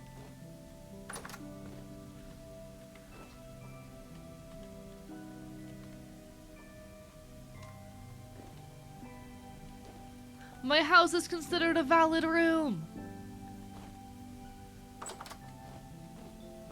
That's so cool! Alright, slash, debug room on high. Nope, that was wrong. Debug rooms on high. There we go. Alright, alright, alright. So I changed some settings in the config, which are what we updated this morning. Now my house is a valid room, and this is beautiful. Hi, Groggy. Lovely to see you. Bark, bark, bye, bye. That veggie chicken sandwich I just had was fire. That sounds delicious. But welcome back to the Vintage Story, everybody. If you'd like to join in, this is the community server. You can join at play.archivist.com. Completely free and easy to join if you are interested. We would love to have you. Lots of fun shenanigans happening. I'm trying to think what my goal for today is.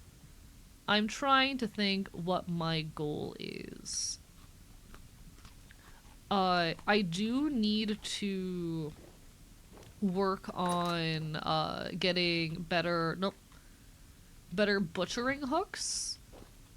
But like I've got my chest stuff set up. I have my new door.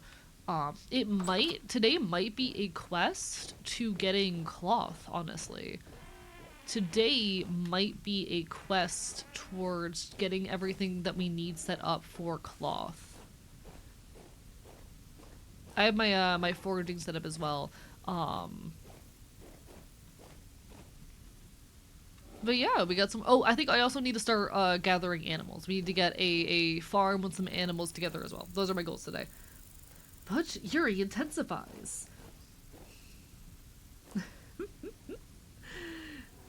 If y'all have any additional goals, though, I'll happily take them.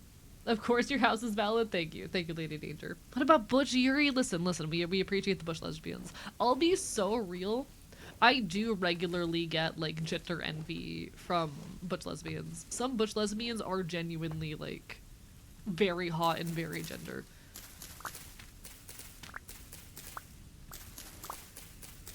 Appreciation to the Butch lesbians of the world.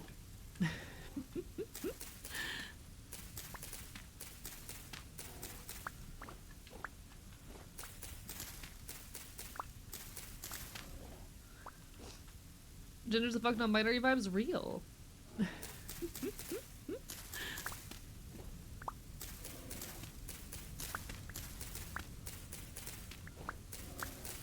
Alright, given I'm about to start investing in cloth, I'm thinking about planting as much flax in this field as I can. I'm considering it.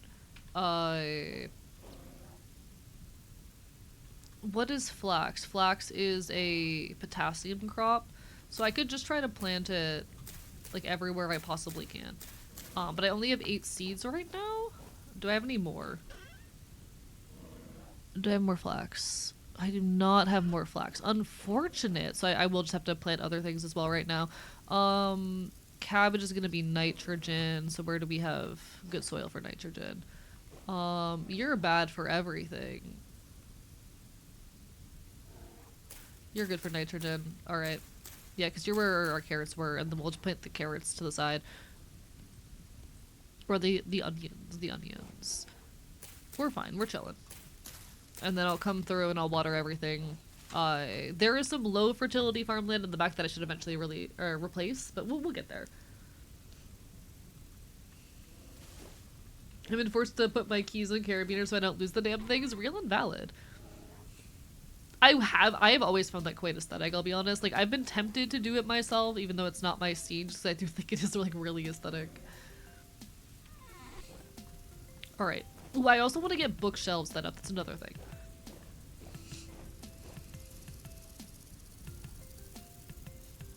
I've been thundering a lot of black bronze to help to trade for flax. Alright. I am very much down to help provide flax. I'm trying to get a bunch of cloth and leatherworking stuff put together, you know? That's one of my goals right now. I want to get a ton of cloth making and leather making stuff put together. Which reminds me, I have 12 leather right here. And I have 5 medium prepared hides to put in here. Oh, do I not have enough?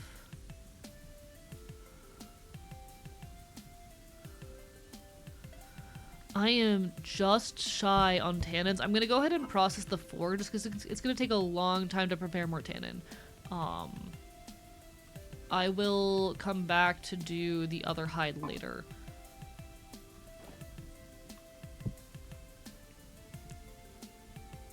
But I'm gonna need more strong tannin very soon. Hello, Grey Rook. Lovely to see you. Do you want me to huck bears at you if I end up with a bear? Oh, absolutely. I'll take some hides.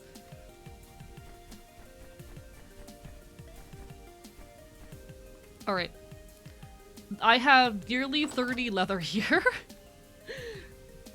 Have you played through Heart Space Shipbreaker? I don't believe so, Cat. No. Groggy, when I feel like that, I take a shower. No offense intended, it just genuinely helps. Alright, one second. I need to blow my nose again. I don't know why I'm so congested. Give me a moment.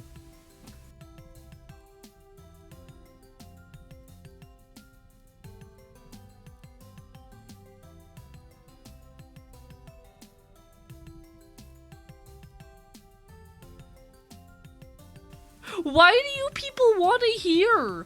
Why do you people want to listen to me blow my nose? Hello? Hi, Safi. Bark, bark, bite, bite. Did you guys know that Safi's actually amazing? Did you guys know that Safi's actually amazing? I've just been sent a document that's gonna take all of my... I can't read this right now because it's gonna take, like, all of my attention.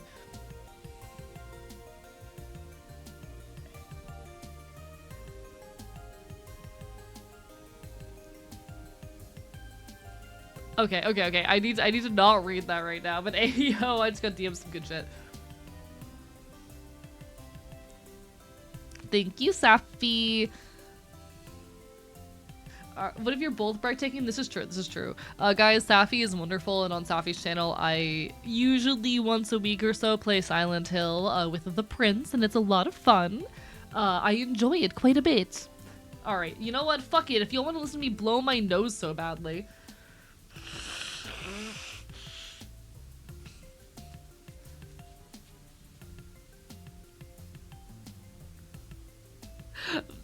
Okay? Is that what you wanted? Is that what you fucking wanted? Make them pay for it? You know what? I should have made them pay for it.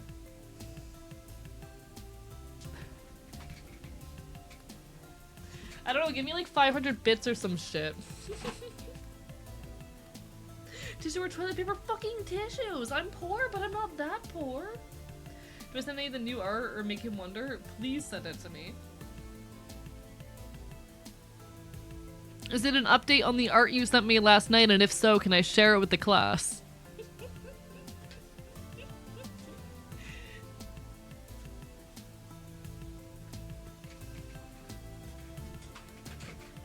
100% you may share. Ayo, ayo, ayo, ayo, ayo. One sec.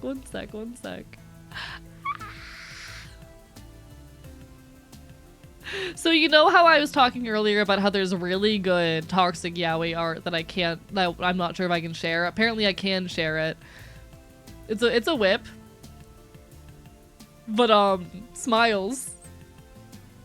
Thank you for making me normal, Lycan. Lovely looking house AE, thank you, Druid.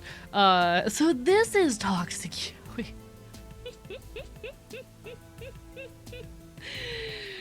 Smiles. Smiles. I indicate why it's toxic, but it looks great.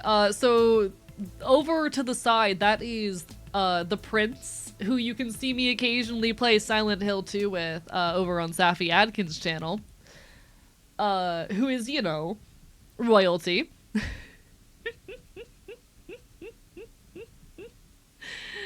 If that explains anything. Oh, I love this very much. I love this very much. Hee hee, hee hee hee hee hee hee hee hee.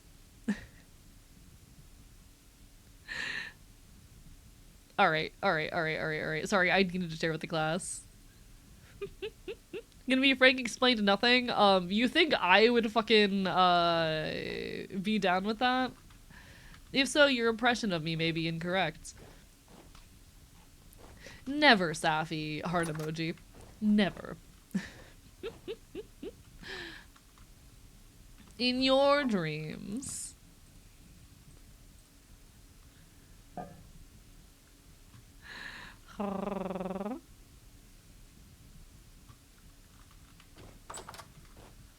Hello, Josie. Barber bite bite.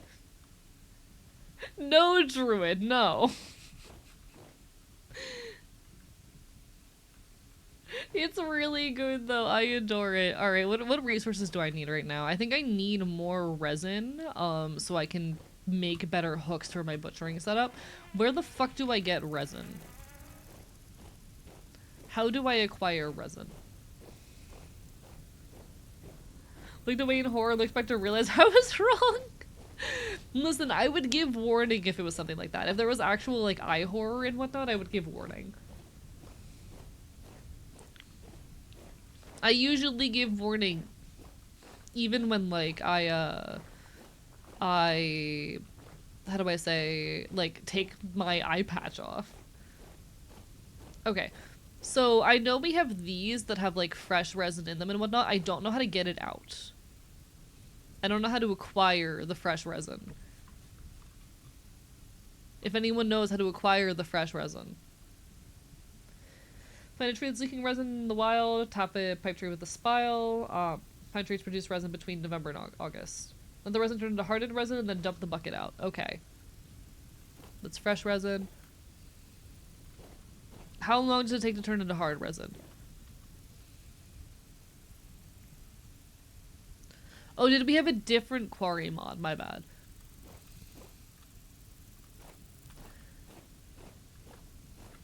Like a day or something? I don't want to wait. I want to see if I, you know what? I'm going to go hunting and see if I can find some myself. Fuck it. I have the time and resources. Animal.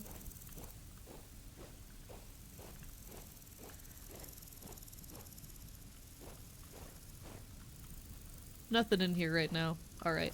I think I need to go hunt down some resin. If we get a bunch of pine trees up here, maybe we'll have something. And then I need to figure out how to get a sewing kit. We're probably going to do some more mining as well today. I basically want to finish setting my base up, start getting myself some animals, etc. And then I want to start making progression. Do we have pine trees? Anything?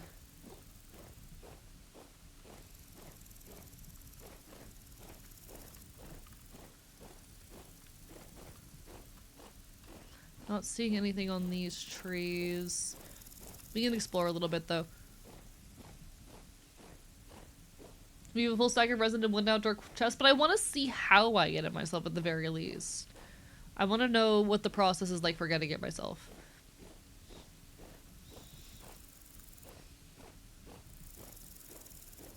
Hello, almond mushroom. I don't trust you.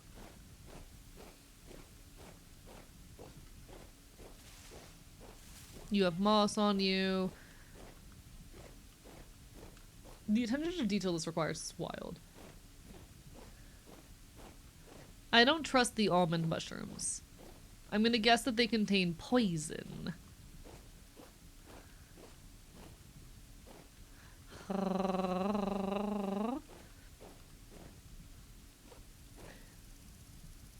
Sometimes spots are high up, so be sure to look up. Okay. Chad, how often do you look up in real life? How often do you look up?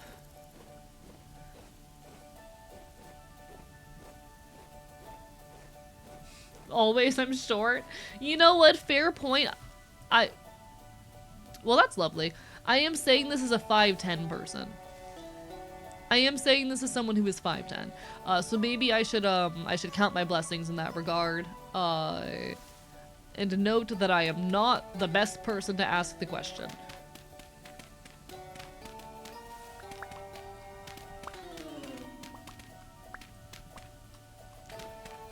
Little bit taller than average. Like at the sun? No. I only look up when I'm like intentionally cloud gazing or whatnot. I don't think people look up that often. But it's one of those things to think about, like whenever a video game asks you to look up to solve a puzzle or whatnot. How often do you look up? Oh! Turns out though, sometimes it's profitable. How do I acquire you? Oh, hello, Morel.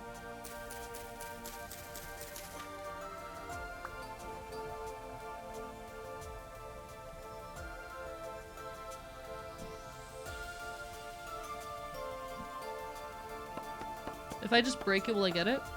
Wait, no, I can harvest with this apparently. Oh, second resin.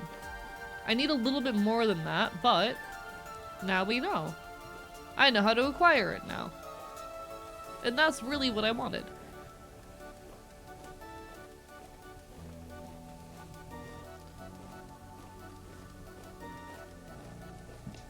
Alright. I love looking over to chat and seeing everyone freaking out like, no, don't do it. Shout out to the time off stream, by the way. Off fucking stream. I ended up breaking my anvil mold before it had cooled completely and losing my anvil after spending 6 hours working towards it. I'm good at video games. I almost had a meltdown in VC in the Discord. I'm gonna be dead ass with you. I nearly had a meltdown in VC. And I honestly, I think that's perfectly fucking rational at that point. I do think I still need one, but I'll steal the other one now that I know how to. What do we have going on here? Oh, are these bees?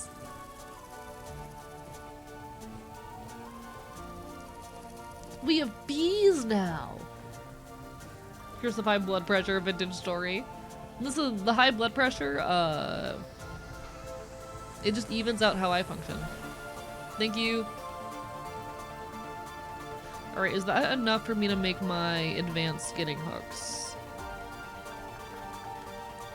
Chat, skinning hooks are so cool. I had to fight the urge to say hot there for a second. Okay, I'm gonna need more nails, but we can make more nails.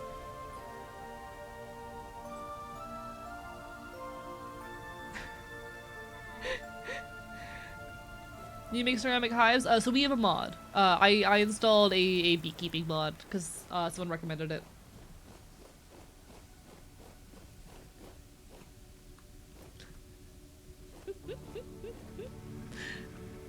How are you still spawning in my house? It counts as a valid house now. Why are you still spawning?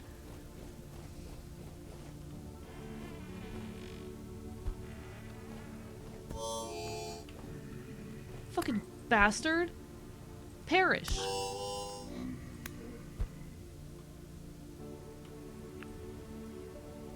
Bitch. My house counts as valid now. Bruh, the game is so mean to me. Alright. But I do still need a couple things. I need to grab... Oh, hello. Is this a new mailbox for me? Rusty gears, okay. Huh. Thank you so much for the resources, folks. I need to grab my copper. I do still have 2 nails and strips, but I'm gonna need, I think, 6 in total for what I'm doing. So we're gonna make a bit more.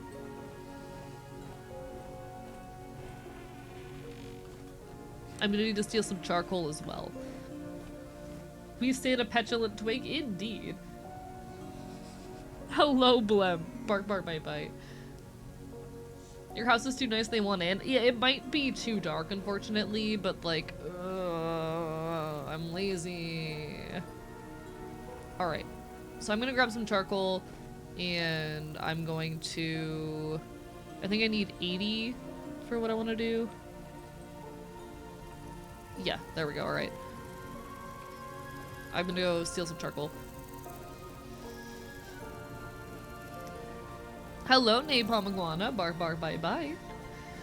Listen, sometimes you have to be a little bit petulant and stubborn for the silly, for the bit. You know, I promise I'm all tough and in control, but sometimes you have to be a little bit of petulant and silly for the funny.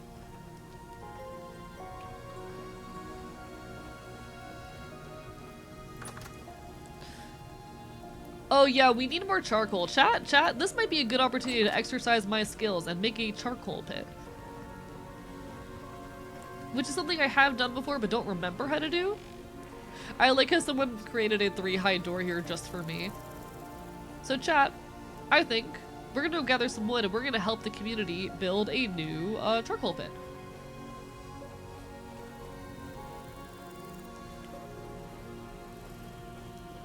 Make a 7x7 by 7 charcoal pit? No. How about no? How about I don't do that? So we have to make charcoal by oh hello Napalm, bark my bite. We make charcoal by burning wood in an environment where it is deprived of oxygen. So we're gonna go acquire some wood.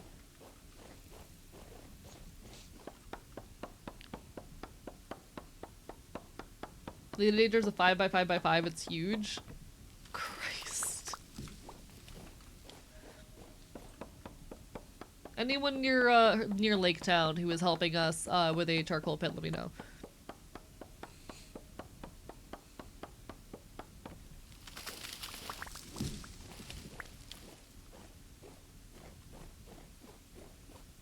Just gonna grab a bunch of birch. Charcoal is just kinky wood! Wild statement. I hate that I kinda get what you mean. We should replant? I'll replant in a minute, I promise.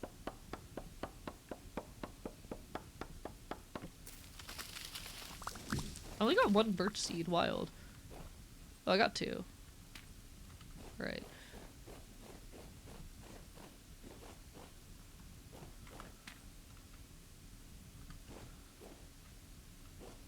Would not recommend this. My coal source is terrifying, but coal does save me a whole lot of time. Valid. I'm content to use charcoal for now. I'm content. You should use shears to collect seeds before chopping. I don't own shears right now. I guess I will make shears as part of my coming goal. We're gonna be doing a ton of stuff with some of the copper that I have real quick. It'll be fine.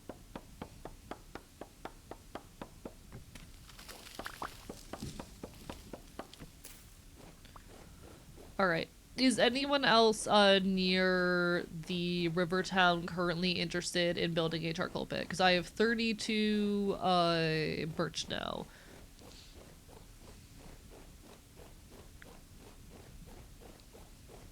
I will use shears going forward after I make new shears.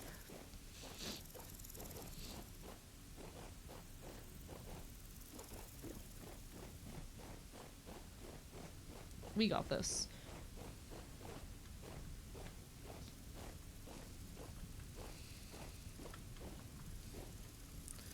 Okay. Is there like an existing pit for this? Is there an existing pit for making charcoal that y'all have built?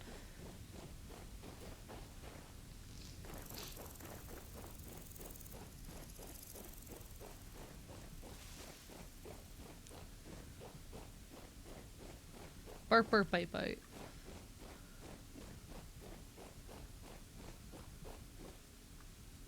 I'm not seeing one.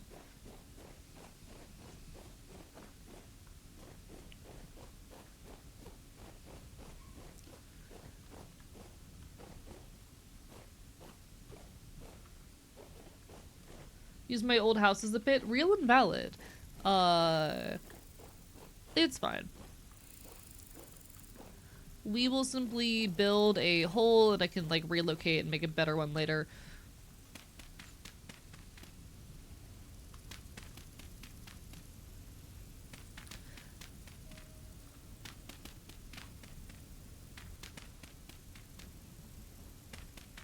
Alright. If I recall correctly, we're just gonna make a big pit. Which can be up to 7 by 7 by 7. And we're gonna fill it with wood. I'm not gonna bother making it too big.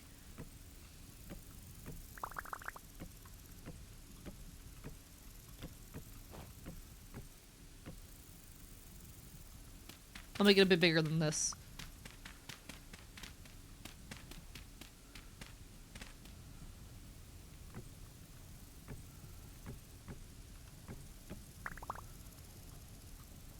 We'll make it 4 by 4. Here. That should work.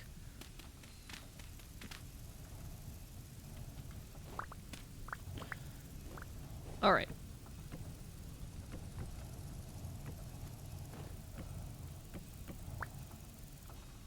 And we'll just pick a block towards the edge. And I believe I have to cover all of this with dirt. Now correct me if I'm wrong, I just start fucking burning, yes? I just burn this, yes? Oh, it needs to be filled with firewood, shit. I was incorrect. Chat, I don't know the game very well. Hello, Morgan the Shark, thank you for the hydrate. My bad. Chat, I'm doing my best out here.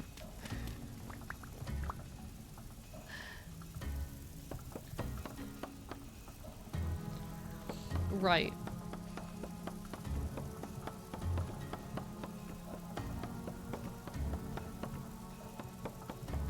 I'm trying, guys. I have only done this once before. Can I, real quickly, where's my flint? What the fuck?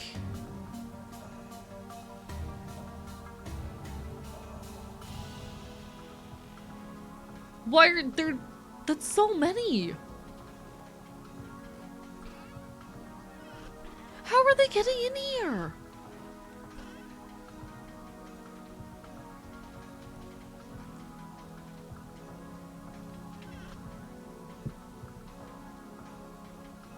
Huh?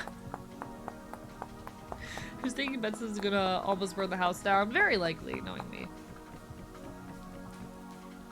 What the fuck, guys?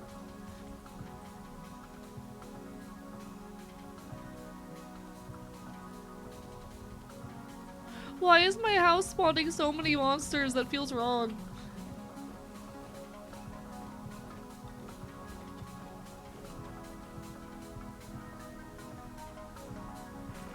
It's spawning more monsters than it did before I added the mod that makes it actually come.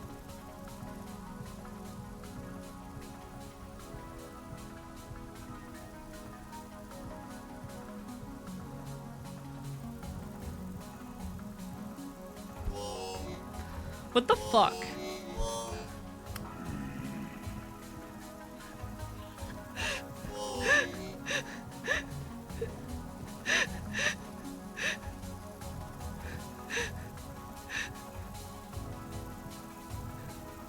What the fuck? Oh, rift activity is apocalyptic. Oh no. Okay, okay. This is going very well. Huh.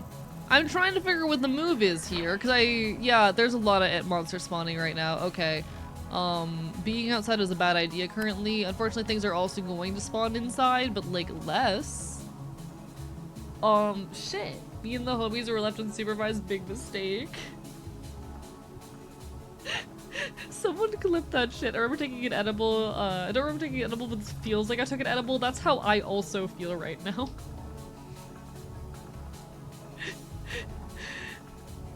This is delicious, chat. This is amazing. Things are going very well right now.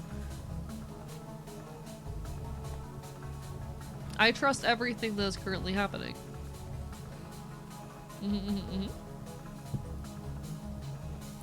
The dance pit at a furry convention, yeah. Yeah. I mean, at least they're having a good time, question mark?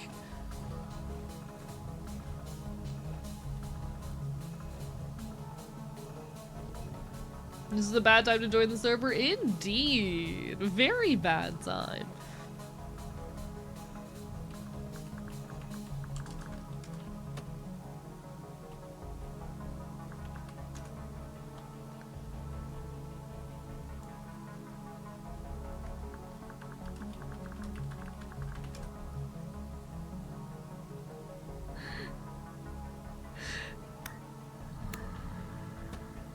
I just wanted charcoal!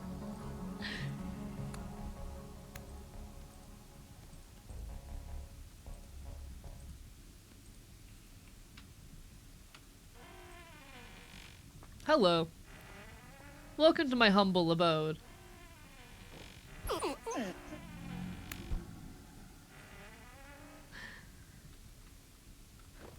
Don't mind my dog ass charcoal pit. It's fine. Everything's fine.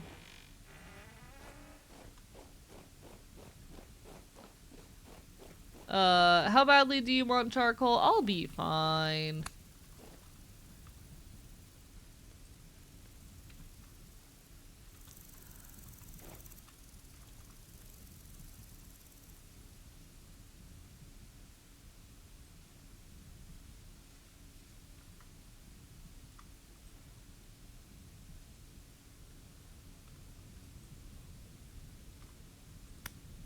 I want the corpse to go away.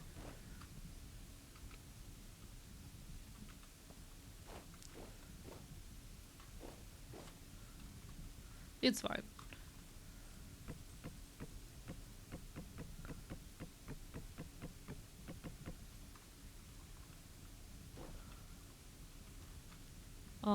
We will... Nope.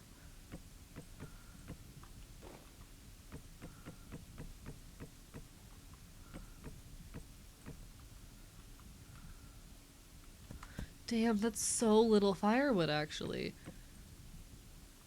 What the hell? That's so... I'm gonna need so much more wood. Charcoal pits always need more wood than you think they will. I'm learning that. Alright, guys. Who near Rivertown wants to help me build a charcoal pit? Did not take that apocalyptic warning seriously. I'm not hiding in a dirt hole. Understandably. Don't blame you. You know what? I'm gonna go inside. I'm just gonna make a nice meal. I've decided that that is my current course of action. I have, let's see, I have some flax. Ooh, I have some poultry. Beautiful. So we can take some poultry. I can take some, let's see. Yeah, we can take some rye.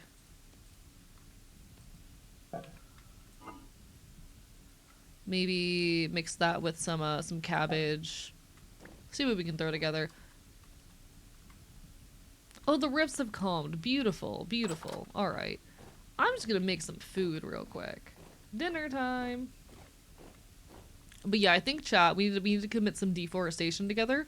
If anyone wants to help me in this mission, it would mean a lot.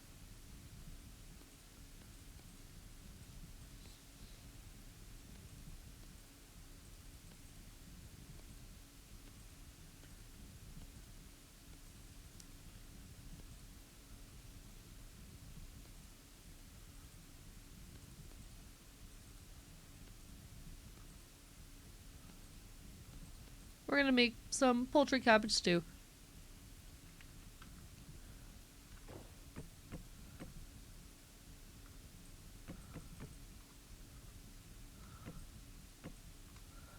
And then I'm going to set it on fire.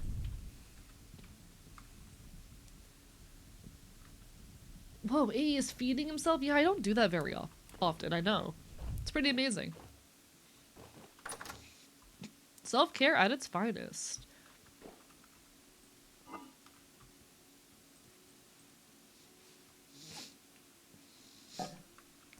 I hate that that I before stream my voice was so fine, and now that I'm streaming my voice is starting to give me trouble again. That sucks, chat.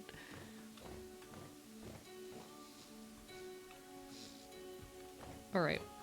In any case, we have some food going.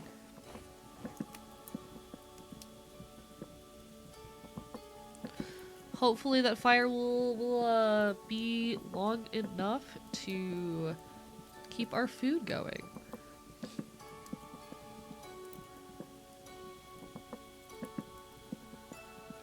All right.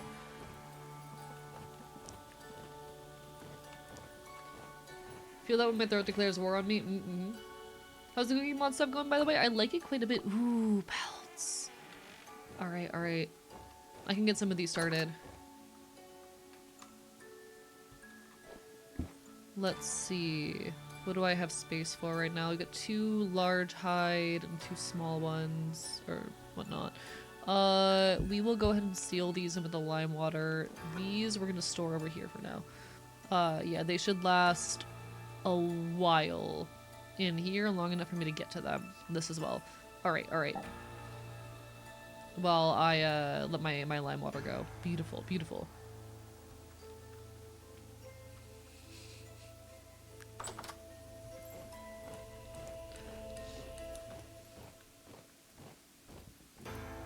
Oh, wonderful. Soup.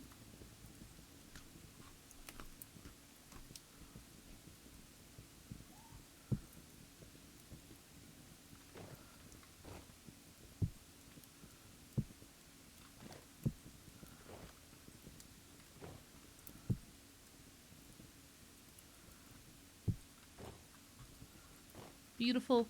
Alright. Nah, I do hate that a little bit of the illness is kicking in as I speak and whatnot, but that's how it goes. Wish you could play this game on mobile devices and none of the PC I can play games on. That is so unfortunate, Amethyst. I'm so sorry. It's been really fun playing with the community. I hope eventually you're able to join in some capacity. I am very much a PC gamer though, so I'm definitely biased. Alright, so the community is helping me get this charcoal pit going.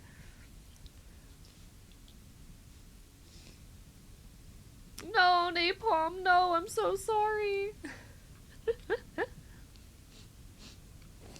The congestion is so rough, I get it. Unfortunately, it is flu season right now, and a lot of people are currently getting sick, especially because spring break just happened. Spring break is a time of year where a lot of folks do end up getting ill, because I'm gonna be so dead ass. You know, people visit home, and the college students are a little bit reckless. Chat, please take care of yourselves and your community. Wear a mask if you're able, and if you do get sick, try to avoid going out. I know whenever I am ill, I go out as little as I can, and I wear a mask whenever I do have to go out. And I do try to also just in large gatherings in general mask up when possible. Heavily recommend that folks, if they have the resources to do so, do the same. There are also still a lot of places where you can get masks for cheap or even for free.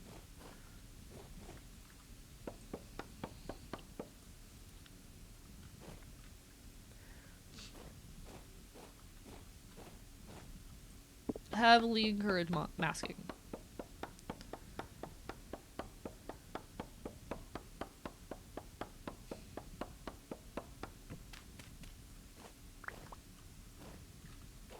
We love supporting our communities here.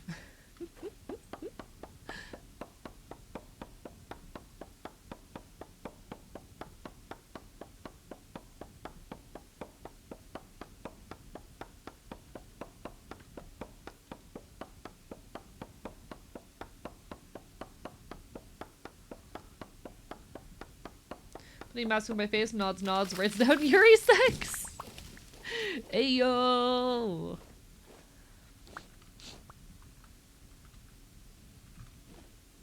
Also, I do want to say, please stop fucking going on vacation when you're sick. I'm sorry, but the lives of, like, actual people are more important and should take priority. Please, for the love of God, I am so tired of seeing ill people go on fucking vacation. I know it sucks. You already got the time off work. You might have even already paid for your tickets and whatnot. Don't do it. Stay home. Stay in your fucking hotel room. That would be so much of a problem in Florida. I can tell you, I'm in Florida. It's a problem. I get coughed on the daily by adults and children who are very clearly sick and probably should be at home. And I am begging people, take care of yourselves and your community.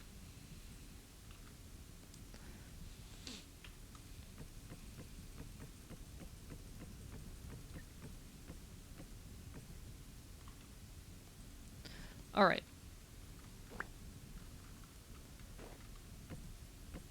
We're getting this built, chat. We're making this charcoal pit. Do you have an axe? I only have a flint axe right now, because I don't have the patience to build a non-flint one at the moment.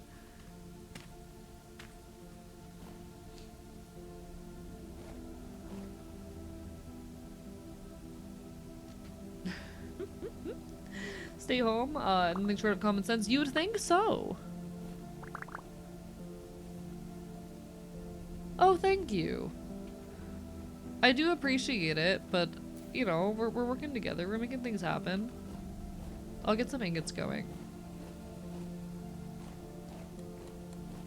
The pit is by my house currently.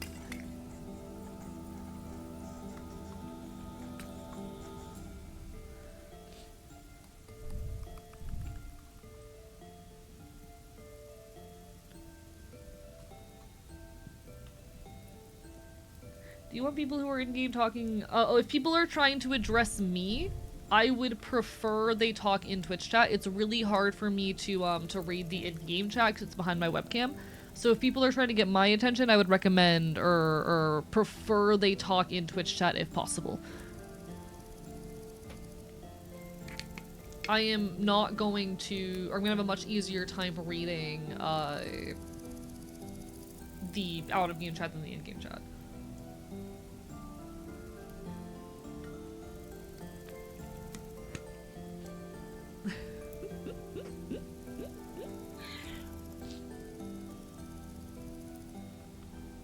We're figuring things out.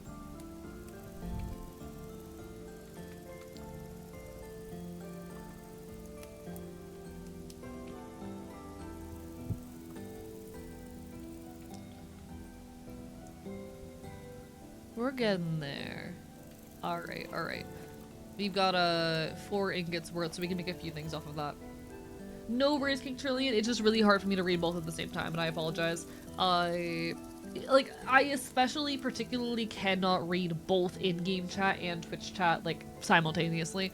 I try to look for keywords in the in-game chat, but I'm mostly paying attention to Twitch chat. It's just a lot easier for me. Here, I'll also get myself out of the way, actually.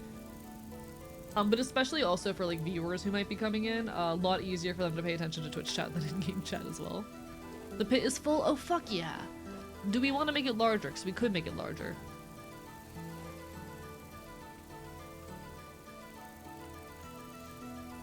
Jesus Christ, that's so much. I say we make it a bit larger.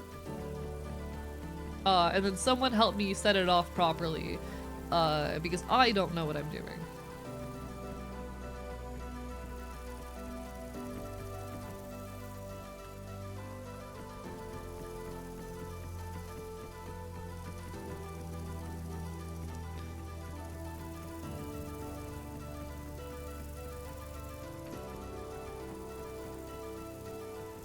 My jump to 7x7x7 looks like terrifying.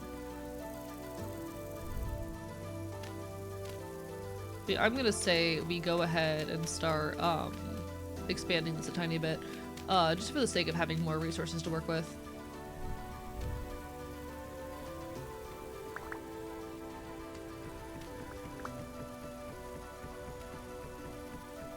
We might as well.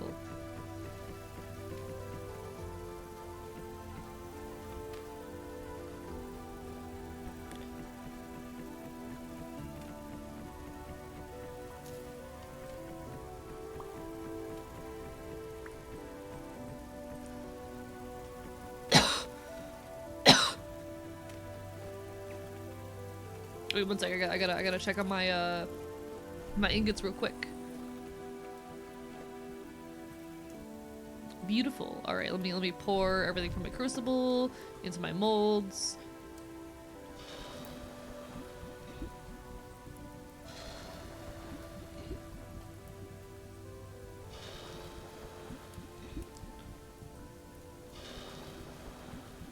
Alright, pretty soon we'll be able to use those to do new cool stuff. Nice, alright.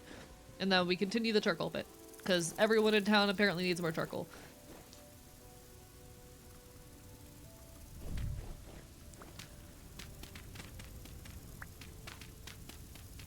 Are you in Lake Town? I'm in Lake Town. I founded Lake Town. Not in lore, because there is server lore in development. I did not in lore found Lake Town, but I live in Lake Town. Lake Town is my home.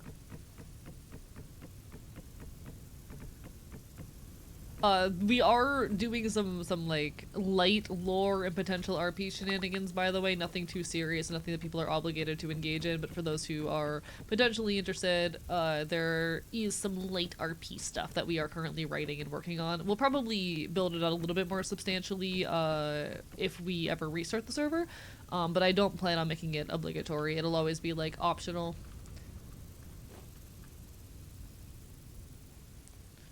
Okay.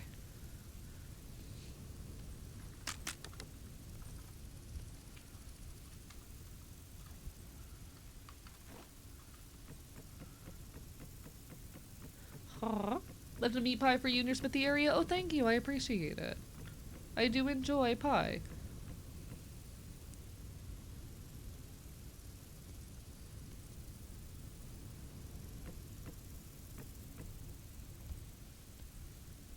Okay, my axe is dead. Got it.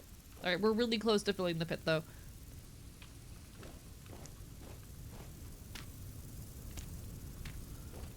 I'll cover everything that is good to go.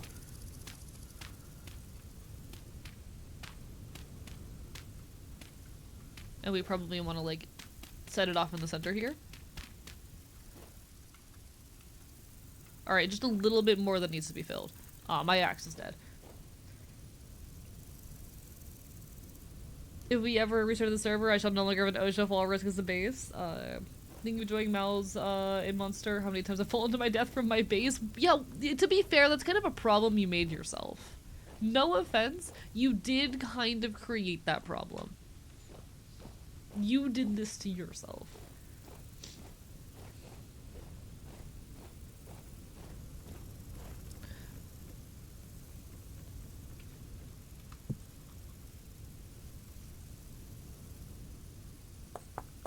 Alright, alright. I'm enjoying my base design? Hell yeah. I'm really happy with how my house came out, genuinely. I like it. Alright, I have an axe head. Put that on a stick. New flint axe. We could chop up a couple things. Tiny bit of firewood.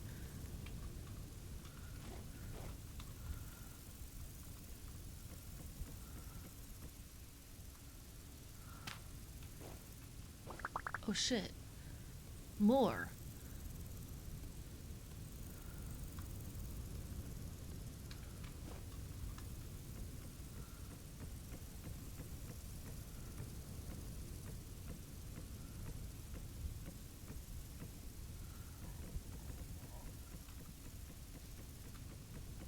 Alright. Just a tiny bit more and y'all can help me light this properly. Have gone on a bit since I've been busy? No worries. Life does have a habit of getting busy at unfortunate times. Oh, that's a lot. Thank you. We didn't need that much.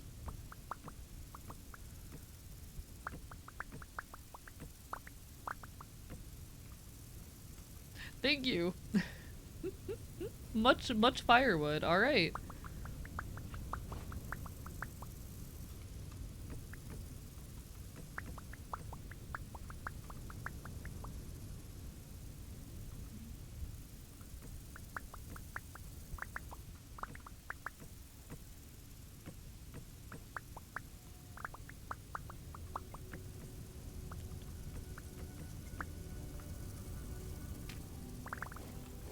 Alright, how do we light this bitch? It'll get used eventually. True. Fire pit on top. Okay.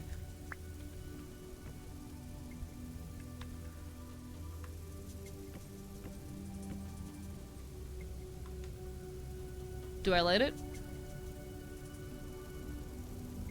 Oh, someone's already working on it. Okay.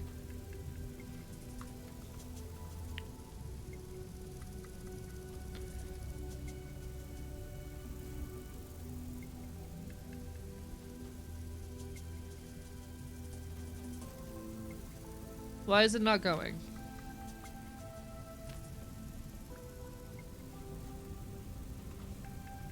Is it working?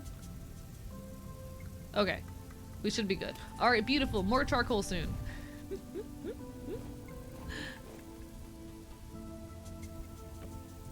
Alright. Thank you everyone for your help. We shall soon have more charcoal for the whole community to use, and enough to perhaps build a second pit soon. That'll be a quite lovely resource for this wonderful little town.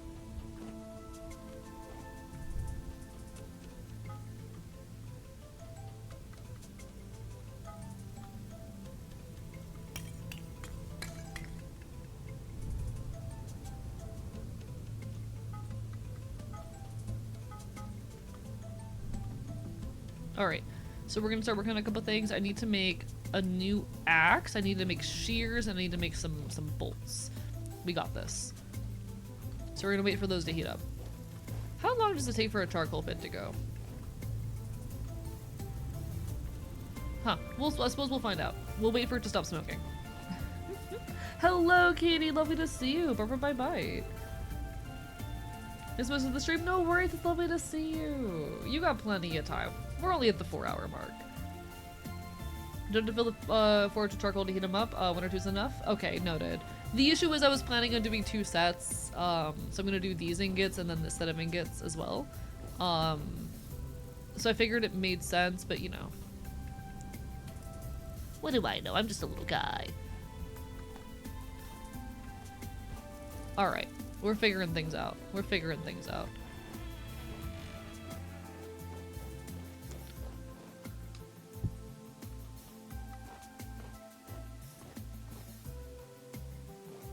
I'm gonna move this.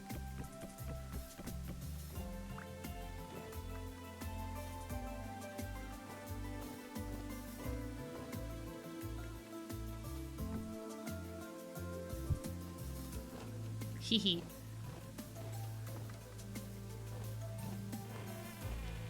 Are you the one that talked about, what was it called again? Vor? And by the Vor guy, hello VTuber simp!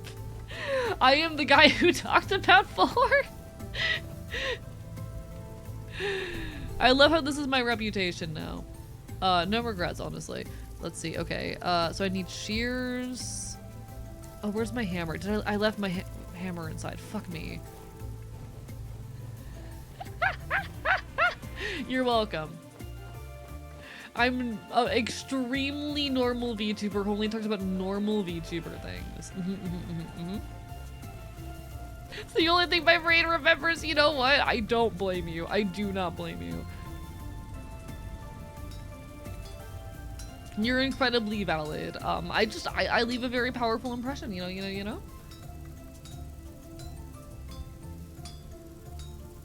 Oh, I can heat up to 4 ingots at a time? I did not know that. Give me a second. Shit.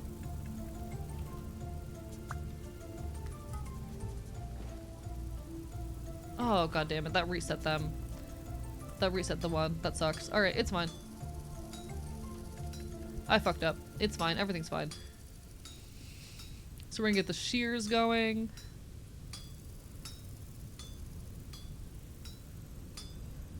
We'll get a new axe head going.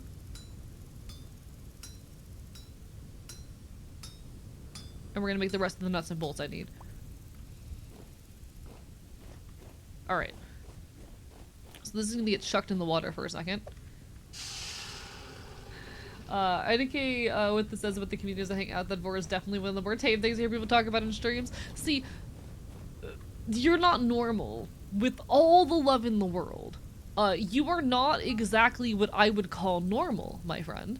The other thing I needed was an axe head, yes?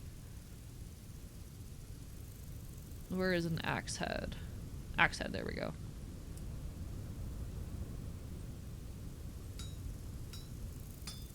Thanks, bestie. Are you the 4 guy? Thank you. Hello, it's Strazy. Mark, bite, bite. Listen, chat, I'm so powerful and cool. I'm so powerful and cool. No shame in VOR. No shame in talking about VOR. I think it's a very, no shame in being a little bit of a freak on the internet, I think is more so what I mean to say. I support being a freak on the internet. I think most, how do I say? Okay. This might be a little bit of a hot take for some folks. VTubing is, in many ways, very adjacent to and similar to sex work by its nature. And I think that is a good thing. Or rather, not necessarily a good thing, but a very fascinating angle. And I think for that reason, it's not fair for like anyone in the VTuber scene to in any way, you know, look down upon, like, sex workers and the value of their work. Apologies for the ads, folks. But I do think that, like, the VTuber scene just by its nature shares a lot of commonalities with sex work, and that is a important to acknowledge feature of this community, and something that I appreciate in many ways. I am not someone who, like, makes super overtly NSFW content, though I do occasionally get sus and suggestive and silly with it. I don't like getting too serious and overt, but I do think that these are important and meaningful things to talk about. As well as just straight up, like, valid elements of our experience. Trying to think if there's anything else I need. Chain is cool. I'm trying to think, do I need more hooks? I think I do need more hooks.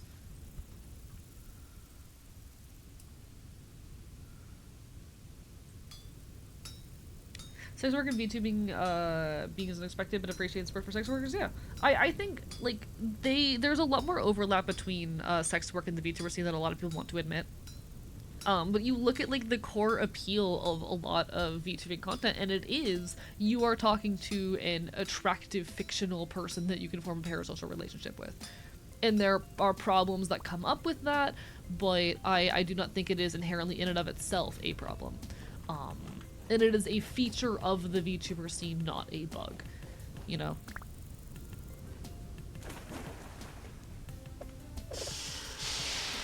Oh. amount of times VTubers do sex work is kind of crazy. I mean, it's because they're very adjacent forms of creation. While VTubing may not often get as overtly NSFW, like there is meaningful overlap there that I think is worth acknowledged, or rather worth acknowledging. Oh, good night, Mix Maxi, bark for bite bite.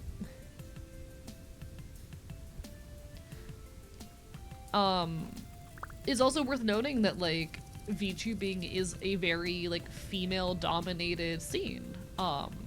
The majority of especially popular creators are at the very least femme presenting. A lot of that also attaching, you know, to the sex appeal element of it. And there's nothing wrong with any of that. Artsuruchuto always got back and went, okay, bet, after 20 seconds after I sent it. Hell yeah, hell yeah. Excited for you. I hope you get the art of your dreams. And I want to be clear that nothing I say in regards to this is critique. It is all stuff I say with a very positive intention and connotation. Okay, I need more sticks. I don't say any of this with any negative intention. I am a participant in that culture. Even if my content is, you know, a lot less, how do I say? Even if I lean a bit less into the fan service and all of that than many other VTubers do, like the overlap and relationship between VTubing and sex work is extremely real and extremely valid, and something that I think is worth, you know, including in our conversations on the topic. It is something that I appreciate, very honestly.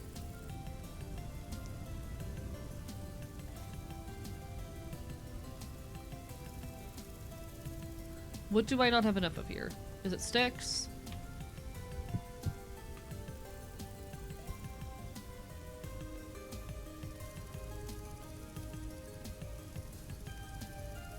No. What am I missing?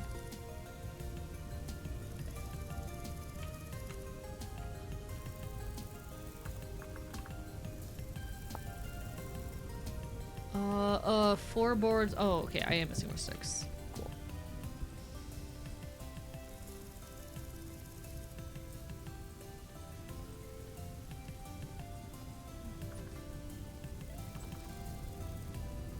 Beautiful. 3 skinning hooks. Even if you're chill with it, it's still important to know that exists to be prepared for it. Yeah. I think it's also really important when talking about like the rights that VTubers have to their art, about the problems that come alongside it. I think there's a lot of reasons why it is an important thing to address. And I say all of it again with the most positive of intent.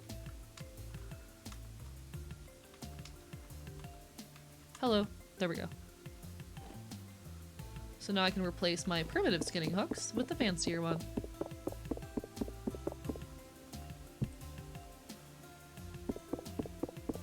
Those similar issues of privacy doxing too. Yeah, exactly.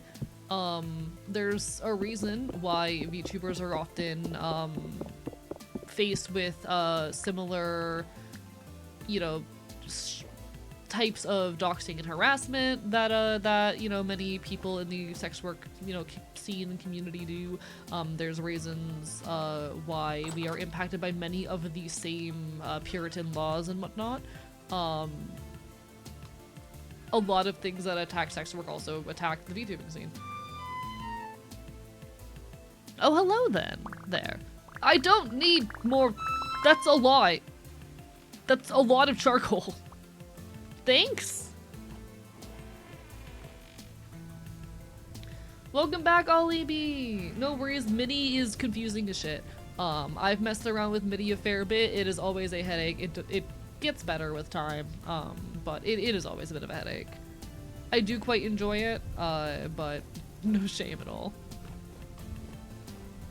Alright, so I've got my skinning hooks. What's my next objective?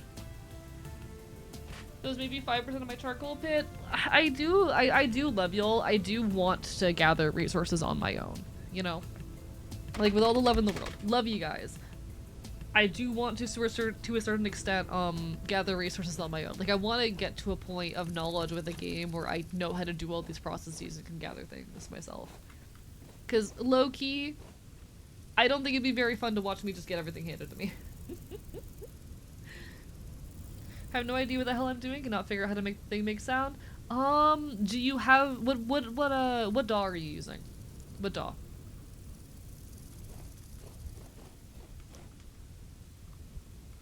But yeah, like I went ahead and made a charcoal pit so I wouldn't have to steal more charcoal, you know?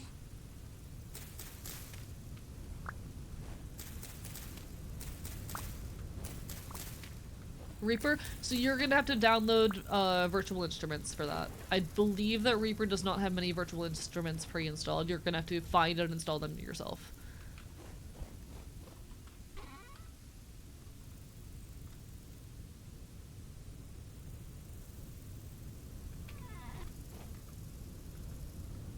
Even or you both have agencies make use of the same system to take advantage from sex workers and VTubers. Very true, yeah. Yeah.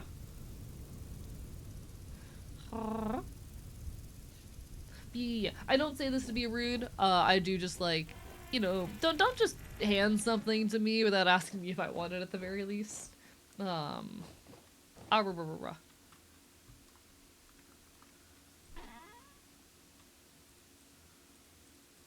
I'll throw this all in the charcoal pit later. Alright. New axe. And I have shears as well.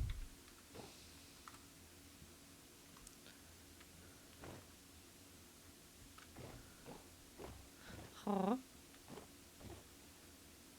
Where the hell do I find those? I'm gonna be honest, I don't remember. I haven't used Reaper in a long time. You're gonna have to probably look up a tutorial. I apologize. It has been a while since I have used Reaper.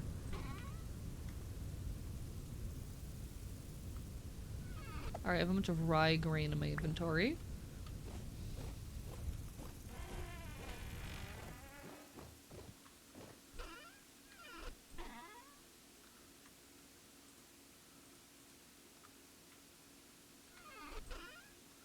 Alright, what's my next objective? What is my next objective? Because I basically have my storage set up. I'm still figuring out where I'm putting everything. I need to figure out cloth and whatnot. Oh, hello there. Gonna take my charcoal back? Yeah, I put it in this chest. I apologize. I hope that didn't come across as rude. I hope that didn't come across as rude. I don't want to be rude at all. Make lanterns to light up interior? Perhaps. What do I need for lanterns?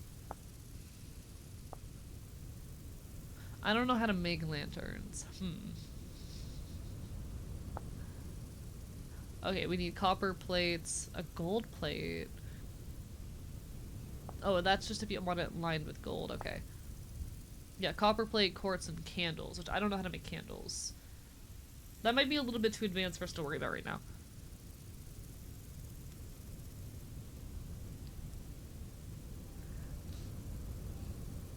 Okay. What do I want to do? What do I want to do? Because I do need to start getting animals collected, which I don't really know how to do, but that is something that I probably should start figuring out. And I want to start figuring out cloth.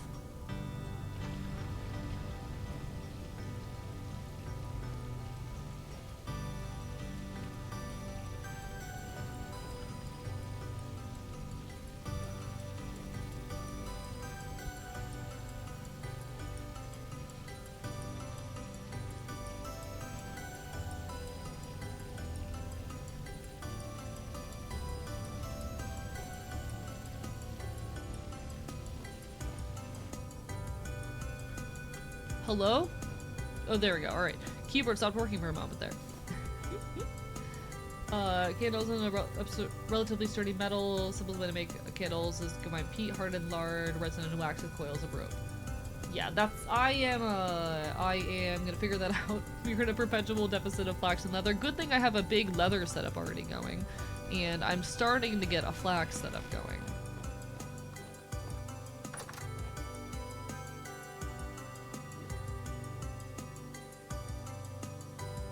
starting to get things going with flax as well.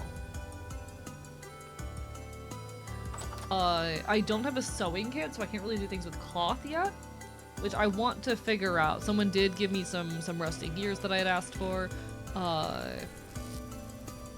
which I don't know if I can give these to the trader.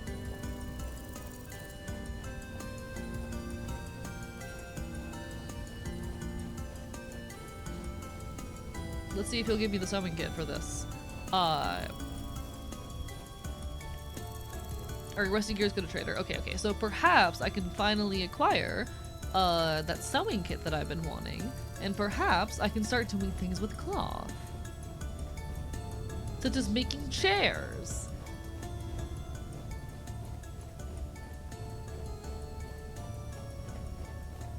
Hello, sir.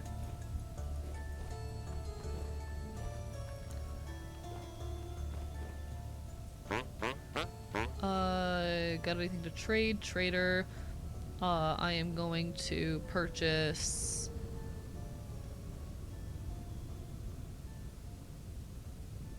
Do you not have it anymore? No, you don't have the sewing kit up for offer. I thought you did.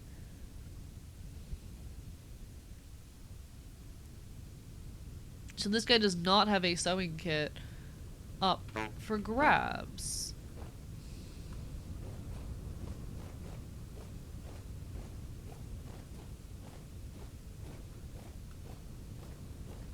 Any trades refresh? Swap cycles once in a while. Got it. Alright. Fuck me then. That was literally there very recently. I need to figure out what my next steps are then. What are my next steps? I want to get like a library of sorts going. What do I need to make books?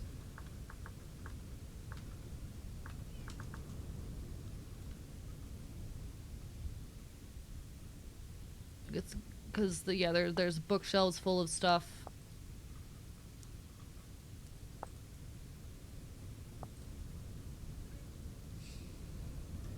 Because I'm assuming I can like get bookshelves and fill them with books, yes? I'm presuming I can do that. So I'm not needed for cloth dyeing and chair making. I remember looking at tutorials earlier and it told me to make the cloth the way that I want to. I need a sewing kit. That is what I read in the in-game handbook.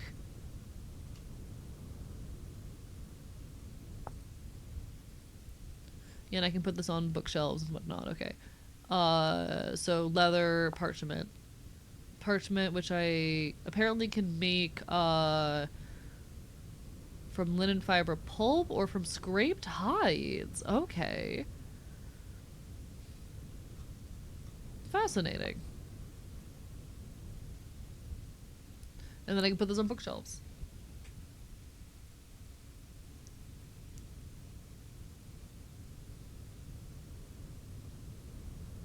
You can write on them, I do believe. You can, it's very similar to Minecraft in that element, that you can just kind of casually write on books. But when I was looking at, cloth stuff. When I was looking at, like, cloth and all that, oh, so apparently you don't? There was something I wanted to do that required the sewing kit.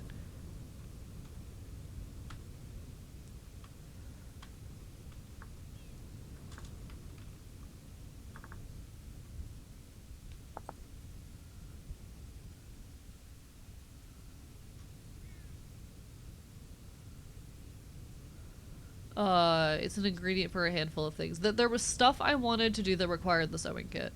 And I don't remember exactly what it was, but it was required for something that I wanted to do. Yeah. I think it was for making the seat. Have dying set up in the basement, I can show you how. That's not what I've been having trouble with.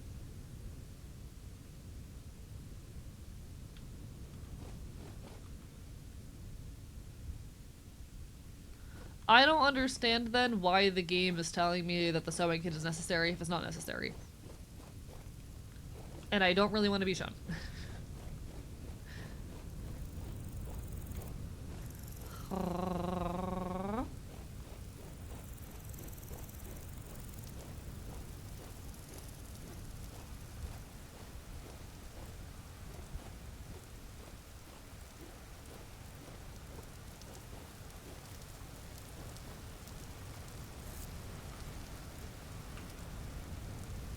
Yeah, my keyboard's doing the thing again.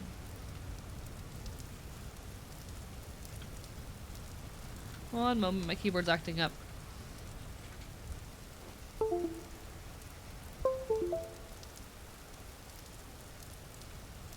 There we go.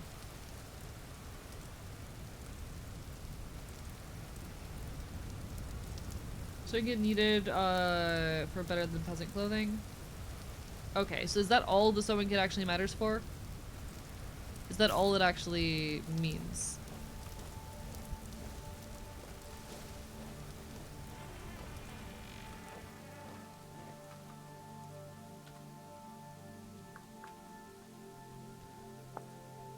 Okay. In order to hold its color, cloth needs to be treated in a chemical solution called a mordant before it is dyed. Mordants can be made from different materials. Once you find a good material for it, to crush into a pulverizer, add it to a barrel of water. Then you're ready to add your cloth to the barrel and seal it for a few hours.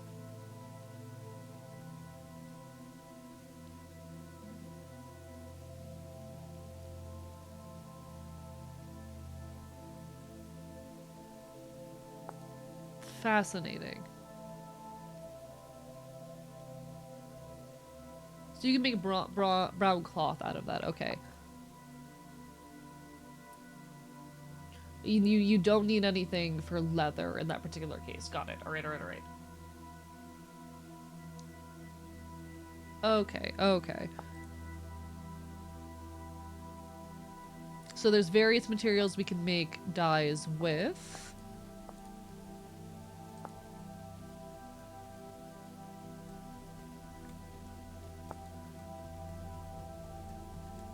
Yeah, these, so we have a few mordants we can use. So crushed alum, which we get from crushing alum chunks. Cassiterite. And then chromite. Okay. So that's for cloth. Leather, we don't need that for. Dyes, we have a handful of dyes we can make from different things. What am I most interested in? I think I want red, which it looks like what we're gonna need is cinnabar. So I think my goal right now is to find some cinnabar. I think my immediate goal is cinnabar.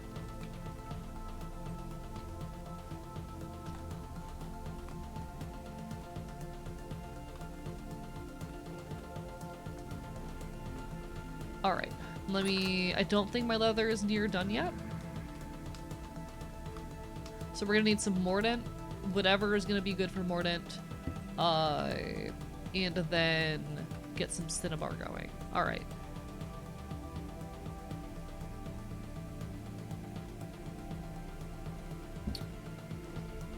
Knife.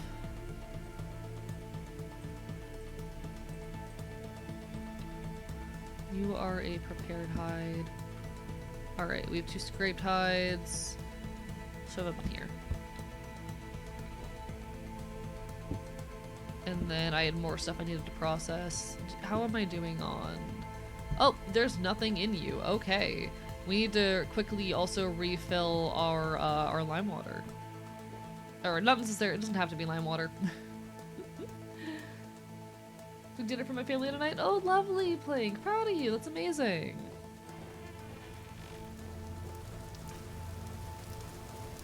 Alright, we got this.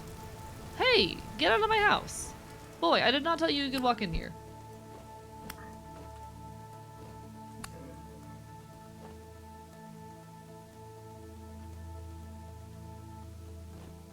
Alright.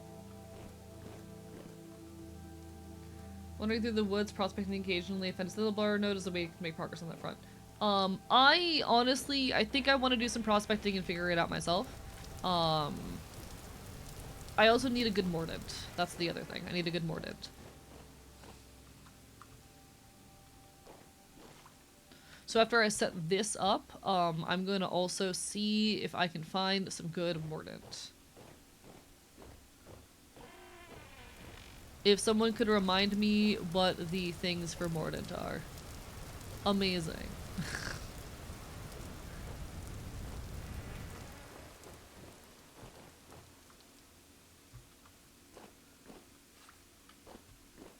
We're figuring it out. We're figuring it out.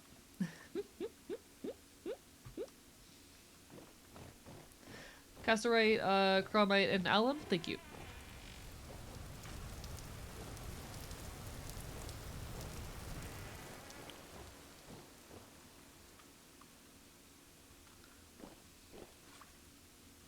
Alright, a little bit more water, and then I need lime or borax.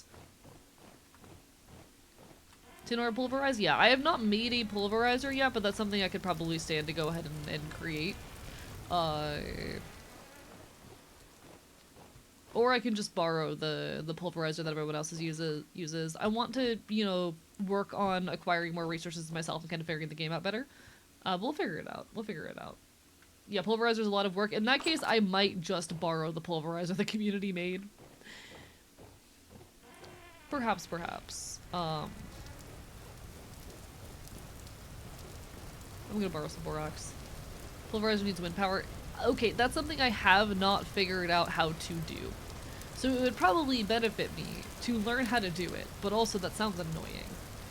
Like, that is one of those situations where I don't know how to set up a windmill. And I should probably figure out how to set up a windmill, but also that sounds like hell. You know?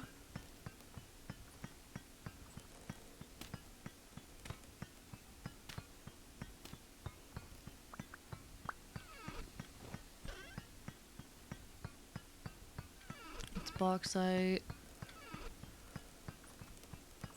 Fire clay, borax, okay.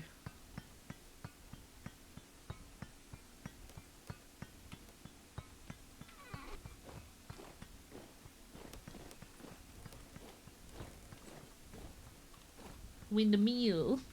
Who the fuck says windmill? I've never heard that before. Oh, I should probably torch.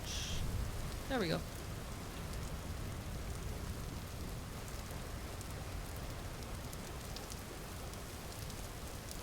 So I think when day hits, I'll pack a little bit of food and get going with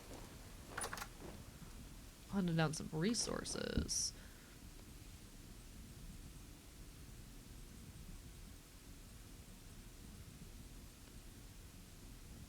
There we go.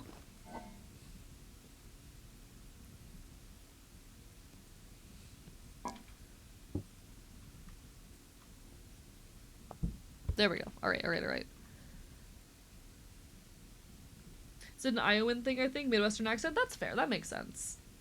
A lot of work, annoying, but also cool. I think, honestly, given I have never made a windmill in-game before and do not know how to, I should learn. Hot take. I think I should learn how the mechanics of the game work, you know?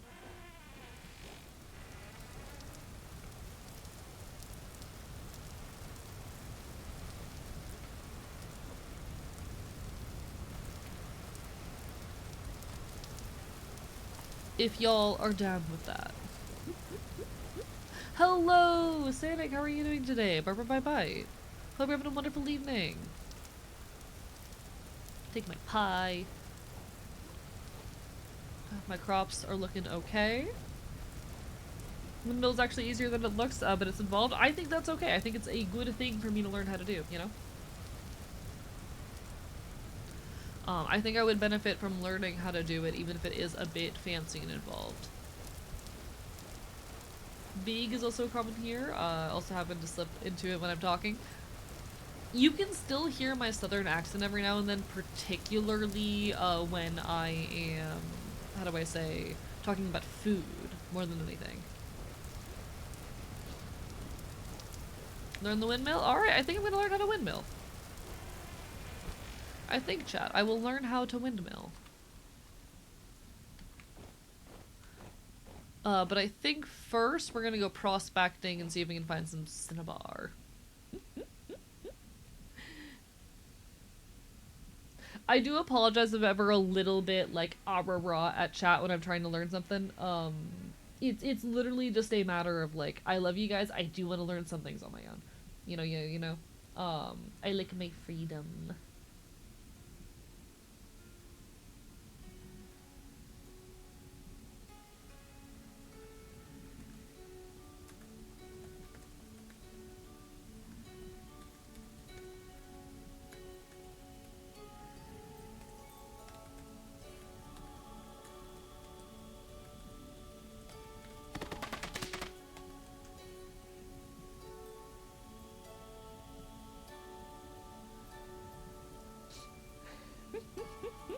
If you want to point her towards Cinnabar, let me know. Otherwise, I'll climb up. I think I'm gonna try and look for it myself. But you know, don't make a windmill. You'll use up all the wind. Yeah, the wind's all mine now. Actually, I'm gay.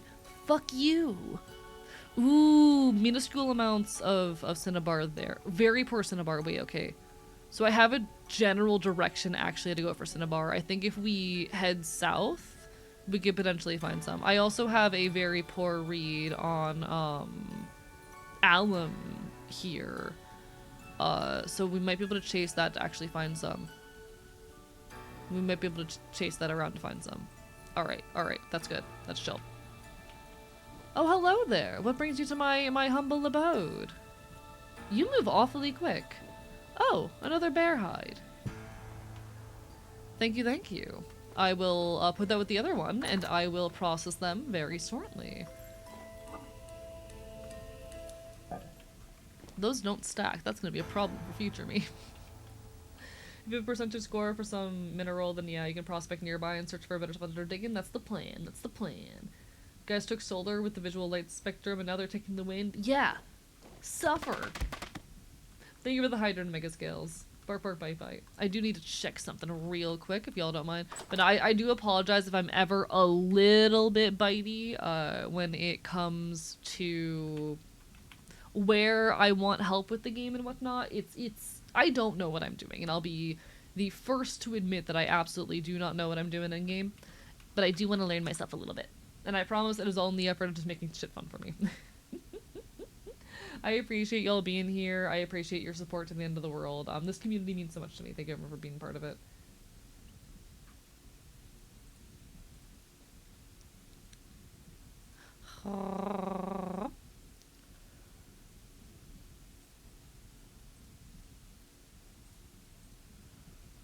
That's weird. Why did that do that?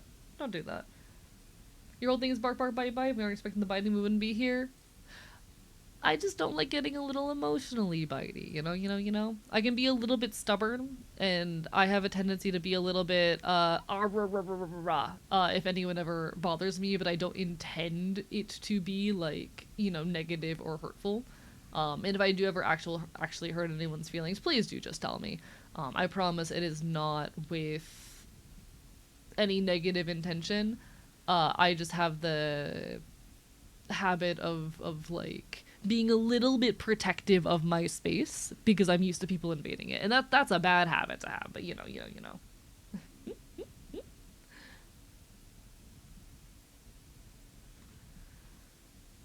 All right. Why? Oh my god, chat. I think I might need to replace the batteries in my keyboard soon. He's having some issues. Okay, what if we want you to be mean, though? Okay, if you want me to be mean, I only want to be mean in ways that chat consents to. You know? If people want me to be mean, that's so fair, but...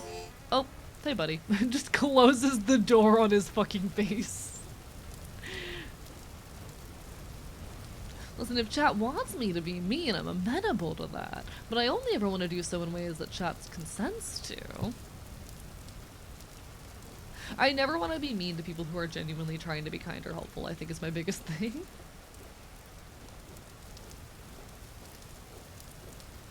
Alright, let me deal with this critter in here. Oh, he just disappeared. Oh, never mind, there you are. Hey, buddy.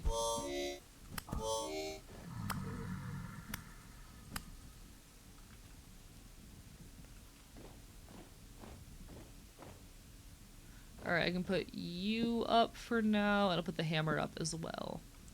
There we go. I want to keep my sticks with me, I want to keep my flint with me. I can put a couple of these things away. I want to make sure I have some blocks on me, so we'll keep the low fertility soil. Alright. Inventory is in a relatively good spot. I can put this in here because I won't need it. If chat wants it to be mean, that's what bits and subs are for.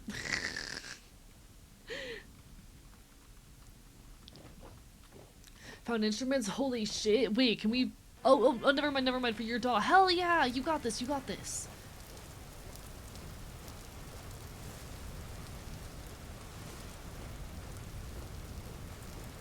I mean, chat, if you want me to be meaner, I can.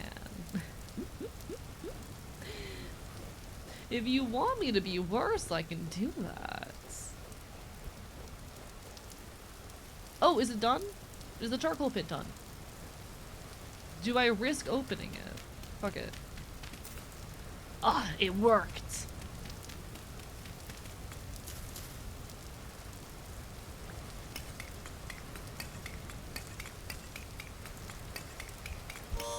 How do I break this more efficiently? There has to be a means of breaking this more efficiently, actually. Wait, I'm not even getting the charcoal for that, huh? Oh, shovel. Got it. Thank you. The game didn't do a good job of telling me that. Hello, sir. I would like to destroy your corpse.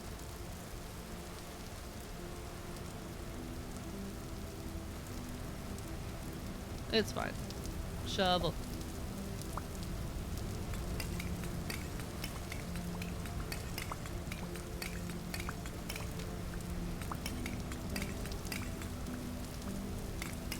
I don't have a knife on me right now. The game kind of does require you to have so many tools on your person at the same time.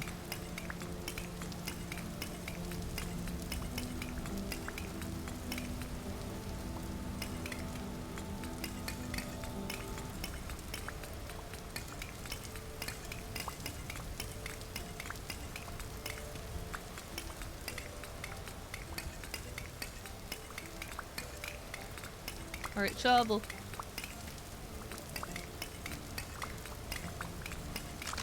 I won't take all of it because I want it to be a shared resource for everyone. And there goes my copper shovel. I'm gonna make a flint one temporarily. I like how that grass just kind of grew underneath me casually. Have you considered being a Victorian boy? I feel like they know how to shovel charcoal. Have you considered that I'm simply better than that? I already live in poverty. I don't need to roleplay poverty. I'm already impoverished. I'll leave like half the charcoal in here for someone else to take. But I'm gonna grab some for myself now. I probably think they're happening in the tunnel, but what is happening in the tunnel? Hello, Grim Degree. Lovely to see you. Bark, bye bye. Hope you're having a wonderful evening.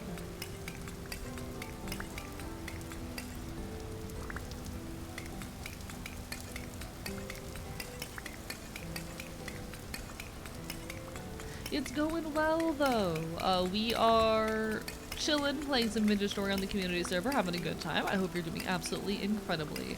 And if you're not, I'll bark and bite until you are doing incredible. How's that?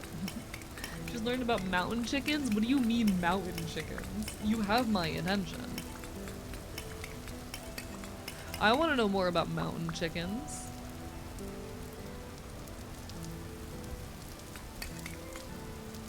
Okay.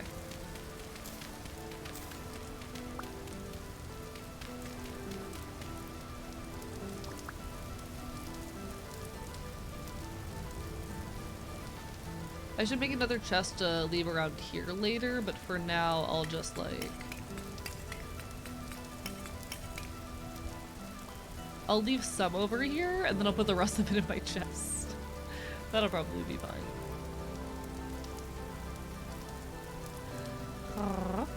One moment. I'll peek at mountain chickens in a moment. I am streaming.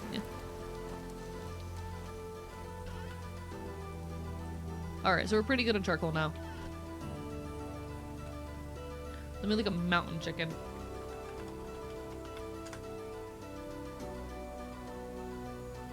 I look up mountain chicken and I am met with a giant ditch frog? What do you mean a mountain chicken is a frog? Huh?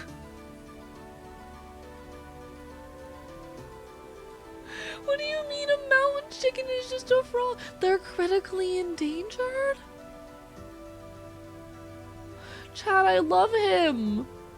Chad, I love him.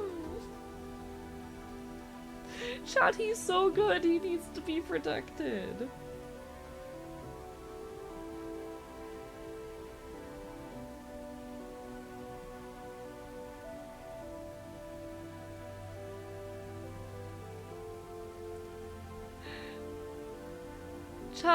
Chat, I love him. He's such a little guy. Shout out to the fucking mountain chicken, I guess. Christ. I don't want to eat him. I want to lick the don't lick frogs! Chat, that's bad for you. Stop licking frogs. That is a son boy indeed. Thank you, Lady Danger. You understand me. That right there is a fucking son boy.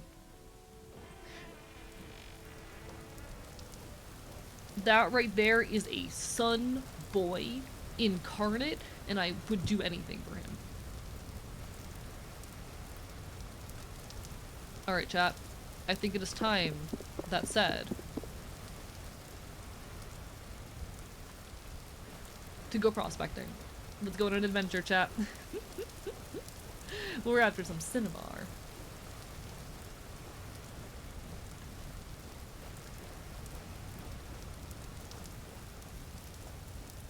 We're after some cinnabar, chat. You and me. Adventure time! What has happened since I was last year? Got a new job? Oh, congratulations! Hell yeah, I'm proud of you. Capitalism is fucking rough, but hey, we keep on surviving and fighting with everything we've got. I'm proud of you for existing. In a world such as this, it takes a lot of strength to fight back against the capitalist forces that be, and I am proud of you for continuing to exist and fight with whatever it is that you have got. I do not want to go caving. That sounds like a nightmare, actually.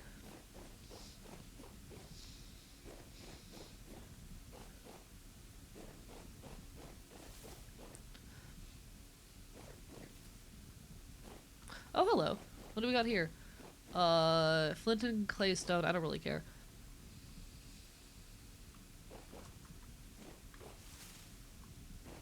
Alright. Let's start prospecting.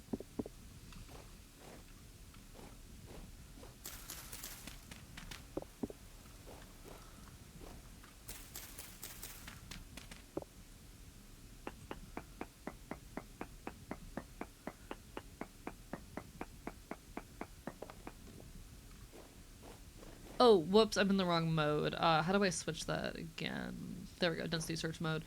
I thought I installed better prospecting. Why is it not working? I might have failed to install mods, question mark? Thank you for the hydrate, old man windbreaker. Lovely to see you. Bar for my bite. Hope you're having a wonderful evening. Very poor cinnabar. What did we have before? It was still very poor. Okay. We could try moving in this direction. I don't recall seeing a download for better prospecting. I might have forgotten. Whoopsie. Thank you for the hydrate. I appreciate it.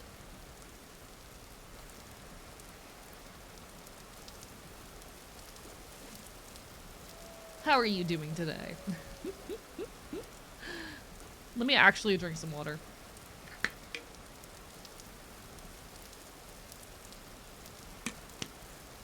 I might have hit the two opposite sides of the cinnabar deposit. Very possible. I'm gonna move a little bit this way. So I'm kind of moving in between them like this.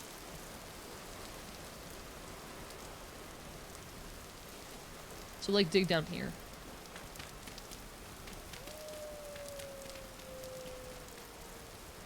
Oh damn. This one's gonna be far down. We're figuring it out. Alright, so we got stone there. We got like...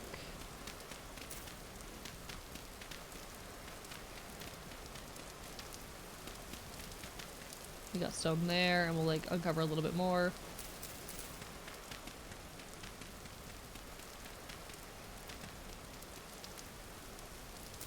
Alright.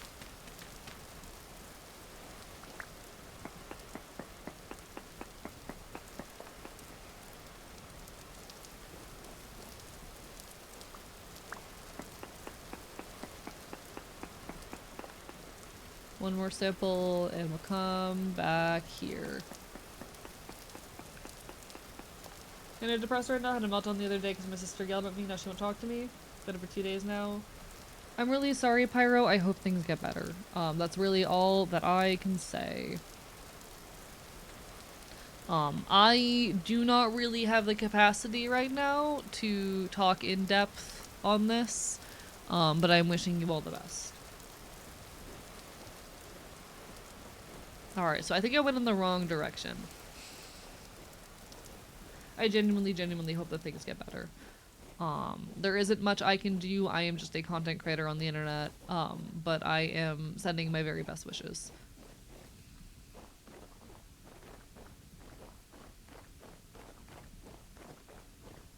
Oh, hello there, bird. Hi there. Okay. I'm gonna come try digging up here and see what happens.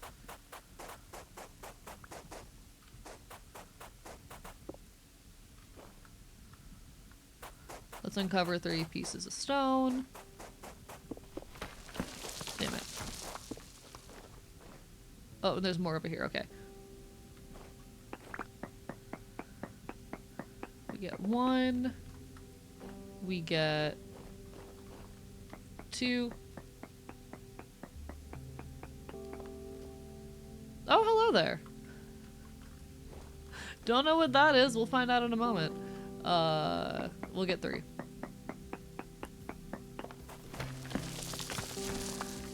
Poor Cinnabar, we're getting closer. We're getting closer. It is unreal how tall you are. It's very funny if you ask me. I find it hilarious. Okay. There is something like literally right below me though. What is this? Oh, quartz. Alright. I'm not particularly interested in quartz right now, but noted. Very cool. Been playing the game as short as possible. It's slightly disorientating seeing you two stuff suffer. I think it's very funny. Like the I get a lot of gender euphoria from being taller than other people IRL, and some of it is translating into the game. I will not lie to you. I intentionally made that choice because I just enjoy being tall. I enjoy the experience of being tall. It's very fun. Fuck me.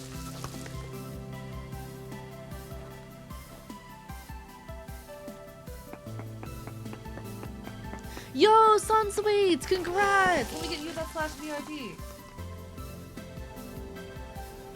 Thank you for being UAE. Thank you for saying that, actually, genuinely. It means a lot to me hearing shit like that. But congrats, Sunsweets, on the VIP. I'm so proud of you. Thank you for being such a long-time supporter of the channel. I still remember the first day you popped into my stream. It was a Silent Hill 4 stream. This would have been like 2 fucking years ago, and I am so glad that you've stuck around as long as you did. Thank you for being part of this.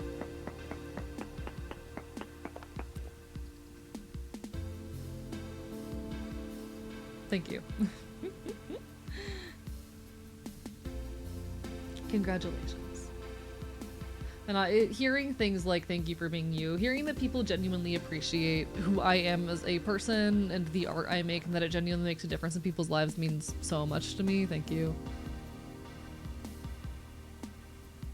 I am very grateful to have the opportunity to make art that positively impacts people.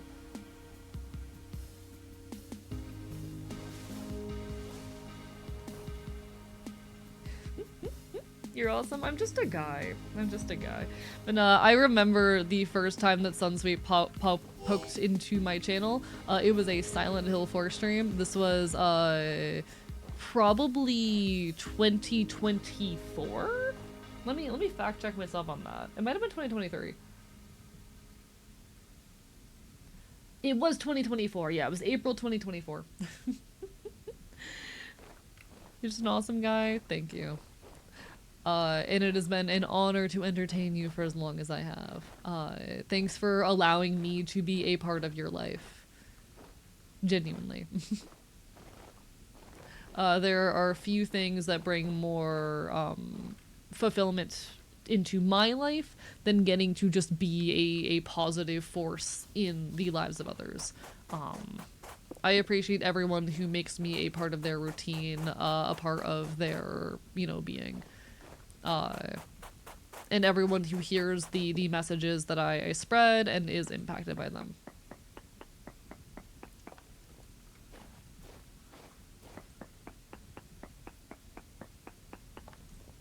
When we say Sora, we can just talk about Kingdom Hearts from now on. Hell fucking yeah! I am genuinely hyped about that. I am working on a short about it that'll hopefully be putting out tomorrow morning. I'm honestly not sure what all to say in this short aside of Sora's dead. Hell fucking yeah. But hey, it's a win. Poor Cinnabar. Is this better or worse than before? 1.65, 1.68. Okay. Huh. It seems like it's probably somewhere around here. Maybe? I'm confused. What's up, Percy?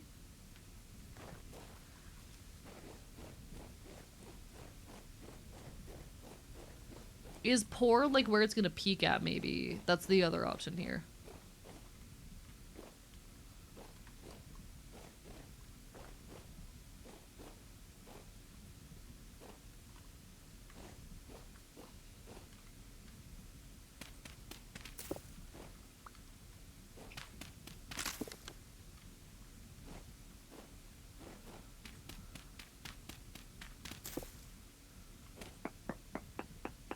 Generally, you think it's supposed to go higher, but you've ruled out that it goes up like ultra high? Mm-hmm. If I recall, Cinnabar is very rare. The numbers may go up. Don't think they'll go up too terribly far. I want to see if I can get a better reading. If not, I'll head back to that spot where it's highest. Yeah, okay. It's lower here.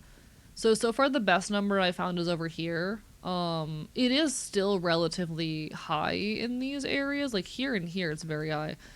But it gets a lot lower over here. So I honestly might hang out over here. Oh shit. And just try and dig there. Hello, thank you, Babylon, for the follow. Hope you're doing well. Barper bye bye. I'm new to Fidget Story and getting a sausage tutorial.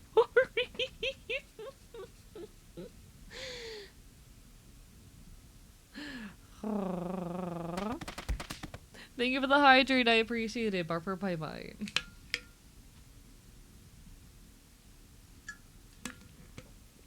Okay, I think we will just try digging around here and see what happens.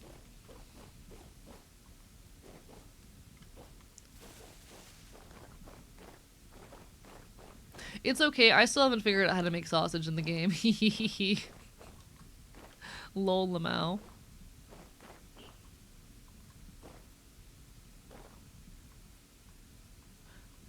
Do not engage in hypohydration. Chat, we love drinking water. Alright, it's right up here. I could try caving, but I've never gone caving before and that sounds scary.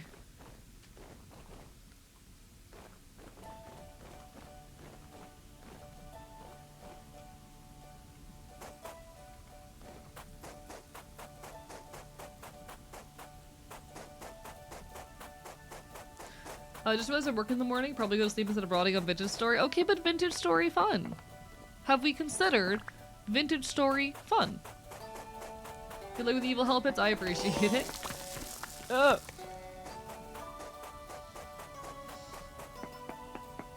Yeah, caving in Vintage Story is a plate armor activity, and I am not there yet.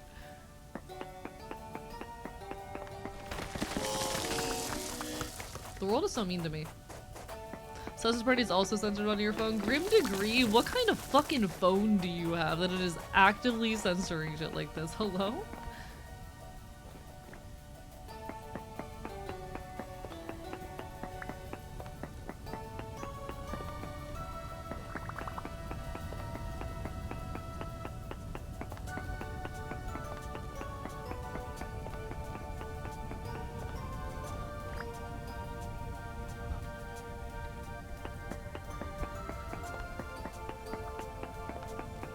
I feel so bad for you having a phone that does that. Hello, Hunter. Things are going well. We're about to go caving. Things are gonna go horribly wrong soon. Probably. Let me change the mode of my prospecting pick.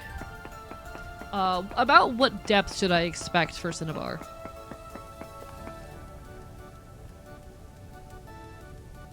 Yeah, no ore node nearby quite yet.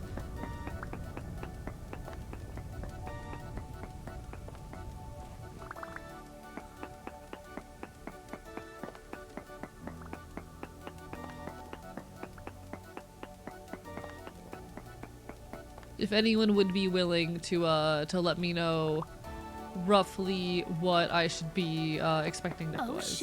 Hello, Zavy! Thank you for the resub! Bye. I appreciate the holiday you. Thank you for existing and being badass.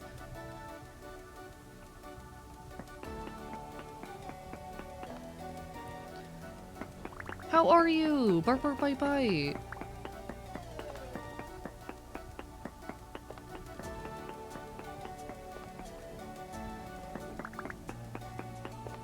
Very much deep. Can I get a number?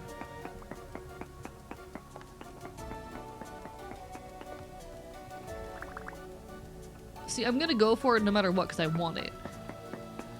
40% of world height deep. Can I get a number?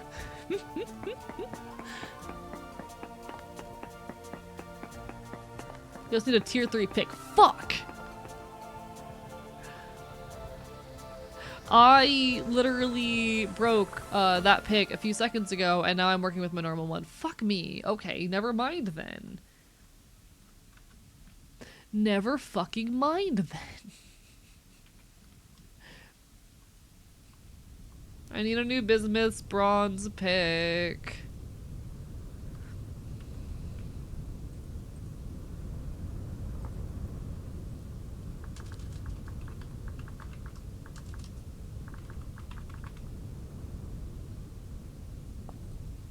I could go after the Aum or whatever the hell it's called, alum.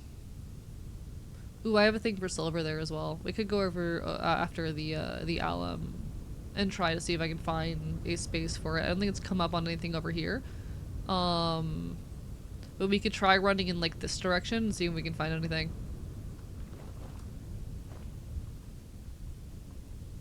I do have a strategic reserve, so I can just make a new one. I'll worry about that after getting the alum. We'll figure it out. Thank you for checking me on the pick, because I absolutely would have broken it without looking and ended up severely disappointed. So thank you for that. Appreciate the hell out of you.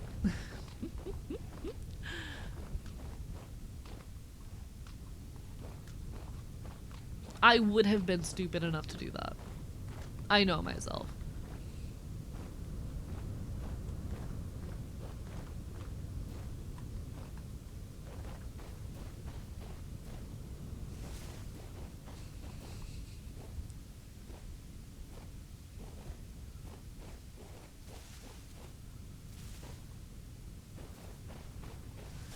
Industry equivalent of the Minecraft Diamond incident, basically. God, I miss Minecraft. I'm so sad that Microsoft sucks. Like, no surprise, most companies suck dick. But, you know, still sucks.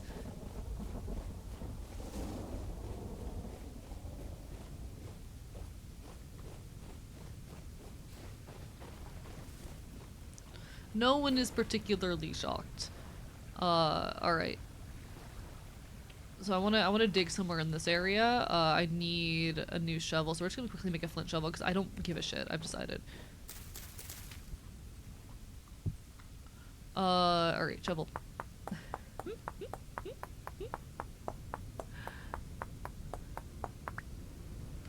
Beautiful.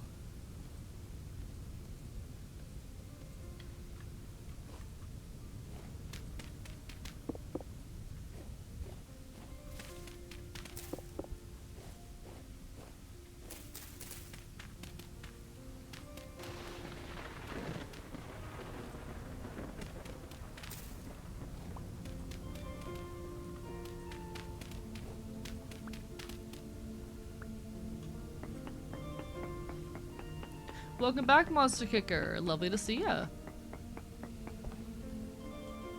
Oh, wrong setting. Fuck.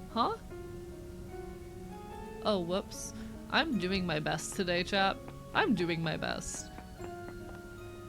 There we go. Need 2 more samples. We find my other 2 holes. Whole time.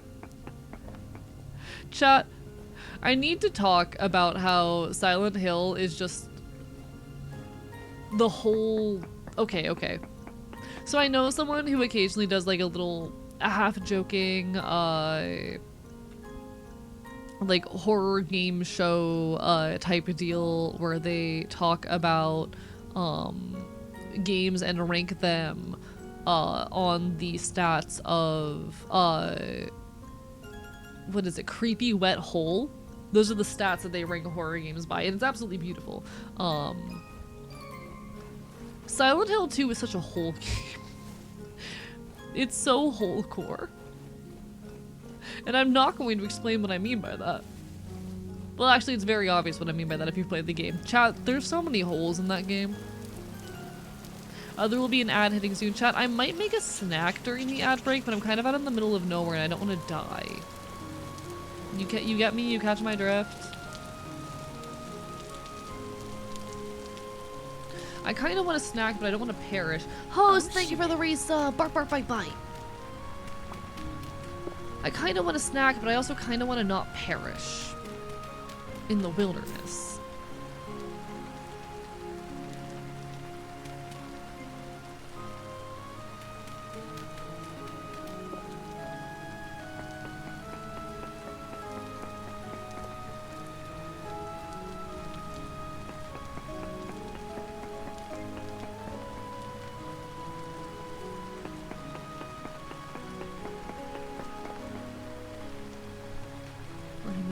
Okay, so I've lost the alum now, so it's probably not in this direction. It might be up north, unless it's something that only ever spawns in minuscule quantities.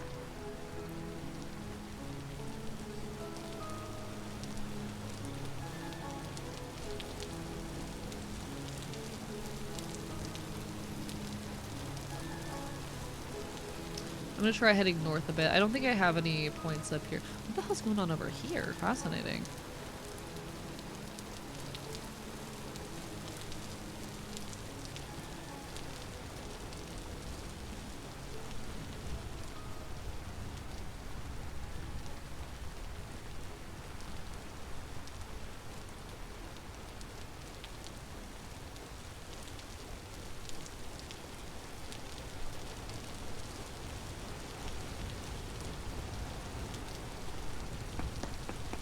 We're gonna figure it out.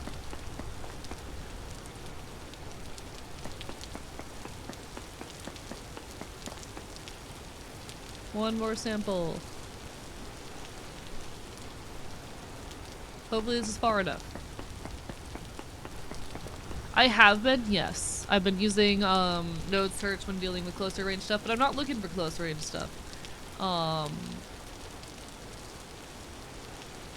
I'm literally trying to find where this alum is, and apparently this is not the correct direction.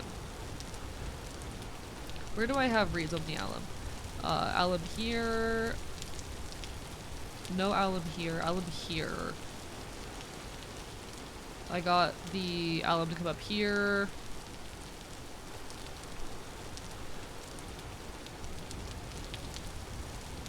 It came up here. Okay, so it's probably somewhere in this area. I went too far.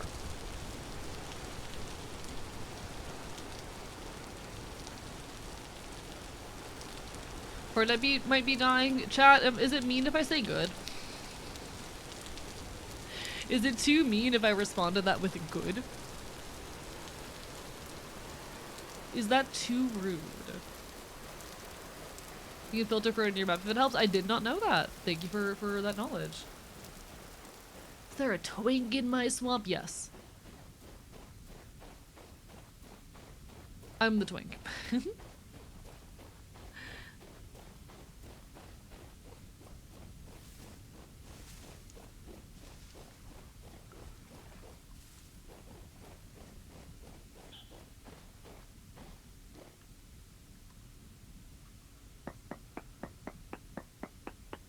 gonna hope this doesn't about, like, matter.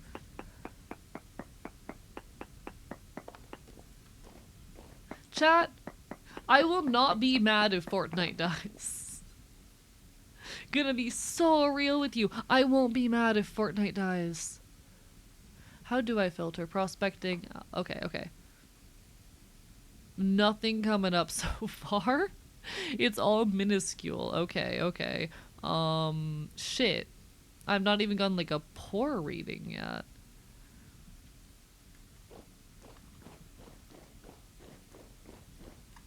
Interesting.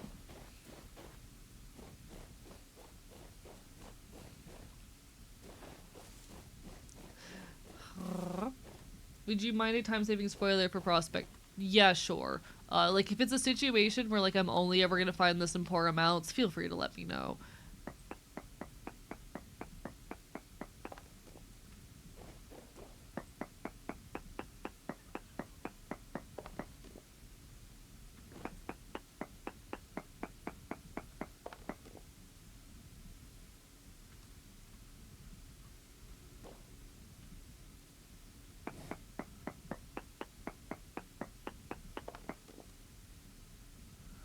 Still minuscule.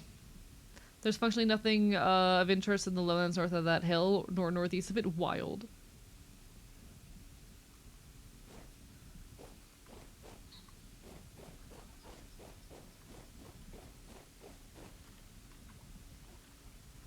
I want alum.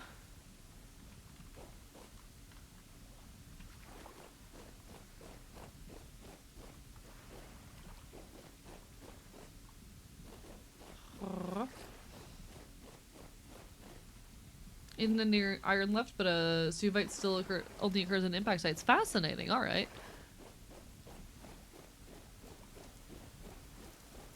Why, hello there. You wouldn't happen to know where my alum is, would you? I'm gonna steal your cave for a little bit of prospecting real quick.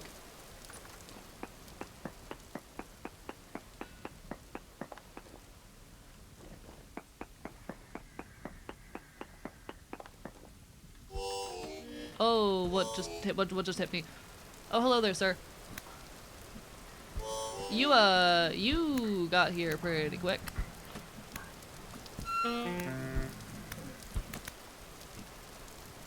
Beautiful.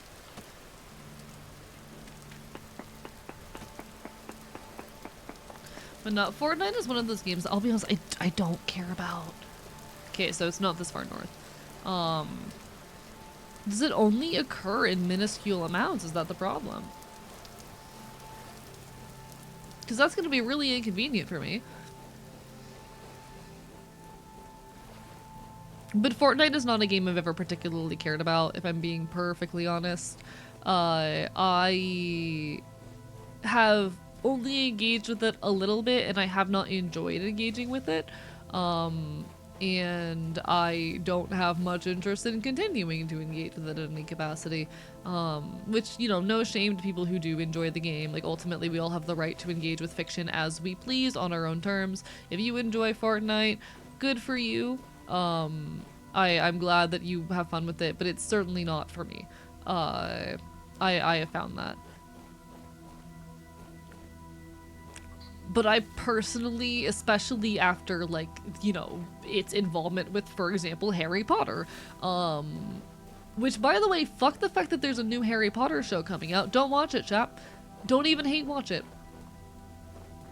I wanna be clear about this. Don't fucking hate watch the Harry Potter show. Don't do it. I'm gonna borrow this also for some prospecting, I think. Don't do it. Ah.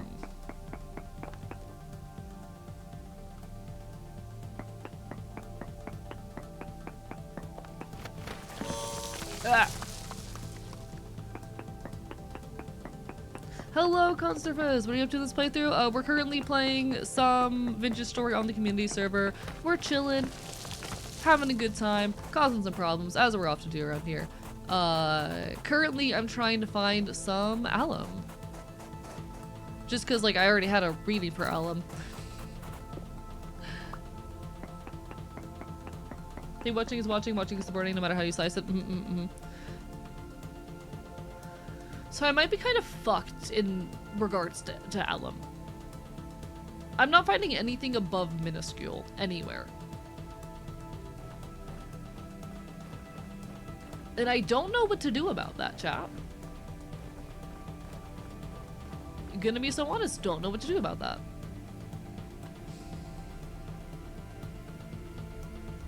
I've checked all around this area and nothing has come up positive. Or rather, nothing has come up across as anything above minuscule.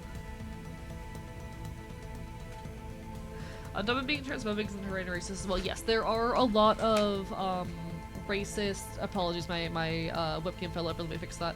There are a lot of racist, ableist, and how do I say, anti-Semitic undertones in a lot of J.K. Rowling's writing as well.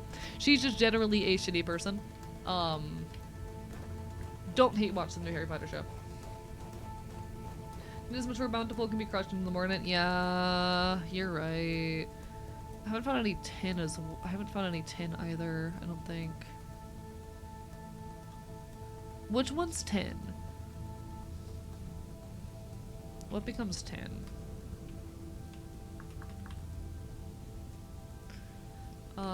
Tin, where do I get you?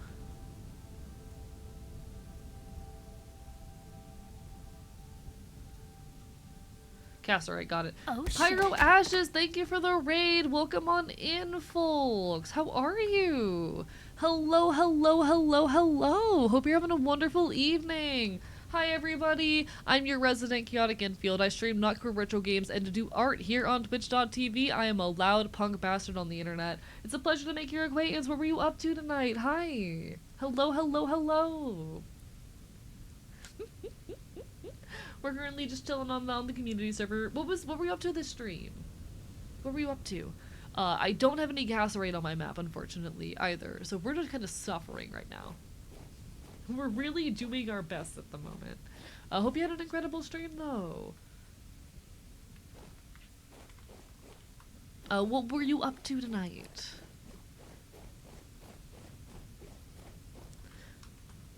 I hope it was fun shenanigans.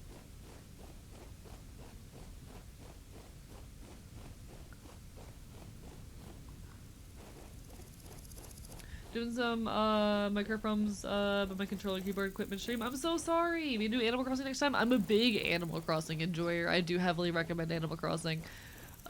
Very good series that's very near and dear to my heart as well.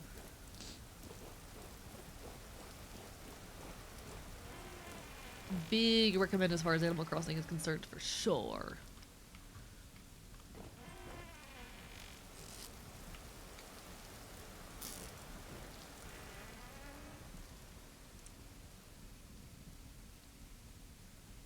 But hell yeah. I'm glad you had a good stream. It is so wonderful to see you. I'll invite you over to my Animal Crossing island sometime. Hell yeah. I actually just started a brand new island on a second device recently because I was lucky enough to have the ability to do that.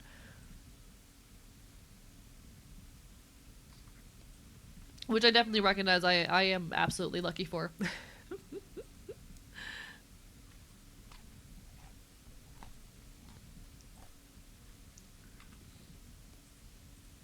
But no, I've been having a lot of fun with that in my off time lately.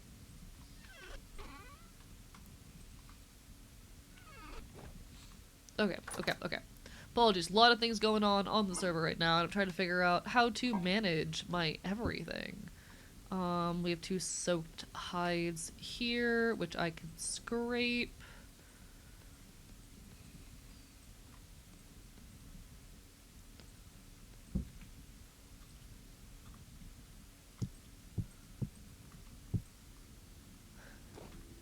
Alright. Also like pecan, big pecan enjoyer. Now good luck. Sorry, okay, my brain saw pecan and went, oh, pecan, the nut. My brain went, pecan, like the nut. I'm actually not sure who my favorite villager is, I'll be perfectly honest. I'm not sure if I have one. I know, not the answer anyone ever wants in these situations. I like many of them, but it's really hard for me to pick one that particularly like stands out as a favorite. Pecan, meringue, I do recognize is a good one.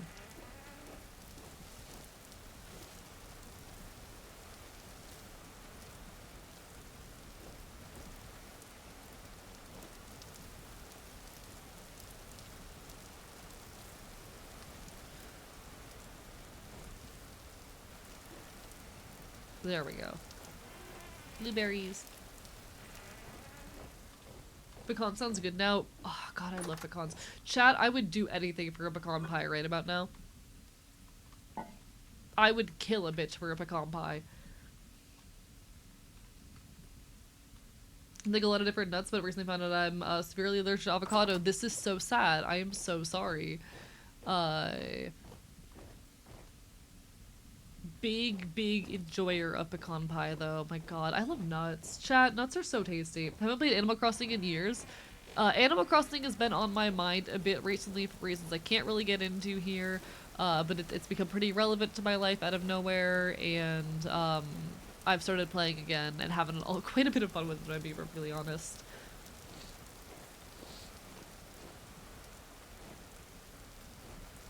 Alright, I'm trying to figure out what the move is.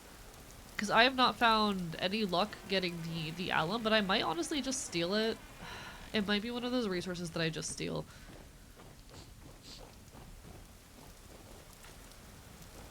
I might just have to. Would you settle for a blueberry-filled chocolate pecan pie? I would eat that. I would eat the shit out of that, honestly. Give it to me.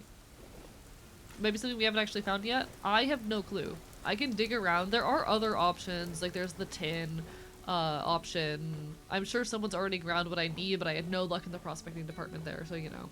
8-year relapse in Animal Crossing addiction again? Not that much. I've just been playing a little bit here and there. It has not hit a point where I'm spending like 3 hours of my day doing it yet. Thank God. I think I would perish were that the case.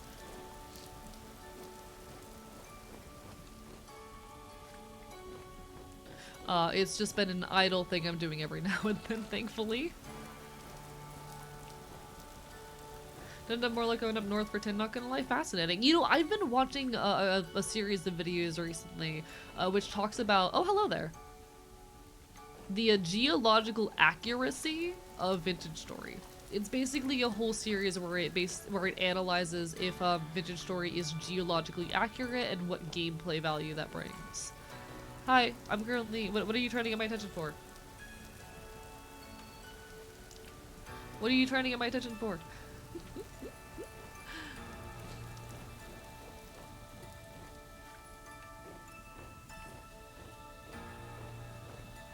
I know who did it. It's been a good series. I've been enjoying it. Best of luck. Been lacking on streaming lately. Lack of motivation. Depressive times. Just being depressive times. I get it. I keep myself on a very strict schedule when it comes to streaming. I stream the same days, same times every week as long as I can. My browser being slow? Oh well.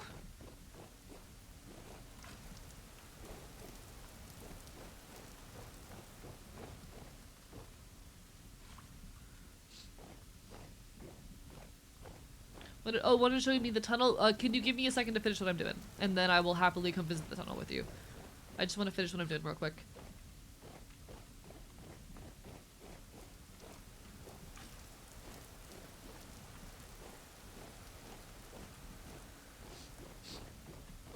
But yeah, no, I totally understand how depression can make it hard to stream. I'll be honest, I went from streaming 4 nights a week to 3 nights a week while I was undergoing a depressive episode a while ago, and I haven't quite hit 4 streams a week again since, though I'm hoping to get back to it as soon as I possibly can. Depression can be a hell of a bitch. I keep myself on a very tight schedule, and streaming is a significant portion of my livelihood. It's also like a big just part of my personhood, so I do my best to keep myself creating as much as I can, but I totally understand. I'm proud of you for streaming when you have the capacity to. Alright, Theseus, I am ready for you whenever you are.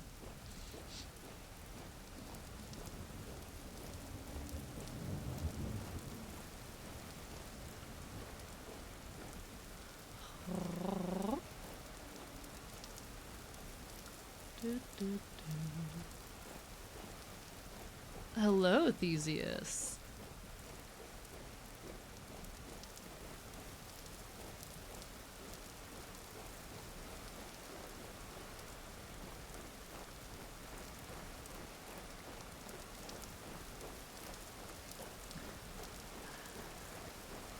Okay, wait. So I'm looking around at all of this, and it's making me think about how I want to build like the big entrance to the city, because at some point I want to put like a big wall and kind of have like a gate, and not a gate necessarily, but like a nice big entrance over it. And initially I was gonna have it stretching off of this natural shape here.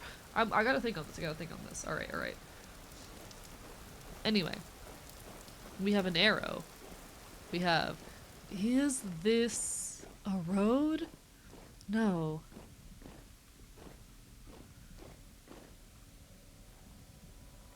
I am bad. Okay. Tree. Amazing.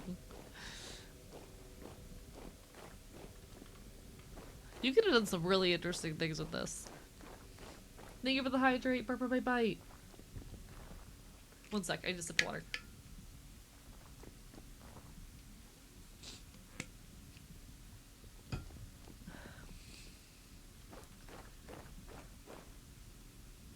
Amazing. Vor? Chad, it's Vor! Chad, it's Vor! They made Vor in Vintage Story. They made Vor in Vintage Story.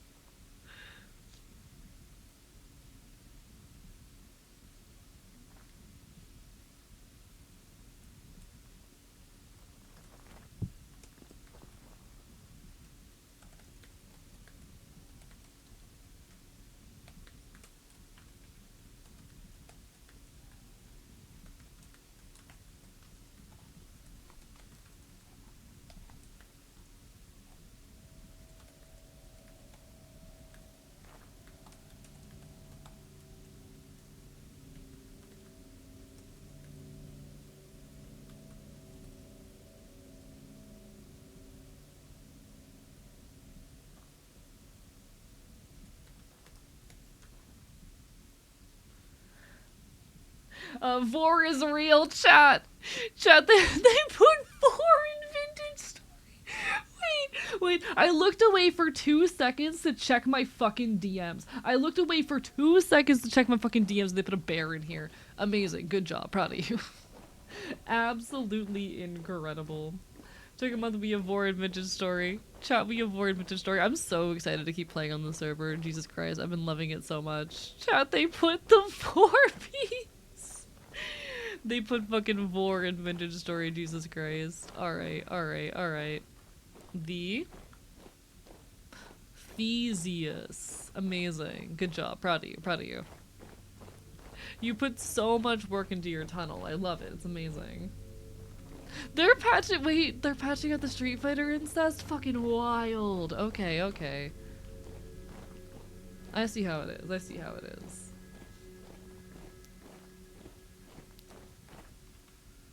Oh my god, it's my name.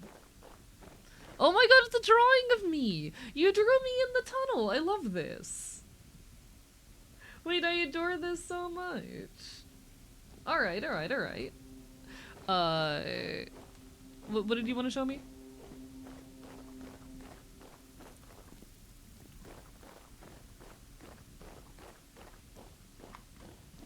We got this. See, sometimes bullying works. I mean, you can pressure companies into creating change. It won't stop them from I hate you. Like, ultimately, companies are going to make shitty choices because their primary desire is profit at the end of the day, and capitalism, no matter what you do, will never be a sustainable system which can survive without exploiting people. You know? Oh, it's on the side? My bad. Let me come back and look at it. Capitalism as a system will never be able to survive without exploitation. It is dependent on exploitation to function. But you can pressure. Oh, you mean your name? Yeah. You wrote Theseus on the side, which is really cool.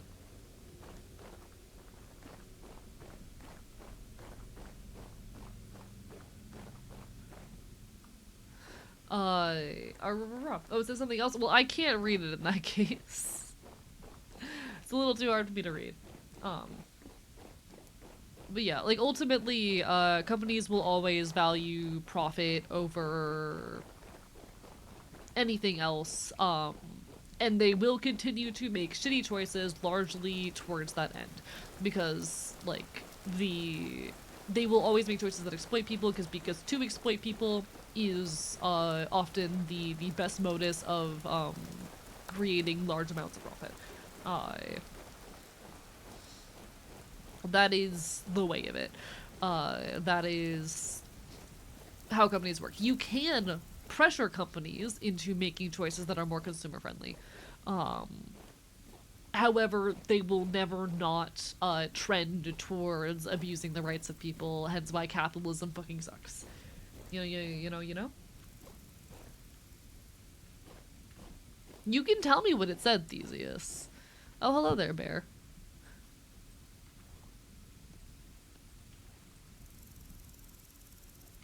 How do I... There we go. Picked up the bear. Fuck capitalism. Ultimately, chat, at the end of the day, fuck capitalism. I fucking hate capitalism. Alright. Where is my knife? Beautiful. I should actually make, like, a real carving knife for this.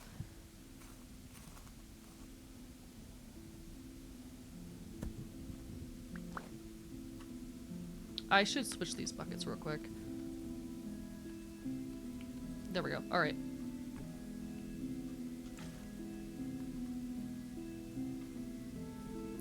Never mind, that works. I have my tannin elsewhere now. Beautiful. Alright, alright. So we're gonna give that a little bit to bleed out. It says, he sees the sins and then a set of eyes. Oh, that's cute. Eye and an eye patch. Oh yeah, because I see your sins. Because I'm God, apparently, or something.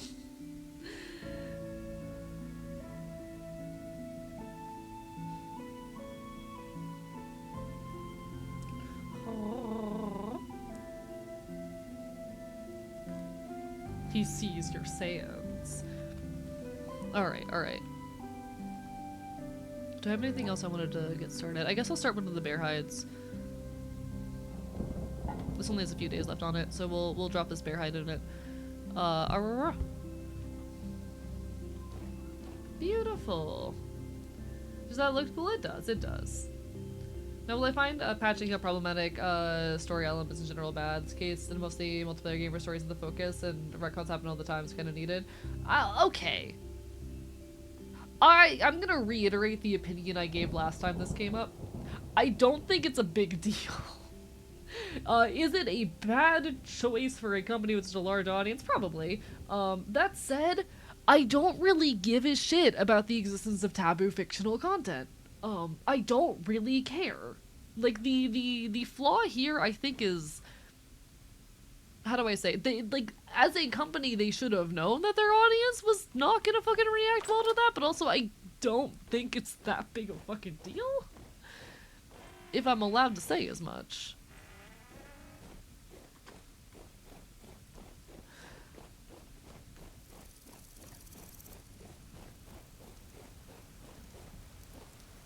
Ultimately, I don't particularly care.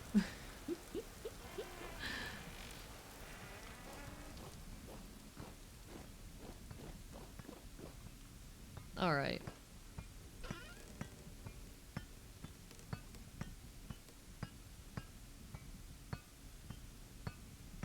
Do we have any, like...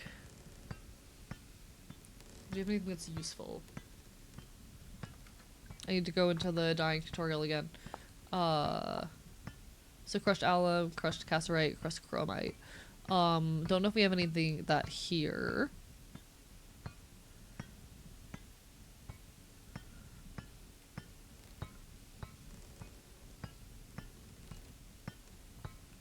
Doesn't look like it. Alright. Problem is the people at tournament started making a chance about it. Got it. I mean, even still, like, I think that's ultimately just a matter of they should have known their community was not going to react well to that unless a actual problem of the problematic content existing, you know? I am a big proponent for the fact that, like, how do I say, questionable content should be allowed to exist in the world. And I think the puritanism with which so much fiction is treated is dumb and stupid and bad, for lack of a better term. That's in the way for your city goals. I don't think it is, no. Some of your view might get cut off by my eventual plans, but it won't be too big a deal. But I also don't think that's a problem.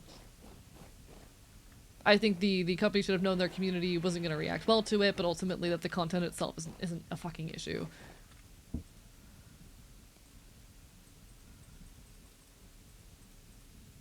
There we go. I'm stealing some of this. Alright, I need the dyes that I want, but alright.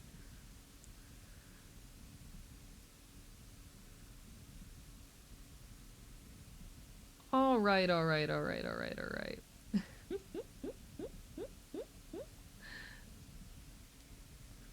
We're talking about Alex Street Fighter. I heard about that. My hot take is that it's not a big deal and I don't give a shit. you know, I think when it comes to shit like this, how do I say? It's... I personally am of the mind of, like, all art has a right to exist. Defeating censorship means defending all art, even art that makes you uncomfortable.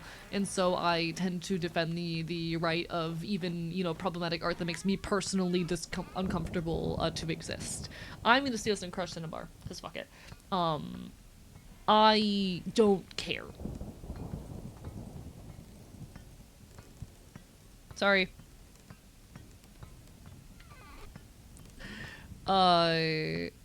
And I do have a sense that some people are going to disagree with that take, but ultimately, it's just the mind that I have on the issue.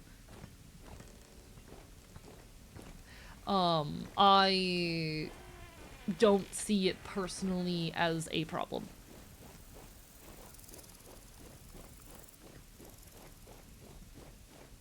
Just put it there for you to take, thank you.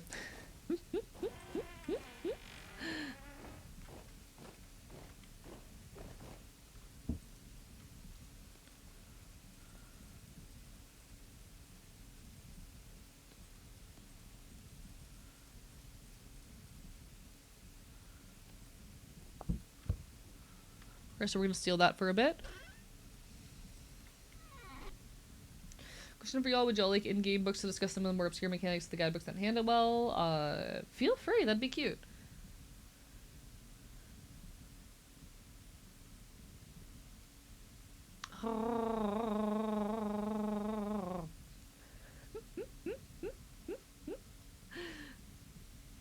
But no, ultimately, when it comes to, you know, problematic themes in fiction, I am extremely anti-censorship, even if things that make me uncomfortable. I think that, you know, art has a right to make us uncomfortable, and that uncomfortable art has a right to exist. And I will defend the right of even art that makes me personally feel gross to exist, so long as real people are not impacted. And I'm a bit of an extremist on that point. I will continue to be a bit of an extremist on that particular point. That is something about me that will not be changing anytime soon.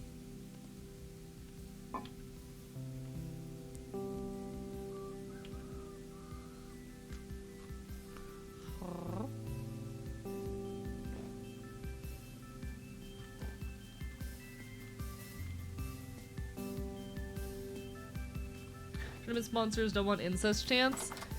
Well, they can suck a dick. I don't give a shit what the sponsors want.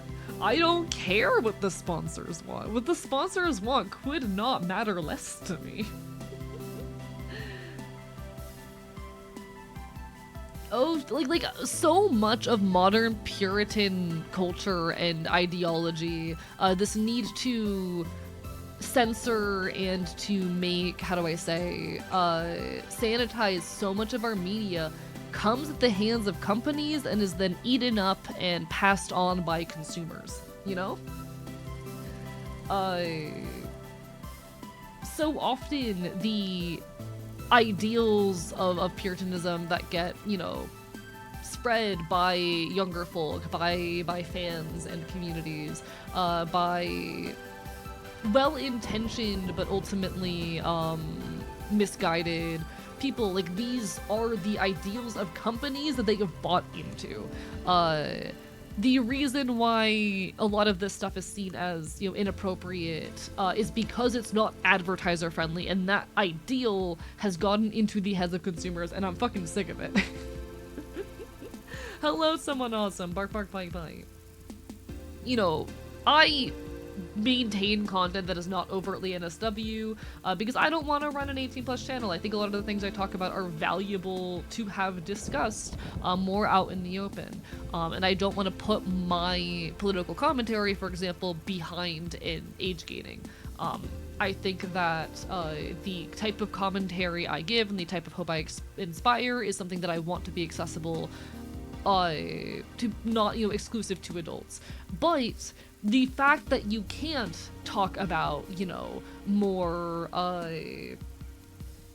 taboo subjects on social media without risk of getting got by a lot of these rules and regulations is not even necessarily about the platforms themselves or about, you know, the safety of users. It is more often than not about the desires of advertisers. The advertisers can fuck off, in my humble opinion. Hello, Chorus Shift. How are you doing? Bye bye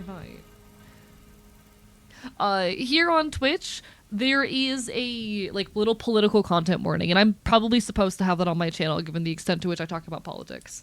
But if you talk about political issues, you're supposed to use that little warning, not necessarily for the comfort of users, but so that advertisers don't have to run ads on your channel if they don't want to. You, as a creator, are supposed to label your content less for the comfort of other users, more so so that advertisers know whether or not you're safe to run their ads on. The same is true when it comes to, how do I say, okay, fun fact. This is not necessarily true of YouTube, this is true of Twitch. Advertisers can decide if they want their ads run on my kind of content. For example, I have, like, LGBT tags, and advertisers have the ability to say, hey, we want our ads to be run or not be run on, you know, channels that play certain games. You know, oh, I don't want my ads to play on an M-rated game, for example. Or I don't want my ads to be run on the channel of someone who has these tags, like the LGBT tag. You actually make significantly less ad revenue if you stream with, you know, LGBT-related tags on this website. I have no control over what ads run on my channel. It is beyond anything else to defend advertisers, and I am actually so sick and tired of how much the wants of companies to maintain their brand association has impacted our ability to have speech and gotten eaten up by our own goddamn psychology and rhetoric. I am genuinely of the mind that so much of this need for our media to be sanitized and pure, and so much of this this, like, anti-sex and modern, like, Puritan culture is absolutely a result of capitalist interests. That is my personal theory. But hello, Core Shift! Commit Crimes in Monster Hunter Stories 3. Oh my god, I want to play Monster Hunter Stories 3 so badly! Hell yeah, that sounds like so much fun. I'm so proud of you. I'm so happy for you. Not defending it, I was making a joke, but I realized I was writing it that advertises probably who say, oh, you're totally fine, Pyro. I'm not saying this as a critique of your point or out of anger of you. I've explained this before. When people bring up, like, political conversations that I want to go off on, I'm going to go off on them. It's not me disagreeing with you or starting an argument. It's that I'm passionate on this subject and you gave me an opening and an excuse to talk about it. Please do not, when I, like, go on a whole tangent based on something you said, assume that it's because I'm mad at you or because you said something wrong. No. I like talking about this stuff. I'm having fun right now. This is fun for me. I know I have a flat affect, so I could be a little bit hard to read at times, This is me having fun. You gave me an excuse to talk about a subject I'm passionate about, and I'm talking about it. Yeah, this is my enrichment time, chat. I get to talk about how much I fucking hate, like, modern sex negativity and purity culture and shit. I'm having fun. Shout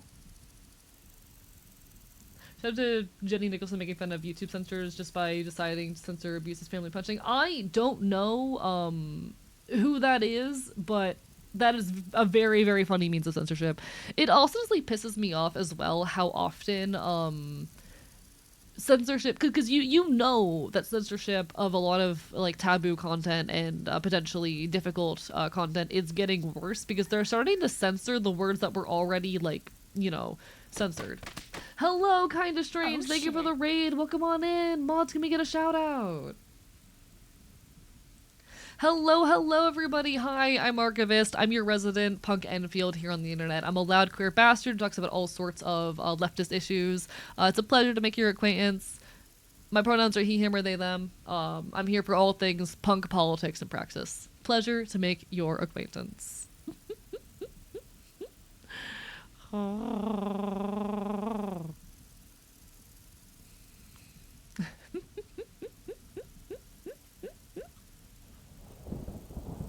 Alright. We're currently playing some Vintage Story on the community server, chilling, having a good time. Everyone on my end, Kinda Strange as a fellow leftist content creator, feel free to give some love and attention. Hope you had an amazing stream. What were you up to tonight? Bite. Censorship is getting out of hand. A creator I watch got demonetized for talking about bourbon. I'm not surprised, because again, like, so much of this is to feed the will of companies and the desire of companies. We live in an era where art is only seen as quote-unquote valid if it can appeal to the interests of advertisers and turn a profit for major companies, and I am sick and tired of it. I hate it. Got back into Breath of the Wild. Oh, hell yeah! Oh, Breath of the Wild is such a peak game. I hope you're having fun with it. How's it been going? Hello, Ember Ray as well. Hi. Things are going good. I've honestly been really well recently. I'm currently on the tail end of some sickness, trying to fully recover. But we're playing some on the Vintage Story. I'm back to streaming. We're having a good time. I'm trying to figure out what my next objective is. I'm working on getting the cloth stuff going, so that's gonna be cool. I guess I could go ahead and start making cloth. Apologies, my throat did something weird and fucked up there for a moment.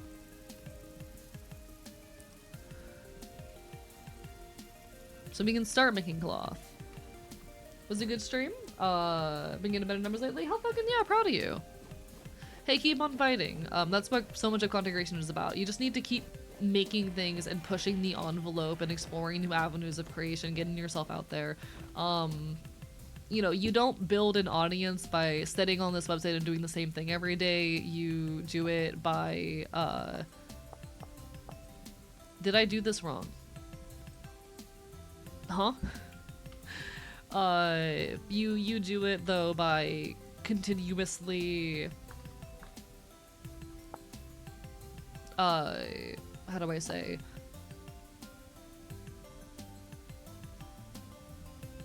Apologies.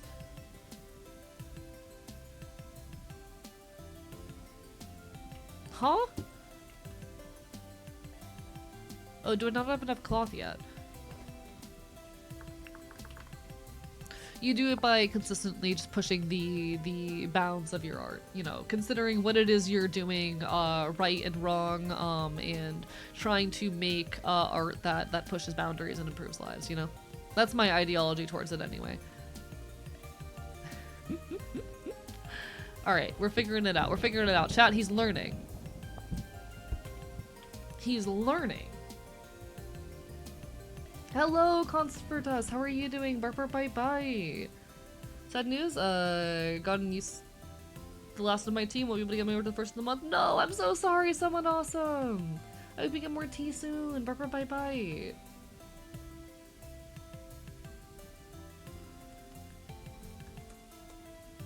Chat, they're talking about toxic yaoi in my DMs. They're talking about toxic yaoi in the group chat.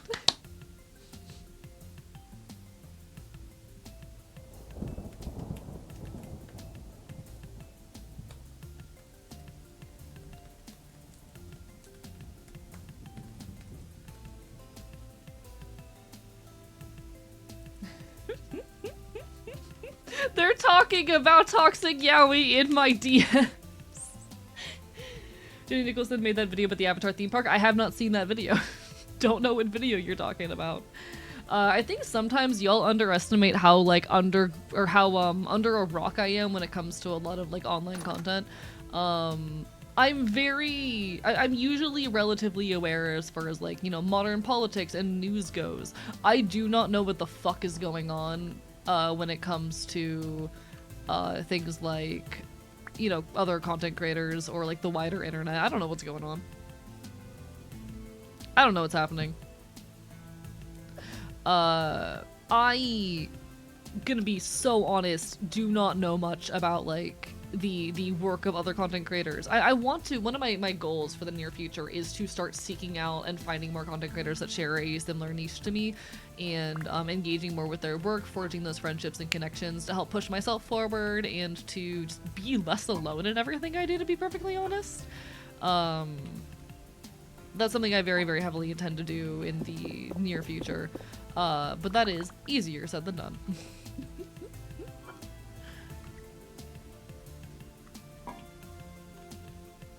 That is something that will take quite a bit of time. We'll get there, though.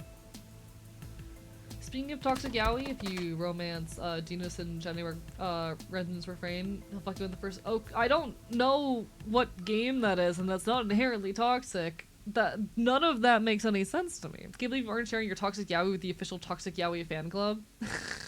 I can. I could theoretically.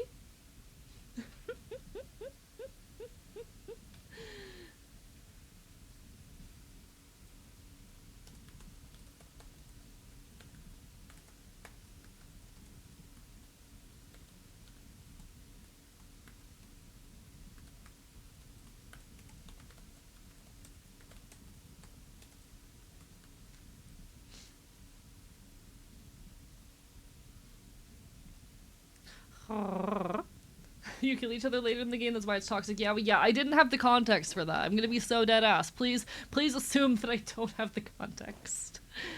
Alright, we're figuring things out. We have stuff for the cloth developing. What's my next objective? What do I want to do next? Because I've got things for cloth dyeing going. I don't have a very reliable source for a lot of this, but we'll get there eventually. My leather producing empire is developing well. What is there next? What else is there for me to do? I could work on upgrading my storage capacity, I guess. You should transcribe this yaoi into your library. You're so right.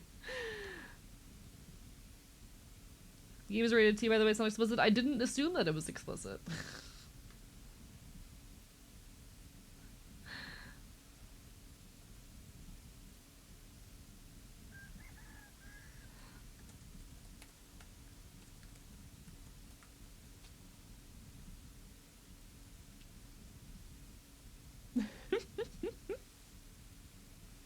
You still probably want to figure out how to do iron independently. Oh, right. I needed to work on a windmill, but we're also getting towards the end of stream. What do I need to do for establishing a windmill? I forgot that I wanted to do that.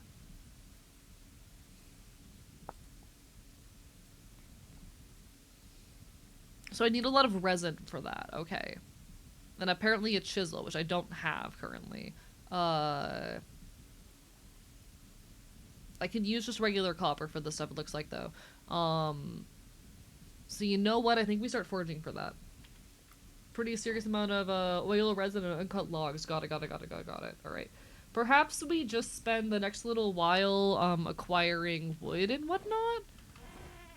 I think that might be a goal. I think it might be a goal for the moment that we just spend a little while acquiring a shit ton of logs. Real toxic yaoi is distracting archivists with instead of letting him play the game.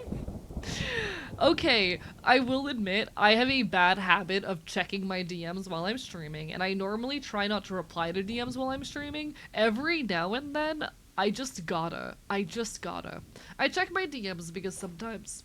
Apologies, still a little bit congested. Sometimes my mods send me important stuff, and I have a very long-standing habit of you know, checking, which is not an inherently bad thing. The problem comes in when I start checking the like, content of the DMs themselves. But it's so tempting. Archivist X chat toxic yaoi ayo when. That is a bear. Hello, sir. Oh, that's half my DM. HP. That's half my HP. Fuck me.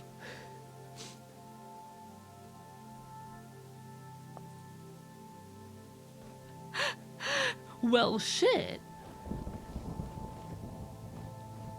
That's half my HP. I really thought I could take that for a second. I really thought I could take that for a second. Call that night at a gay club.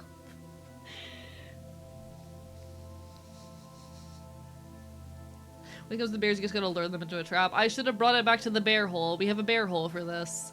They made me a bear hole with a twink escape hatch and everything, and I didn't fucking use it. Oh, hello, mushroom.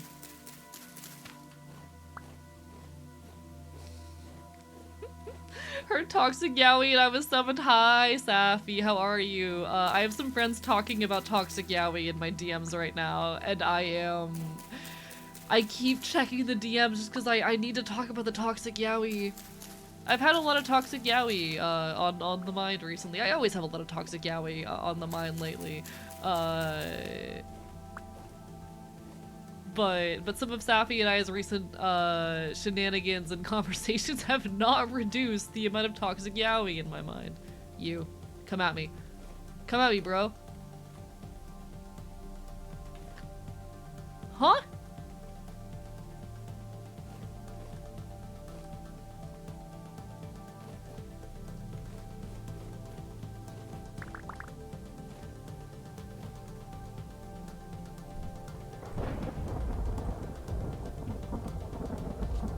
Huh? Skip me through a textbook chapter because I read it last year. Completely fair. Hello, Lucky, as well. Hi, we're talking about toxic yaoi. How are you doing tonight? Alright. We run. We run. We run.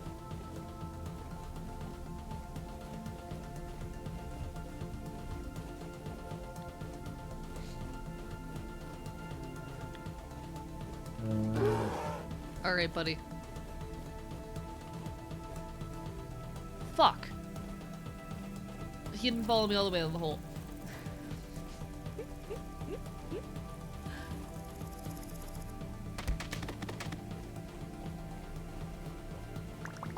I didn't mean to pick up your stuff, I'm so sorry. I'll get it back to you in a second.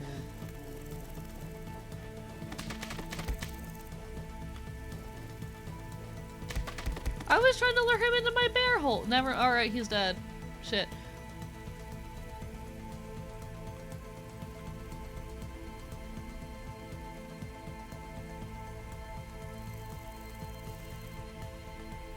There we go. Alright.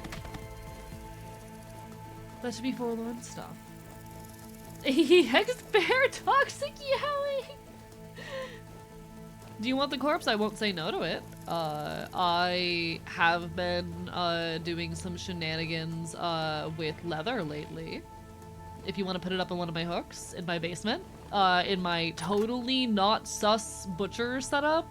That I'm totally not using to butcher and kill people. I wouldn't do that. Local streamer tries to lure bears into his hole.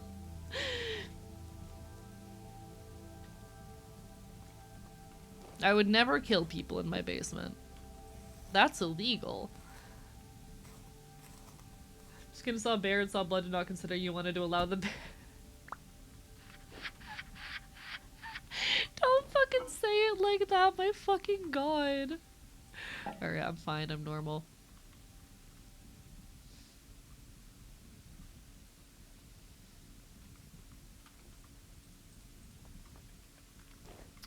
Alright.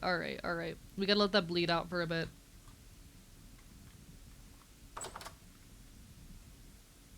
figuring things out.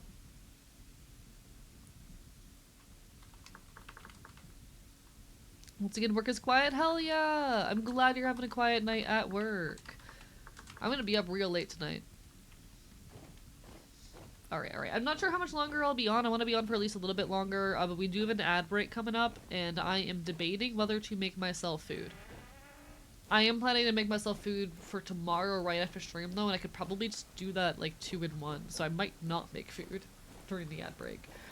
I might, however, in the meantime, drink some more orange juice directly out of the container, because you can't stop me.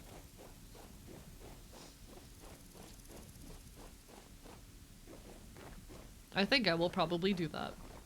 Gonna lay down for real? No worries, you take care, like, and do what you gotta do. Bark, bark, bite, bite. Bark, bark, bite, bite. Orange juice is good for fighting scurvy. It's also really good for fighting illness.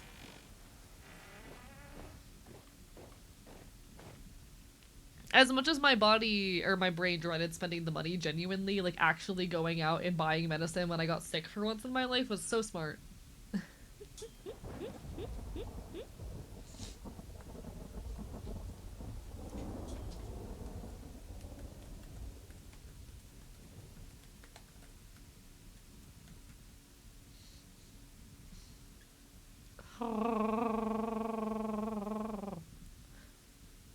Actually, I have 5 minutes before the ad break. What am I doing? Do you want the bear that was at my house in the hole? Yes. Give me the bear. I want to turn his pelt into leather. I hope these stay good long enough. 17 days, 18 days, 19 days. Hopefully I'll be fine.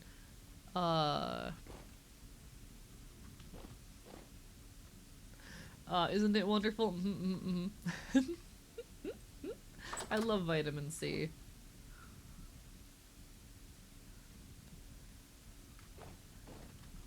Alright, oh, I was gonna go chop down trees. That's what I was gonna do. I'm doing my best. Let me eat food, though. I swear, this game feels like running around with your head cut off most of the time.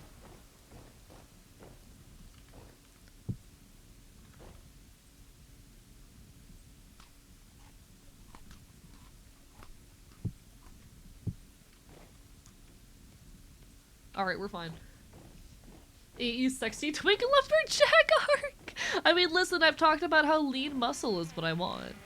I've talked about how my objective is lean muscle. I want to have enough strength to be able to, like, kick someone's ass while looking like Link Breath of the Wild. You know? You know? My goal in life, I want to have enough strength and capacity to kick ass while maintaining the build of fucking Breath of the Wild Link. Thank you for the follow, bark bark bite bite.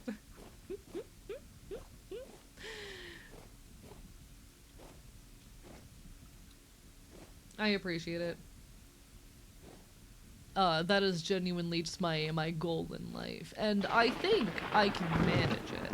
I am, how do I say, I'm a very pretty boy if I do say so myself, if I am allowed. That is a wolf. You know what? I'm going home. We'll come back in the morning.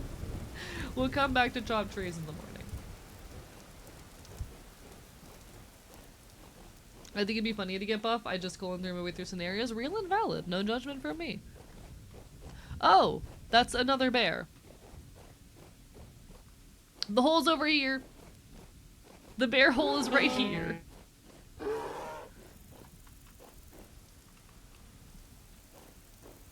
We have a bear hole.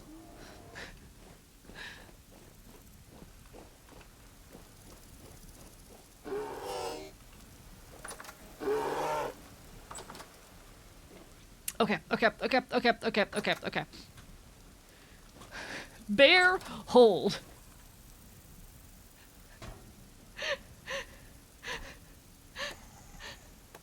Bear has been holed.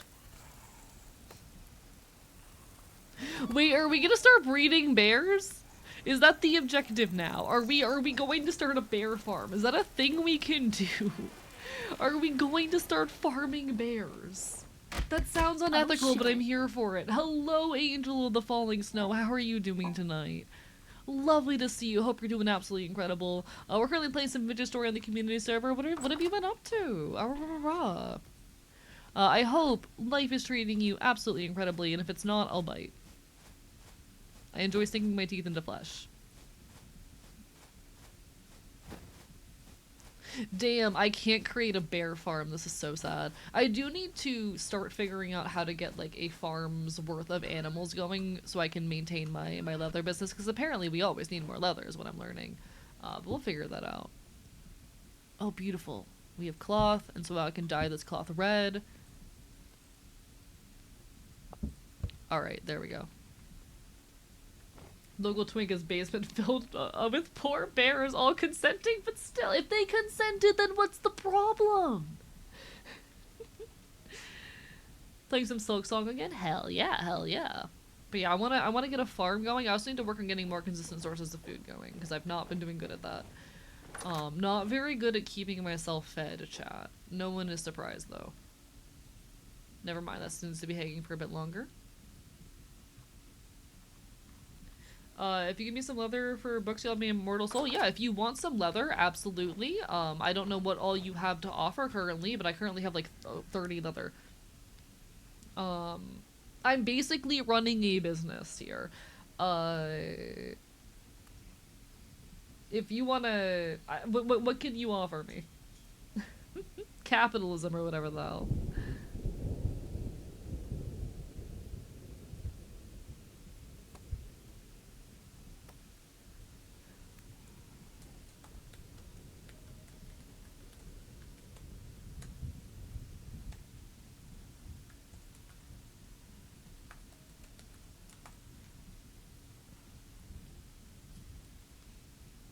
In the middle of Act 3, I've been getting my butt kicked on so many bosses. Completely fair. I hope you're having fun with it though. Do I happen to have your shovel? I do. I am so sorry. I do happen to have your shovel. I will leave that by my front door, and you can come pick it up. Hello, Fennery. How are you doing? Coming in towards the tail end of things, but it's lovely to see you.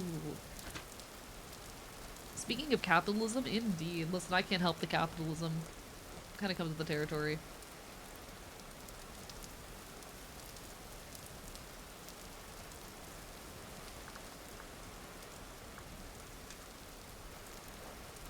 Tall.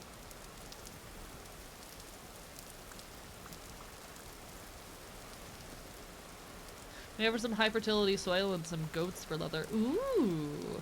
Aye.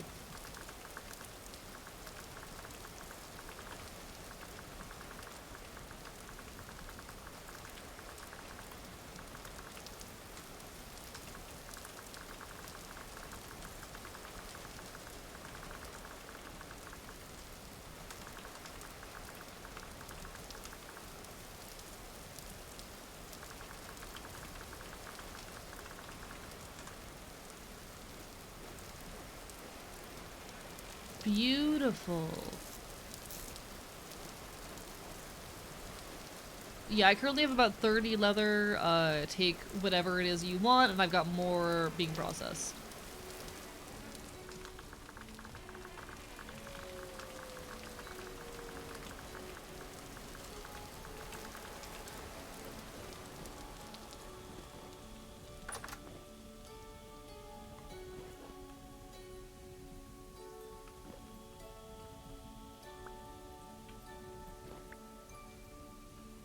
We're figuring it out. We're figuring it out. Oh, I meant to go drink orange juice. One moment. BRB.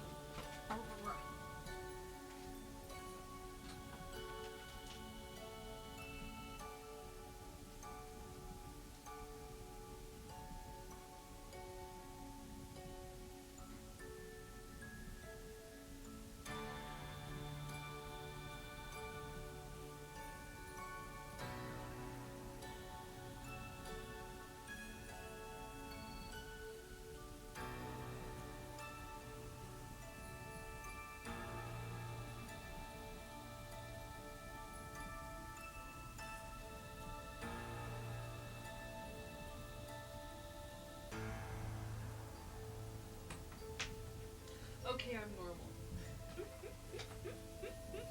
Apologies, folks. I really needed to shove orange juice in my mouth. Long story. I appreciate the soil. Thank you so much. And if you need any more leather, like, you have paid me plenty for what you take, like more than enough for what you took. If you require more, feel free to come and take it. Oh, we'll have to set up a pen for the goats, won't we? What do I need to keep goats safe? Can't be too hard, can it?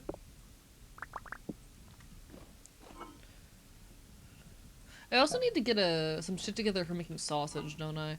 How does one make sausage?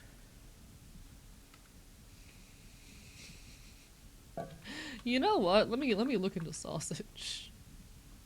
How do I make raw blood sausage? So I need clean offal, which, okay, mixing in barrel, water. Oh, that's actually pretty easy, okay.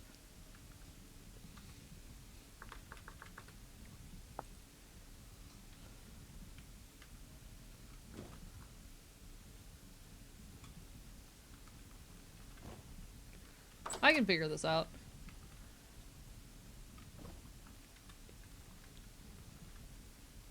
Blood sausage needs blood. Probably just need your hooks over a bucket. I got this. Like, you know, I have blood.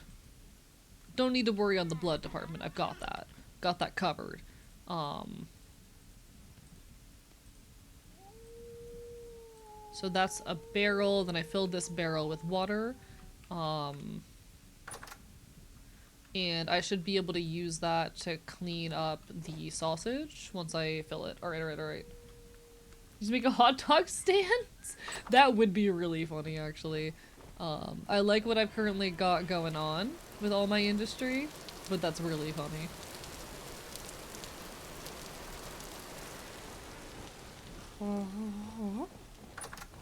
Chat, I love the butchering mod. It's so good.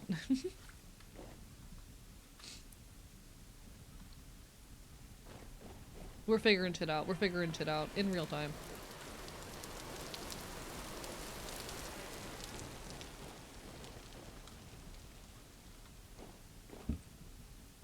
Wrong one.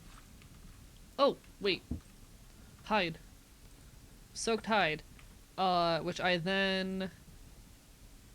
Where's my knife? Which I then scrape with my knife to create 2 large scraped hide, which I can do things with soon. Nice.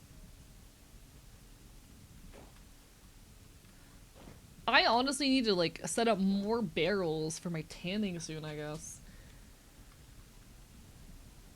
Gonna be so real. The hour-long tutorial on sausages, pulp, and soup did not help. I went home to dirt and waiting for the sun to show up. Yeah, I'm gonna be so honest. Chat, why did you choose to show, Parchi some really advanced parts of the game and not, like, the basics of crafting tools and shit? Why did you explain all of the complex food mechanics first? That seems like poor planning. No offense.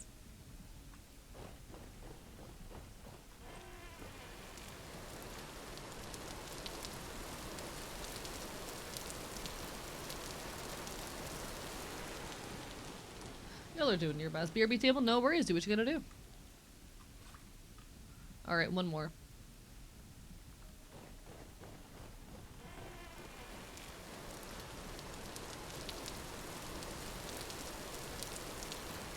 Alright. Y'all have me wanting sausages now.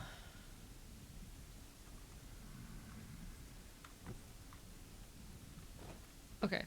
So now I can take my bloody awful.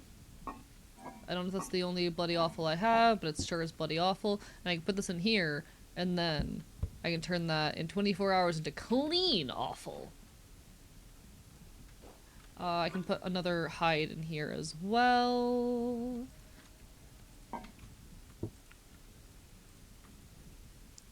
There we go.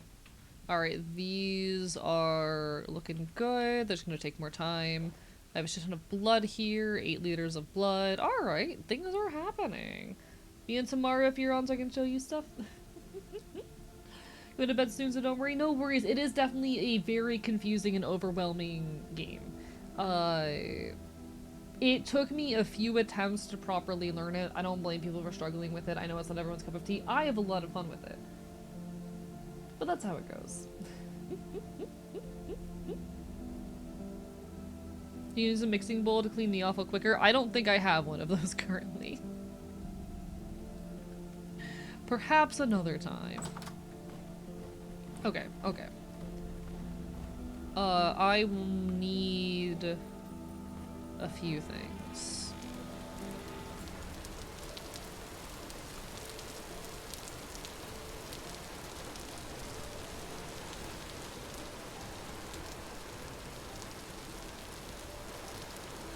I need wood. That's a big one. We're gonna acquire some wood. 'Tis the tism, Your Honor. This is true. This game stinks and I like that. I have really come to enjoy it. It's definitely overwhelming. Oh, you know what? I'm not fucking with that, actually. That is a wolf. That is a wolf and it is right behind me. I don't fuck with that. I don't know if it's chasing me. We still have a live bear in the bear pit. I'll worry about him later. I kind of have a lot of hides to process right now. Everything's fine. 3 more hours on you. You're all gonna take a while. Okay, okay, okay. What can I do right now? Mixing bowls, a saucepan with a stick added to it? Well, now I know. Kinda too late, but I appreciate it. Let's see, what's my objective?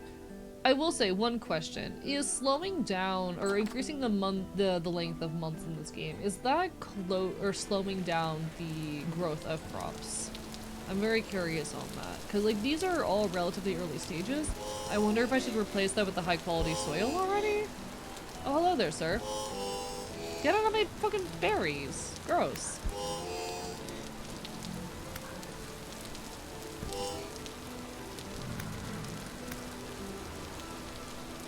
Is there future reference? Got it, got it, got it.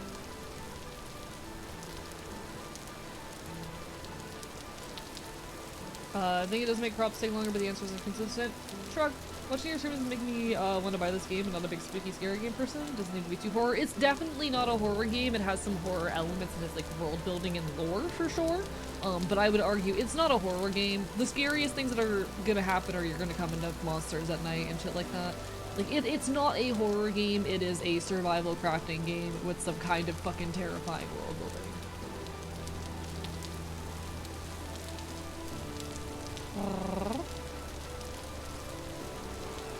Like, I will say, the most horrifying the game gets is when you do this.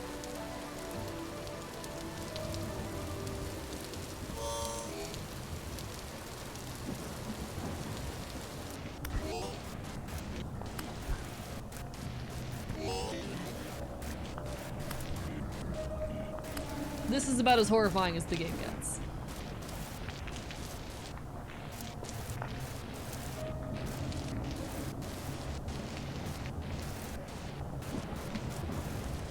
And if you stay here long enough, you start seeing some really interesting things. The gears.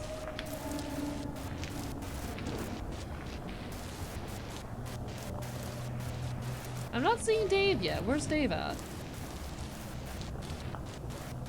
He should be here. Okay, I can't stay in here too long. That's about as scary as the game gets, though.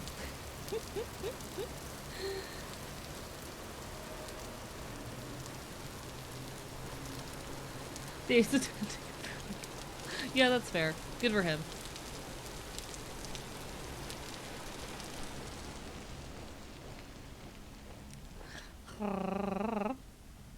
No, I was just sitting in a rift. Don't worry about it.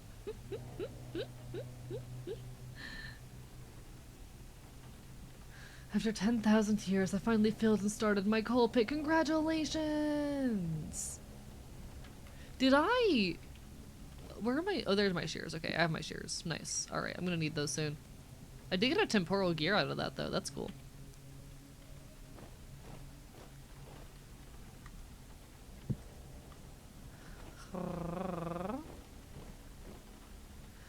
Oh, thank you for the bark boy bark, Jordan, for the arp, arp, arp, arp.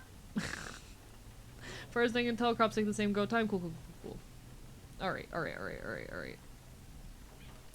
That was a really loud bark too, Christ. I hope that, Jesus Christ, I hope no one's fucking listening. I hope Fennel isn't fucking listening right now. Oh, things take so long in this game. Is there a way I can reopen the character creation screen? The mods didn't load for me? Yes. What is your in-game username?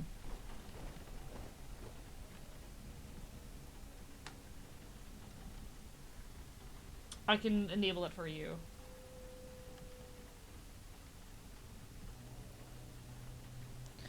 Alright, /player, hunter 7257, allow carousel once. You should now be able to type .carousel. I'll type that in chat over here. .carousel. Never mind, Twitch won't let me do that.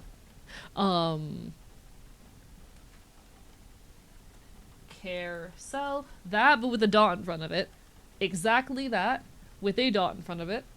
And you should be able to reset your character shit.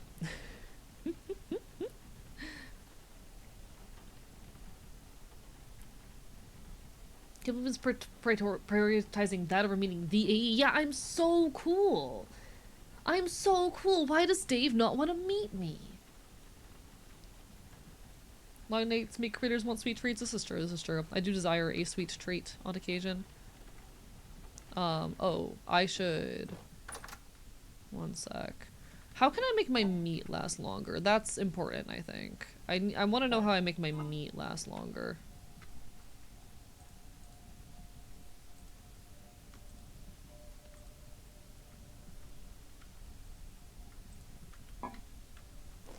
Building a distillery?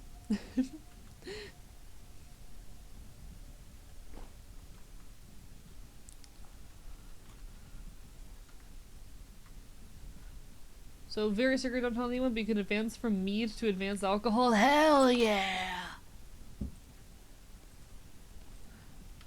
That is amazing. I'm so glad this game lets you be an alcoholic. How do I chair again? 1 second. Chair. Oh, got it. Okay.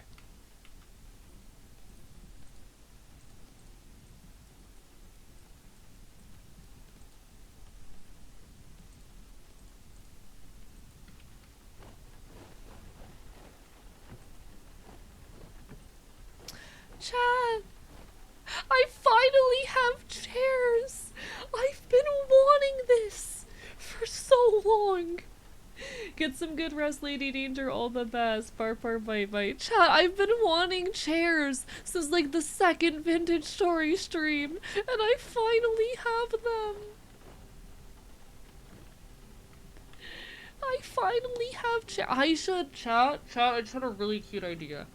I just had a really cute idea. So I'm the kind of person, I have trouble standing for long periods of time because disability, blah blah blah. Y'all know the gist by now. I make another chair and I set it by the counter because I can't stand for long periods of time. Thoughts?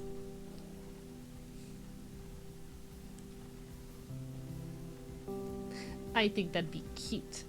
The simplest accomplishments to make a home inspire such joy. I'm gonna do that. I'm gonna do that later. I'm gonna need more cloth for that. How much more flax do I have?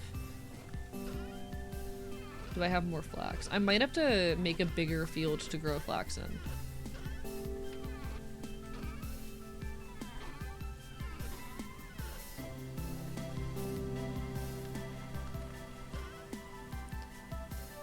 Never mind, I have a fair bit of flax. Okay.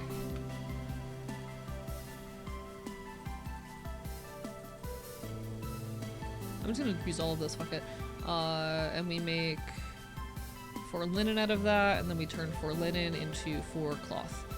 And then we take our cloth. How do I make another bed, by the way? Wooden bed. Oh, I needed a plain linen for that. I'll have to make that later then. Alright. That'll be a problem for future me. I'll have to remember that. I'm gonna turn all of this into morated cloth for now. Hell yeah. Alright. And I do need to get a better source of flax going. But what I want to do like tailoring and leatherworking stuff. That's gonna be my objective on the server. I'm gonna play this game, looks fun. I adore this game. I've really come to love it. By the by, you're giving your first bottle of brandy in the server. It's on your counter. Currently? Oh, wait. I didn't see that. One moment.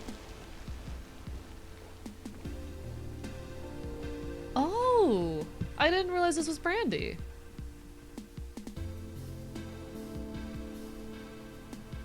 I should probably bring this downstairs if it's alcohol. I need to save that for a special occasion, though. Come on, come on, come on. I gotta save that for a special occasion.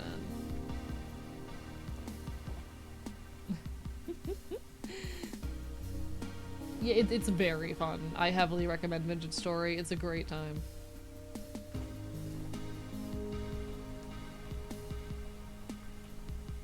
Alright. I think I need wood and I need to start building a space to keep animals. And I think I put the space for animals over on this side of my home. That seems like the right call. That said, we have some space we gotta clear out if we're gonna do that. And I also really want the peat, so I should probably harvest all the peat first. I don't know if, I forget who it was, is still coming with goats.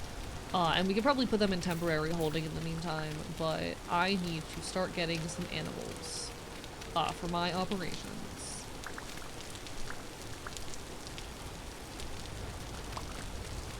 Because I presume goats are an animal that you can meaningfully, like, farm and breed.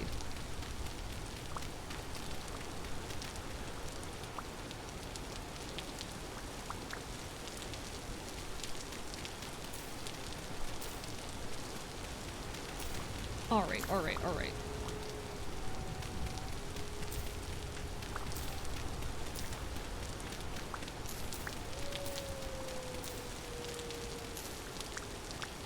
Hello, hello, hello! How rough we going? We're figuring things out.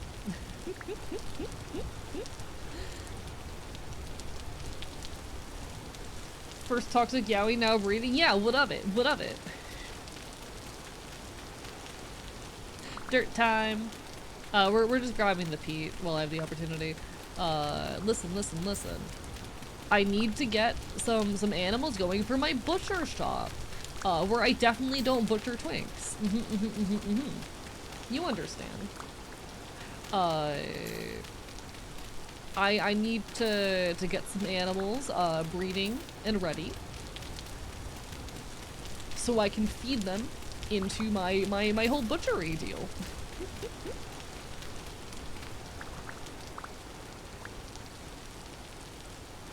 I said I'm definitely not slaying the twinks and using them to fucking produce leather. That is not what is happening here.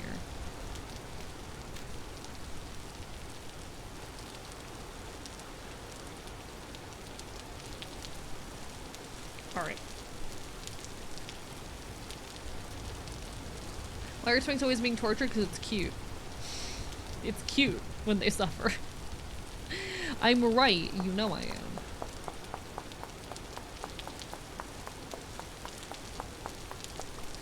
Yeah, I did say that, Joe. I will admit to that. Alright, alright, alright, alright. I'm not gonna be on too much longer, but I wanna do a little— oh! Get them in the pit! Get them in the bear pit! No! Okay, we're fine. Everything's fine and normal. Shit, fuck, damn it, damn it. Maybe I can trick them into falling into the pit. What the fuck did they— oh my god. Alright, I'm going back inside.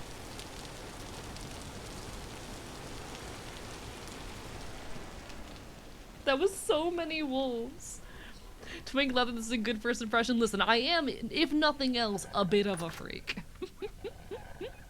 I am a little bit of a freak. We encourage freakery around here. I'm not normal, and why would I fucking want to be? Alright, I need my dirt from upstairs.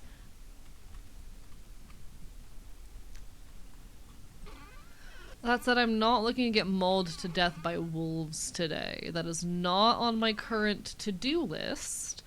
I'm trying to get a farm up and running. This house looks flammable. It's pretty flammable, I'll be honest. A lightning strike could probably destroy, like, everything I have built. But it's pretty. Oh, that's a wolf pup. Alright, nope. They are going to want my ass.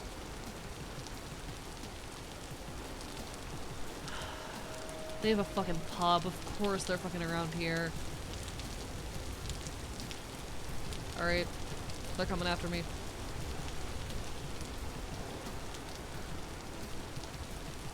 There we go. Bear pit.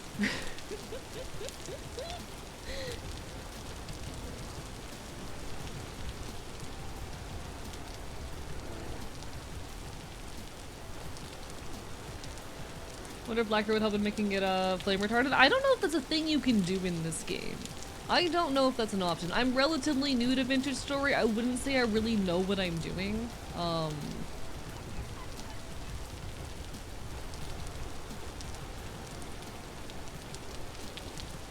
Yep, alright. They're coming after me.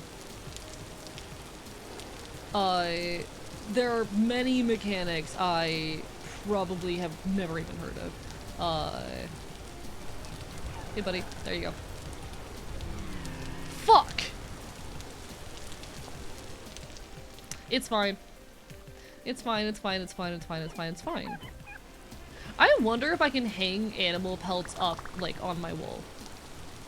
I wonder if it's a thing I can do.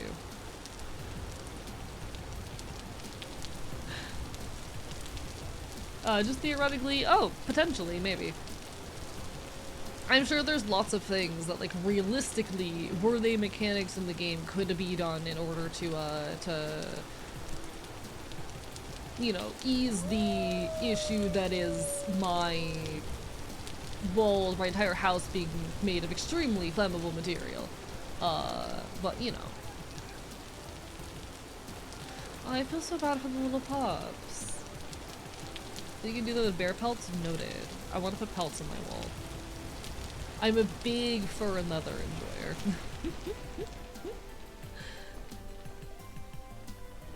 I want to be able to, like, display a giant pelt along my wall. I think that'd be, like, really fucking cool.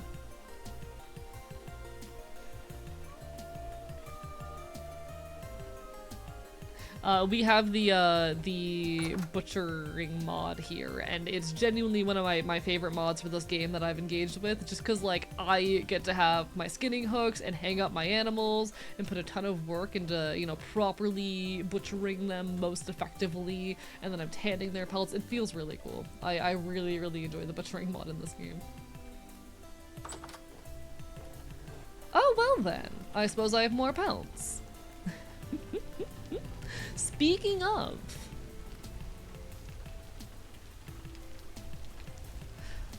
there's limited storage space in my situation. Don't kill all of them and give them to me, because I have limited storage space, or rather, the pelts will eventually decompose, and I don't want to have to deal with the fact of having a bunch of, like, rotten corpses.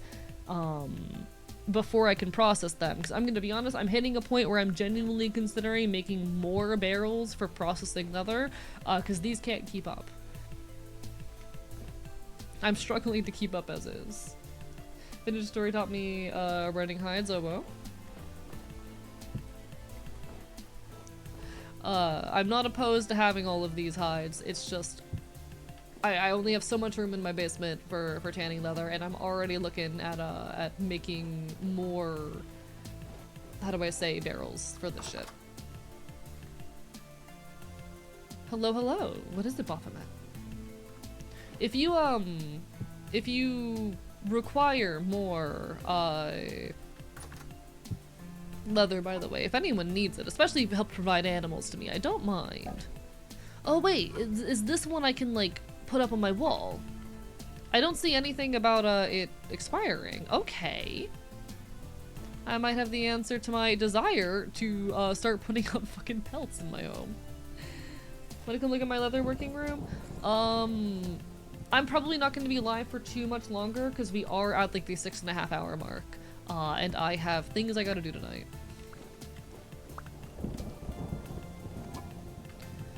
So I'm not sure if I will have the time.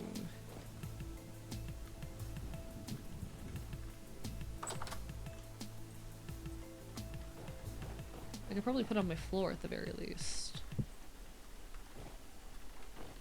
Yeah.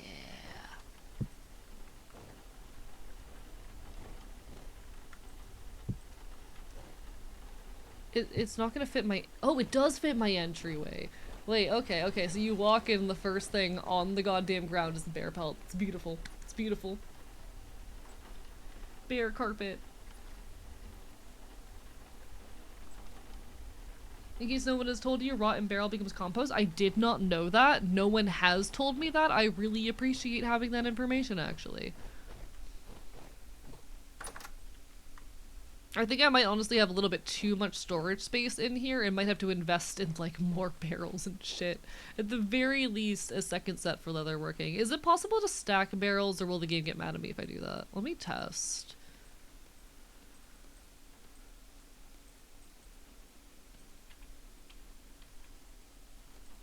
I'm gonna need 3 more anyway.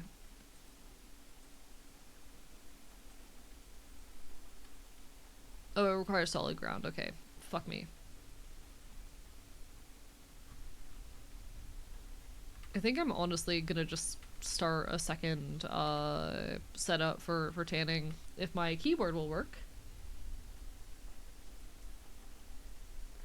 Does take forever, so be careful where you deploy the barrel. Noted.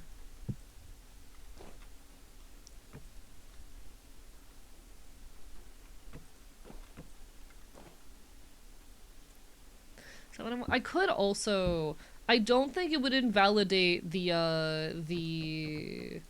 basement if I just like expand into the wall here and do like this. I'm pretty sure it's still a valid basement if I do this.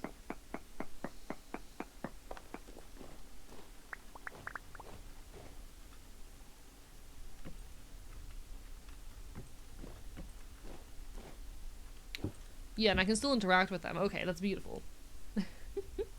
Someone stuck a goat in a pen in my front door. Don't know who that was. I know I'm expecting goats soon. I don't recall who it was who promised me goats. But I should be getting goats in soon.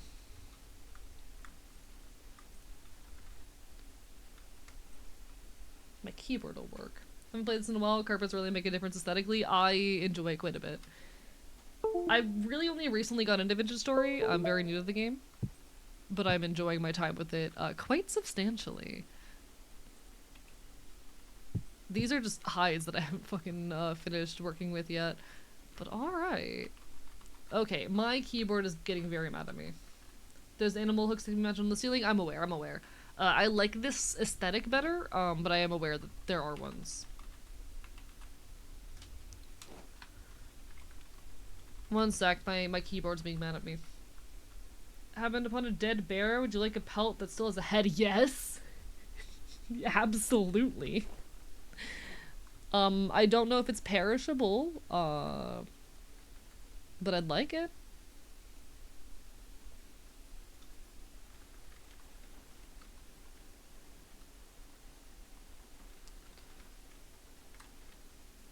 Please be nice to me, keyboard. Okay, my keyboard is furthering the fact that we probably don't have too much longer to stream. It doesn't normally behave like this. Give me a moment. I don't know why it did that. That's so weird.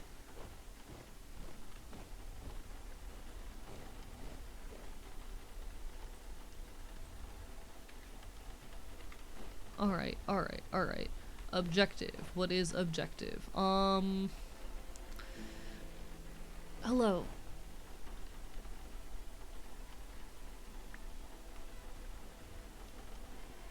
3% cured? What does cured mean in this context?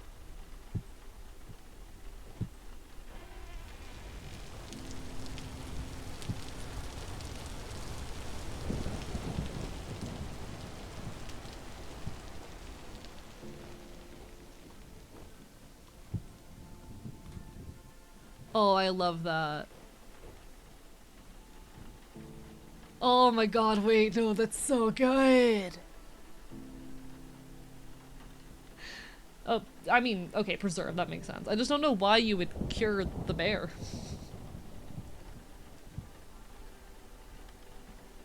Are you gonna cover your house in bears? Listen, I already have like some antlers up on the walls.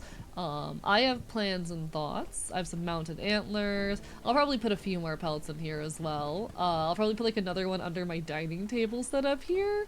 Oh, it's gonna look so good. Keep it from rotting. That makes sense. Okay. That makes sense.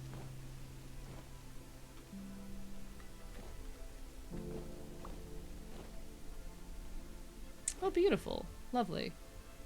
These are ready to be processed. My thing is I unfortunately can't play enough on the server to make use of a lot of the resources that I'm getting. So I worry about, like, for example, being able to play often enough to actually tan these hides in time, things like that. I'll hopefully have enough time to at least hop on and rotate them every now and then, but I have unfortunately been quite busy as of late.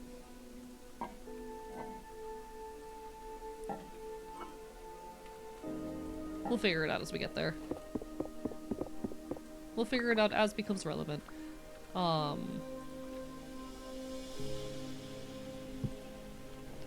Slap you on the butchering table. God, I love this game.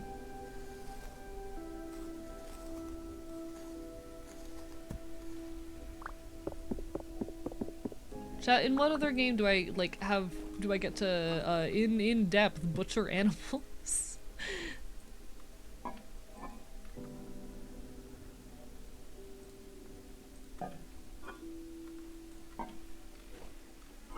Alright, and I'll throw these hides in here for now. Beautiful. Jesus, that's all- oh my god! Y'all have been killing every wolf you come across. I'm gonna have to make, like, a proper, butcher's knife soon. Smoking on the roof, what's up? Damn, I wish I was there. Smoking on the roof without me? God fucking damn it. Why wasn't I invited?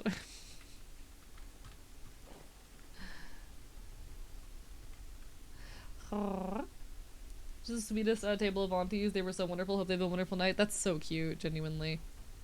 Alright, I do need to steal- can I not steal this bucket? It won't let me steal the bucket, okay. Never mind, it let me steal the bucket.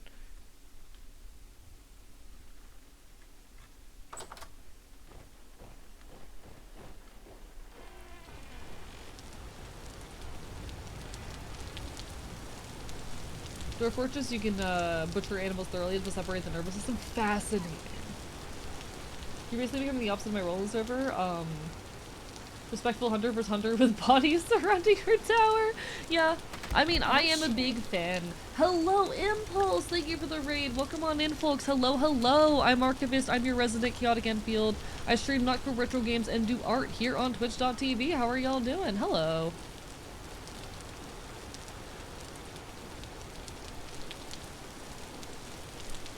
But welcome on in, hi! Everyone on my end, make sure you give Impulse some love. Wonderful fellow content creator who I genuinely appreciate and adore. Oh, I see we have goats. Alright, so these are my goats, which I will build a pen for very soon, I promise. Oh, thank you.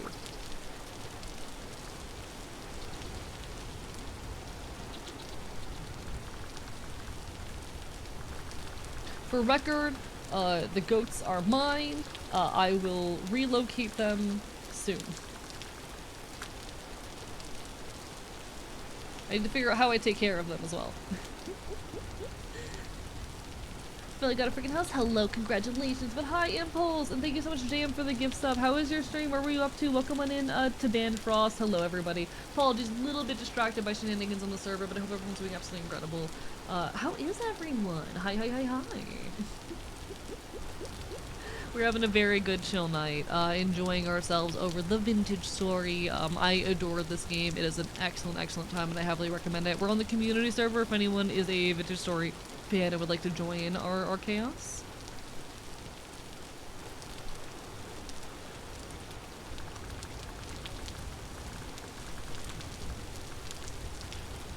Okay, I think our goal before the end of stream, I'm going to abandon what I was doing, and we are going to focus on getting the goats relocated as soon as possible. So we're gonna set up a situation for the goats now. I don't know how to move them, but we'll figure that out.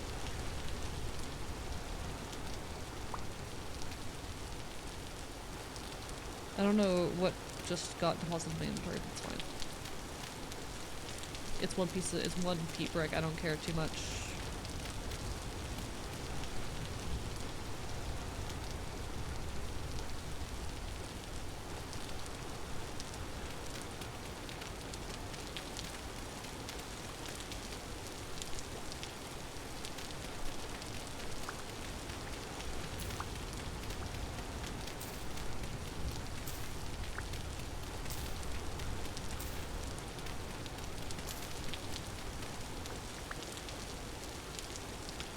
Alright.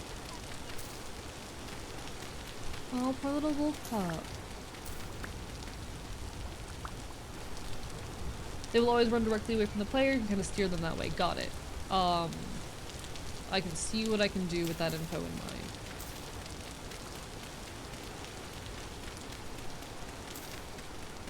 If anyone's willing to help me corral them, that'd also be very helpful.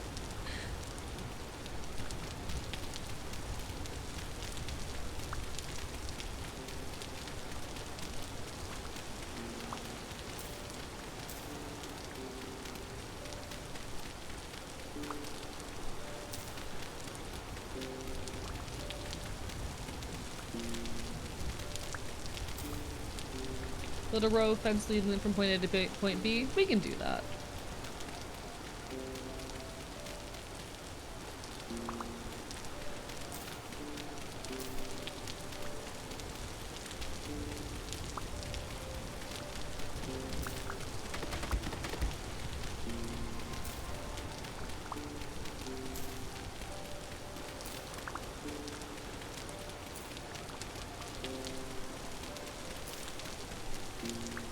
Alright.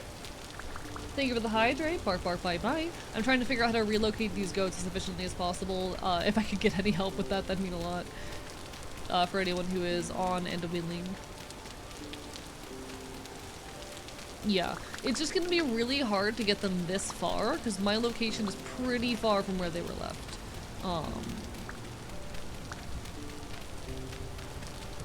So that's not gonna be very easy, unfortunately.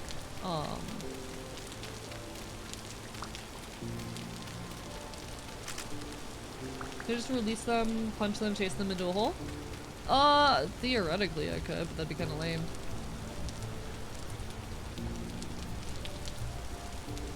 Hello everybody! We have some goats to relocate. They are near where the tunnel starts. I'm trying to build my pen where I want it. I could build a temporary pen closer, maybe. I'm here to bargain for leather. What is it that you have to offer? Honestly, if you're willing to help me, like, construct and relocate the goats, you can have some fucking leather.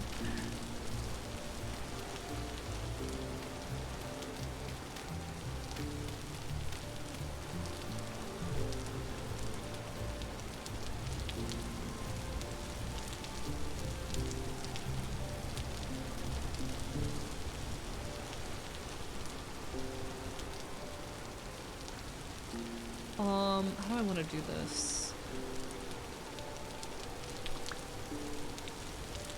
Oh, thank you for the linen. Take some leather, you're fine. It's not a big deal. What game is this? So this is Vintage Story. It is a really fascinating game, very adjacent to it was initially a Minecraft mod, but the devs were frustrated with the limitations of Minecraft and ended up turning it into its own thing. Very, very good time. Alright.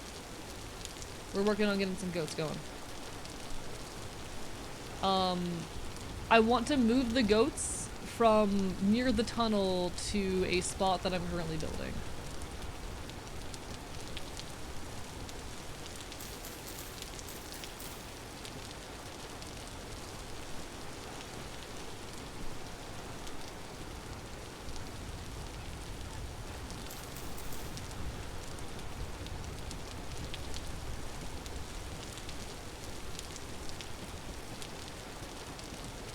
Alright. This is not the kind- you know what? I'm gonna steal some oak shit. Alright. How far in the game are you? So we haven't done any story progression. I'm currently in tier 3 tools. A lot of the server is in, starting to figure out steel currently. But we're having a lot of fun with it. This is a community server, so a lot of folks on the server are currently on. Actually, I could just do birch. That's fine.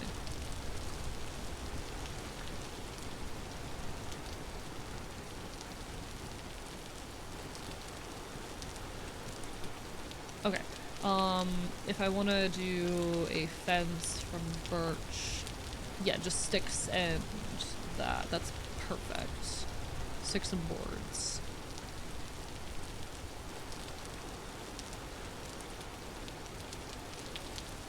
Let me see what I can do with 40. That should be more than enough.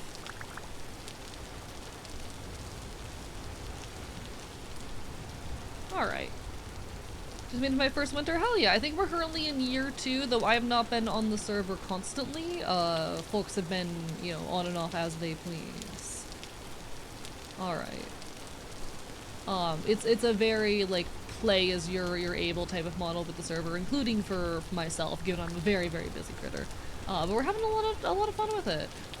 Definitely enjoying the vintage story experience. We're also playing like lightly modded, fair warning. So not all of the content you're gonna see here is gonna be super reflective of like what the, you know, normal vanilla experience is. I enjoy it that way, not everyone's cup of tea. I am a big enjoyer of like, you know, playing games lightly modded. Big vanilla plus gamer, I guess you could say. 1, 2, 3, 1, 2, 3. Wait, yeah, okay.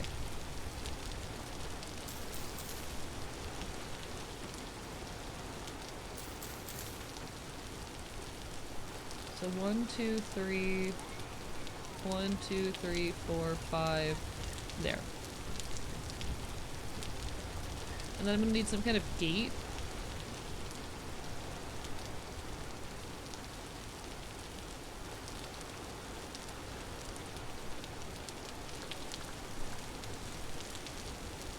I can get like wooden fence gate.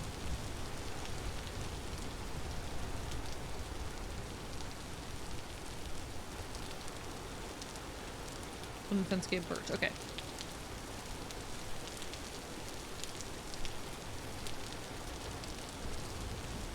We'll put that here, and I'll eventually expand this probably, but this will work for now. And I can like take their trowel.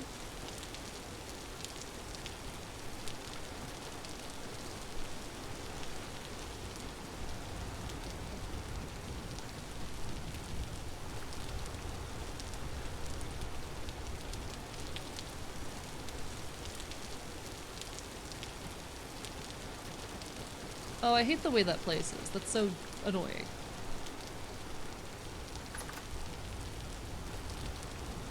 There we go. Okay. No, I don't like how that looks. Struggling getting fat for any mechanized equipment, even though in the hunter class just can't find any animals around. Yeah, you might have to travel a bit to find animals at times. We've been very lucky that they've been spawning actively in our areas, but definitely not always going to be the case. I'm currently getting a hold of goats, which is very exciting and fun, but it's definitely not easy. Oh, Ciro's not playing on our server. I think Ciro's doing a single player playthrough. Yeah, unrelated person who is just coming on in. Alright, and I'll open up like a break in my fencing for now. They can probably get through that. I'll open up a little bit more. There we go. Alright. And I'll have my birch fence ready to go. There we are. It's all good. We're doing our best out here. Okay.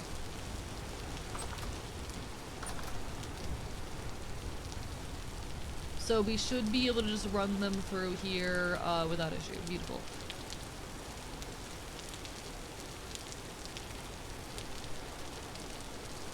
I think it is time, chat, if the passage is done being built. Also, what can I use as animal feed? Animal husbandry. What's animal feed?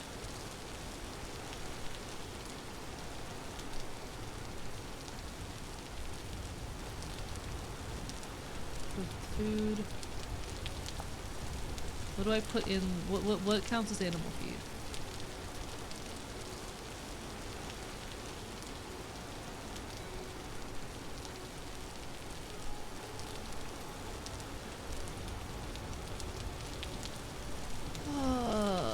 Whatever. Alright. Are the goats coming? Hello there, goats.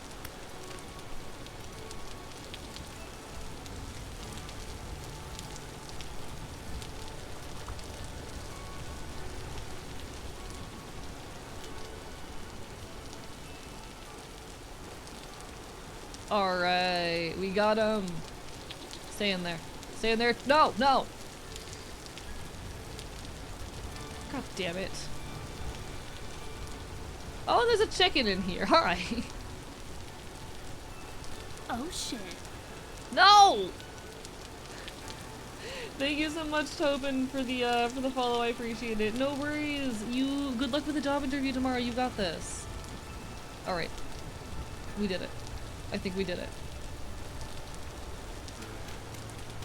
I now have goats. I just need to figure out what counts as animal feed.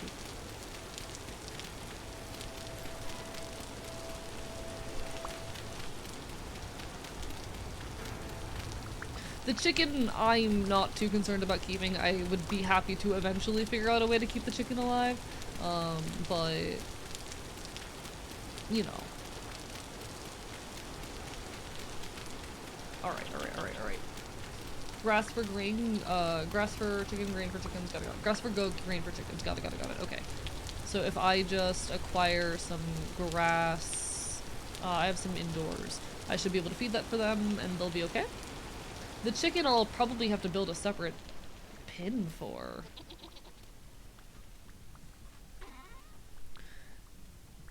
I mean, if I can use grain for it, I don't know what counts. Apparently Twitch does count lurking in some way, good to know. Yeah, okay. I'm gonna be so honest, I hate every time, like, there's a tiny, okay.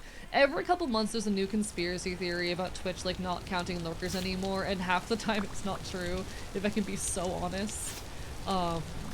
It's usually far more likely that, like, people are in and out of school, or something is shifted in one of those directions.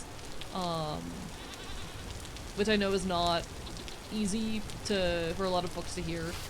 Unfortunately, it's more often than not, like, literally a change in the habits of people. People are in or out of school or whatnot. That causes numbers to change up on Twitch. Lurking does count, always has counted.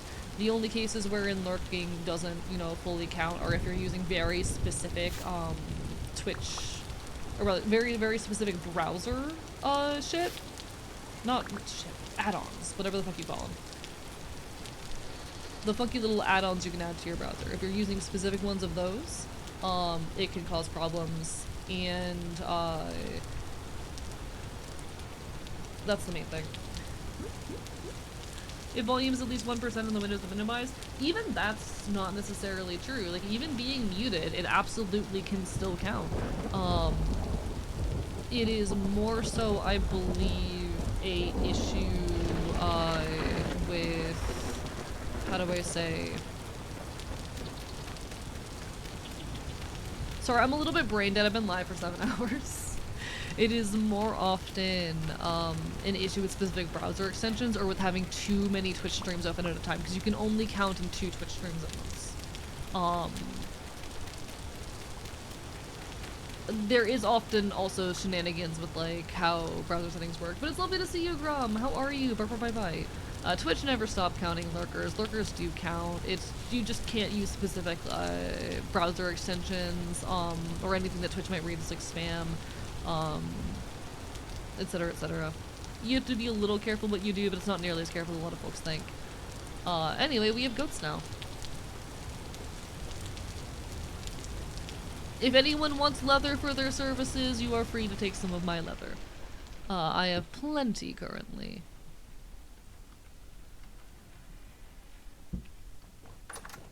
I have a lot of leather.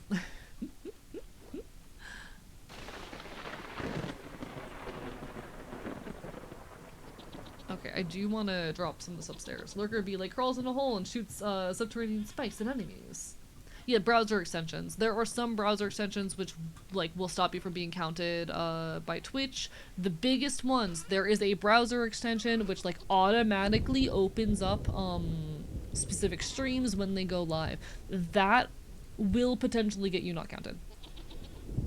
That is a thing. But yeah, I don't know. Like, Twitch obviously is far from a perfect website, and it's not always the most consumer-friendly platform in the world. Or creator-friendly, because they gotta fucking make a profit, because we live in a capitalist fucking hellhole. But, it's, how do I say, it's not as bad a situation as a lot of folks have in their minds.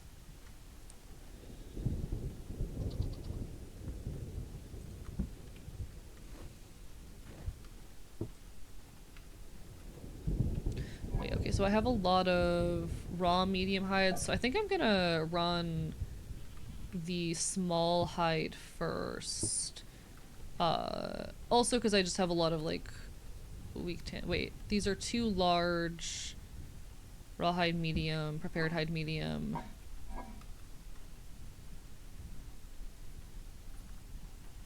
Yeah, okay. I'm gonna run the large hides then. We run the large hides. Oh, but I don't have any fucking strong tannins left, so I have to make new strong tannins, actually. Okay. Lot going on with the leather setup here. Give me a moment. We have our scraped hides. 2 mediums, 2 huge. We have the bear hides. We have these. First and foremost, I just need to get more tannins going. So we're gonna quickly establish more tannins. It's fine. Are they still like not making a profit on Twitch? Yeah, Twitch is not a profitable business, neither is YouTube. And that's the thing, like, companies like this don't keep websites like, you know, YouTube or Twitch profitable, or for the purpose of making profit. They are primarily platforms they keep alive for the cultural impact. Owning Twitch gives Amazon massive influence over gaming culture and video culture. Same with Google and YouTube. These are, you know, not platforms where making a profit is their primary goal. It's more so gathering gathering user data and having influence over like pop culture. Because those are things that these companies absolutely do care about.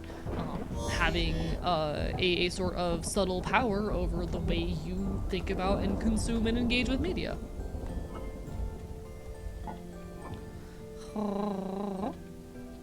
Hello, Markson, Barber, bye-bye. Chances are, something like Twitch or YouTube will never be profitable.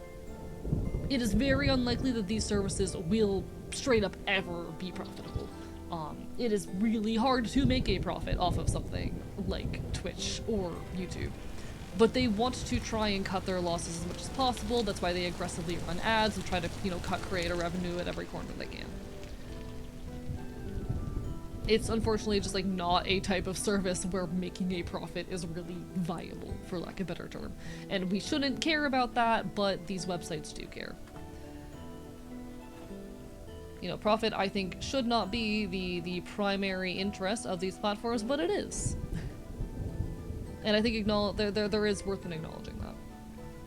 But yeah, no, it's so lovely to see you, Grom. I hope you've been absolutely incredible. I appreciate you to the ends of the earth. It's so lovely to see you whenever I get an opportunity.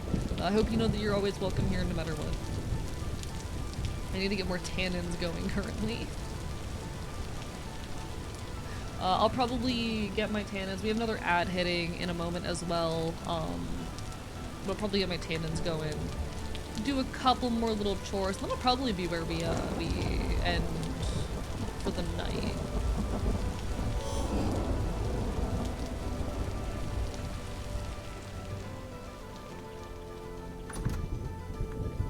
I have been on for 7 hours, and I do kind of need a rest eventually. Alright, so we're gonna get some new weak tannins going. I probably need more weak tannins soon as well. I can at the very least start processing these.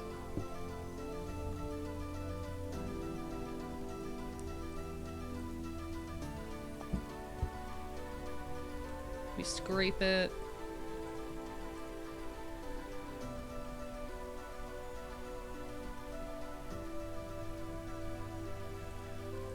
Now we have 2 more huge hides. Okay.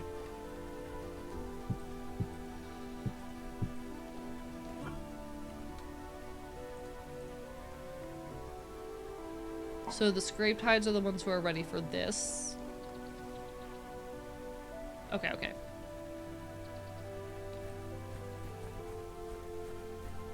So I think my plan is I get more weak tannins, and I'll move the weak tannins into here and then start prepping strong tannins. That seems like the logical way to do this, because I got a lot going on here. Because I don't know how else to prep a bunch of weak tannin. Actually, never mind. I've got this. I'm gonna make a stupid choice here. It's fine though. This is such a dumb thing to do, but it's fine.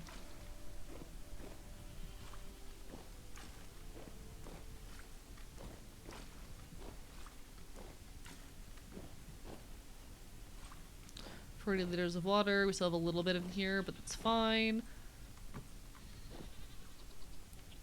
And then I need a little bit of oak wood. Do I have any oak upstairs, actually? So that I'm not stealing off the main resources. I do not. Alright, I go back to committing theft.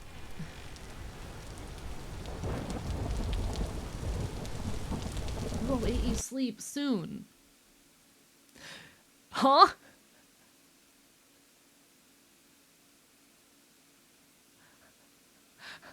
Chat, the game just crashed. Oh no.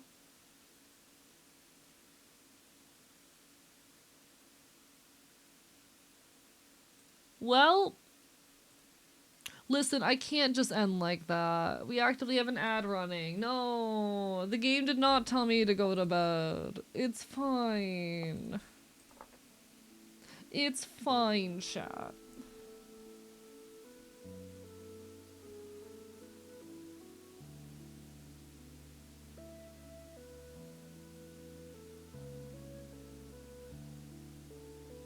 Game didn't like that very much.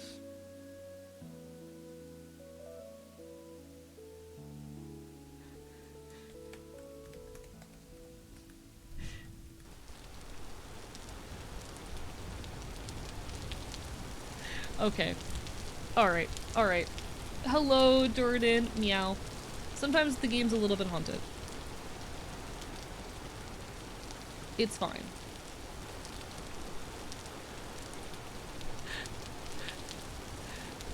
I'm fine. I'm normal. Alright, I just want to get my setup down here going so that I can sleep in peace. Okay. I'll fill these and we'll have like a second set of barrels going, processing stuff soon. I do need to butcher this thing here. Get another hide. Which probably should have gone in this bucket too, because it's a bunch of medium hides. Fuck me. We're fine. We're normal. Oh, that was 2 more medium hides. Fuck me. It's chill. It's okay. Everything is fine.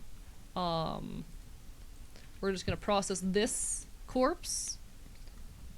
Which sounds so bad without context, but you can't stop me.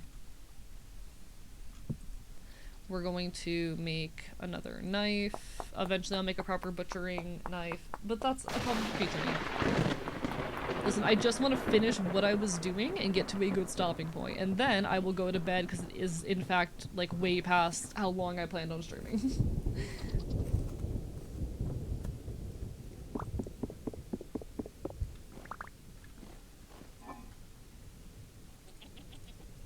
I do have to process that bloody awful later as well.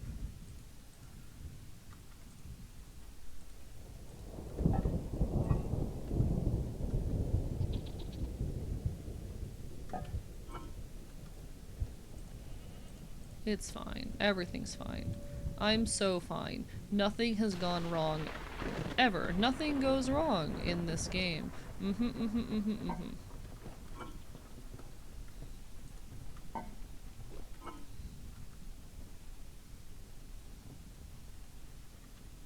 Okay. You're fine, you're doing things, you're doing things, you're doing things. I have my offal here, which is no longer bloody, which means I can use it to build delicacies later. Okay. Alright, chat. Welcome back from ads. Is there anything else that I want to speedrun before I say goodnight? Apologies, I'm ending right after the ads hit. Poor timing in that regard. It's fine though. I had more leather. What happened to my more leather? I thought I had finished processing more leather. What happened to it?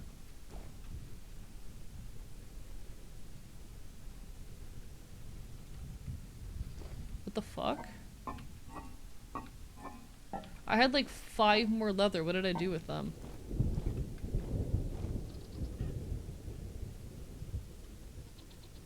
Huh?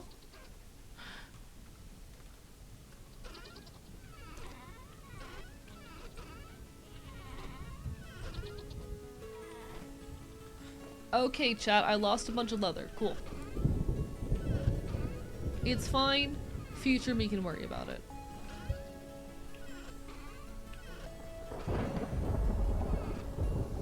I have plenty. It's not a big deal. I can worry about the rest of that later. I think, chat, this might be where I go to sleep. Also, someone took them as payment. They were in my inventory. In any case, I've got more leather processing, or at least I will soon. For now, I need to get some rest. So I think, if this is amenable to you all, I'm gonna find someone to raid. It has been a pleasure being here as it always is. I love getting to create for y'all. It is an honor to spend my days entertaining you lot. You keep yourself safe, and I'll see you on the other side. Who all do I want to raid tonight? We got Nekuya on. We got Nekomantic Chef.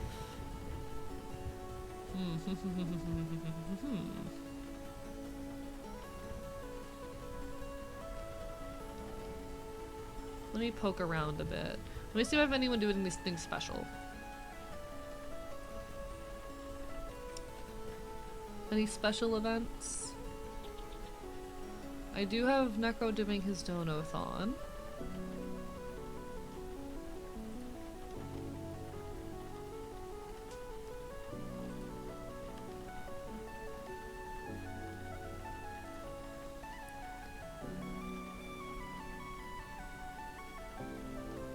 Okay.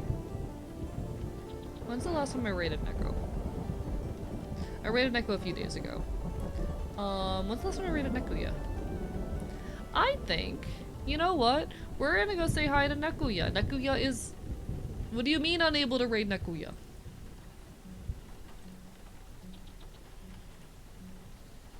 Huh?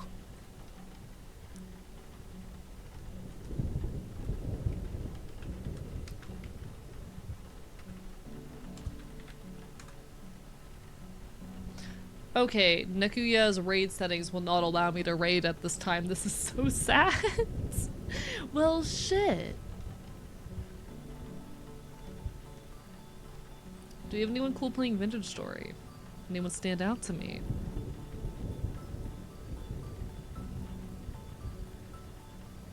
No one's standing out to me. Well, what friends of mine are on? You haven't raided Architect in a while. You know what? I might raid Architect. We haven't raided Architect in a hot minute. And that seems to be the route that's... Actually, I haven't raided Owlin in forever. I'm raiding Owlin. I haven't raided Owlin in forever. We're gonna say hi to Owlin, who's currently playing Esoteric Ebb. Owlin is a longtime friend of the channel. She's an absolute sweetheart. Wonderful pizza pup. See, Nekuya lets me raid sometimes. But in any case, Owlin's a longtime friend of the channel. Currently playing some fun video games. Y'all make sure you give all of your love to Owlin. It's been wonderful being here, as it always is. I will next be live on Saturday. What are we gonna be doing Saturday? Oh, we're gonna be playing Shadow of the Colossus on Saturday, and we'll also be having a movie night, a watch party in the Discord on Friday at 9 PM EST. Hope to see you then. If I don't see you then, hope to see you again sometime in the near future.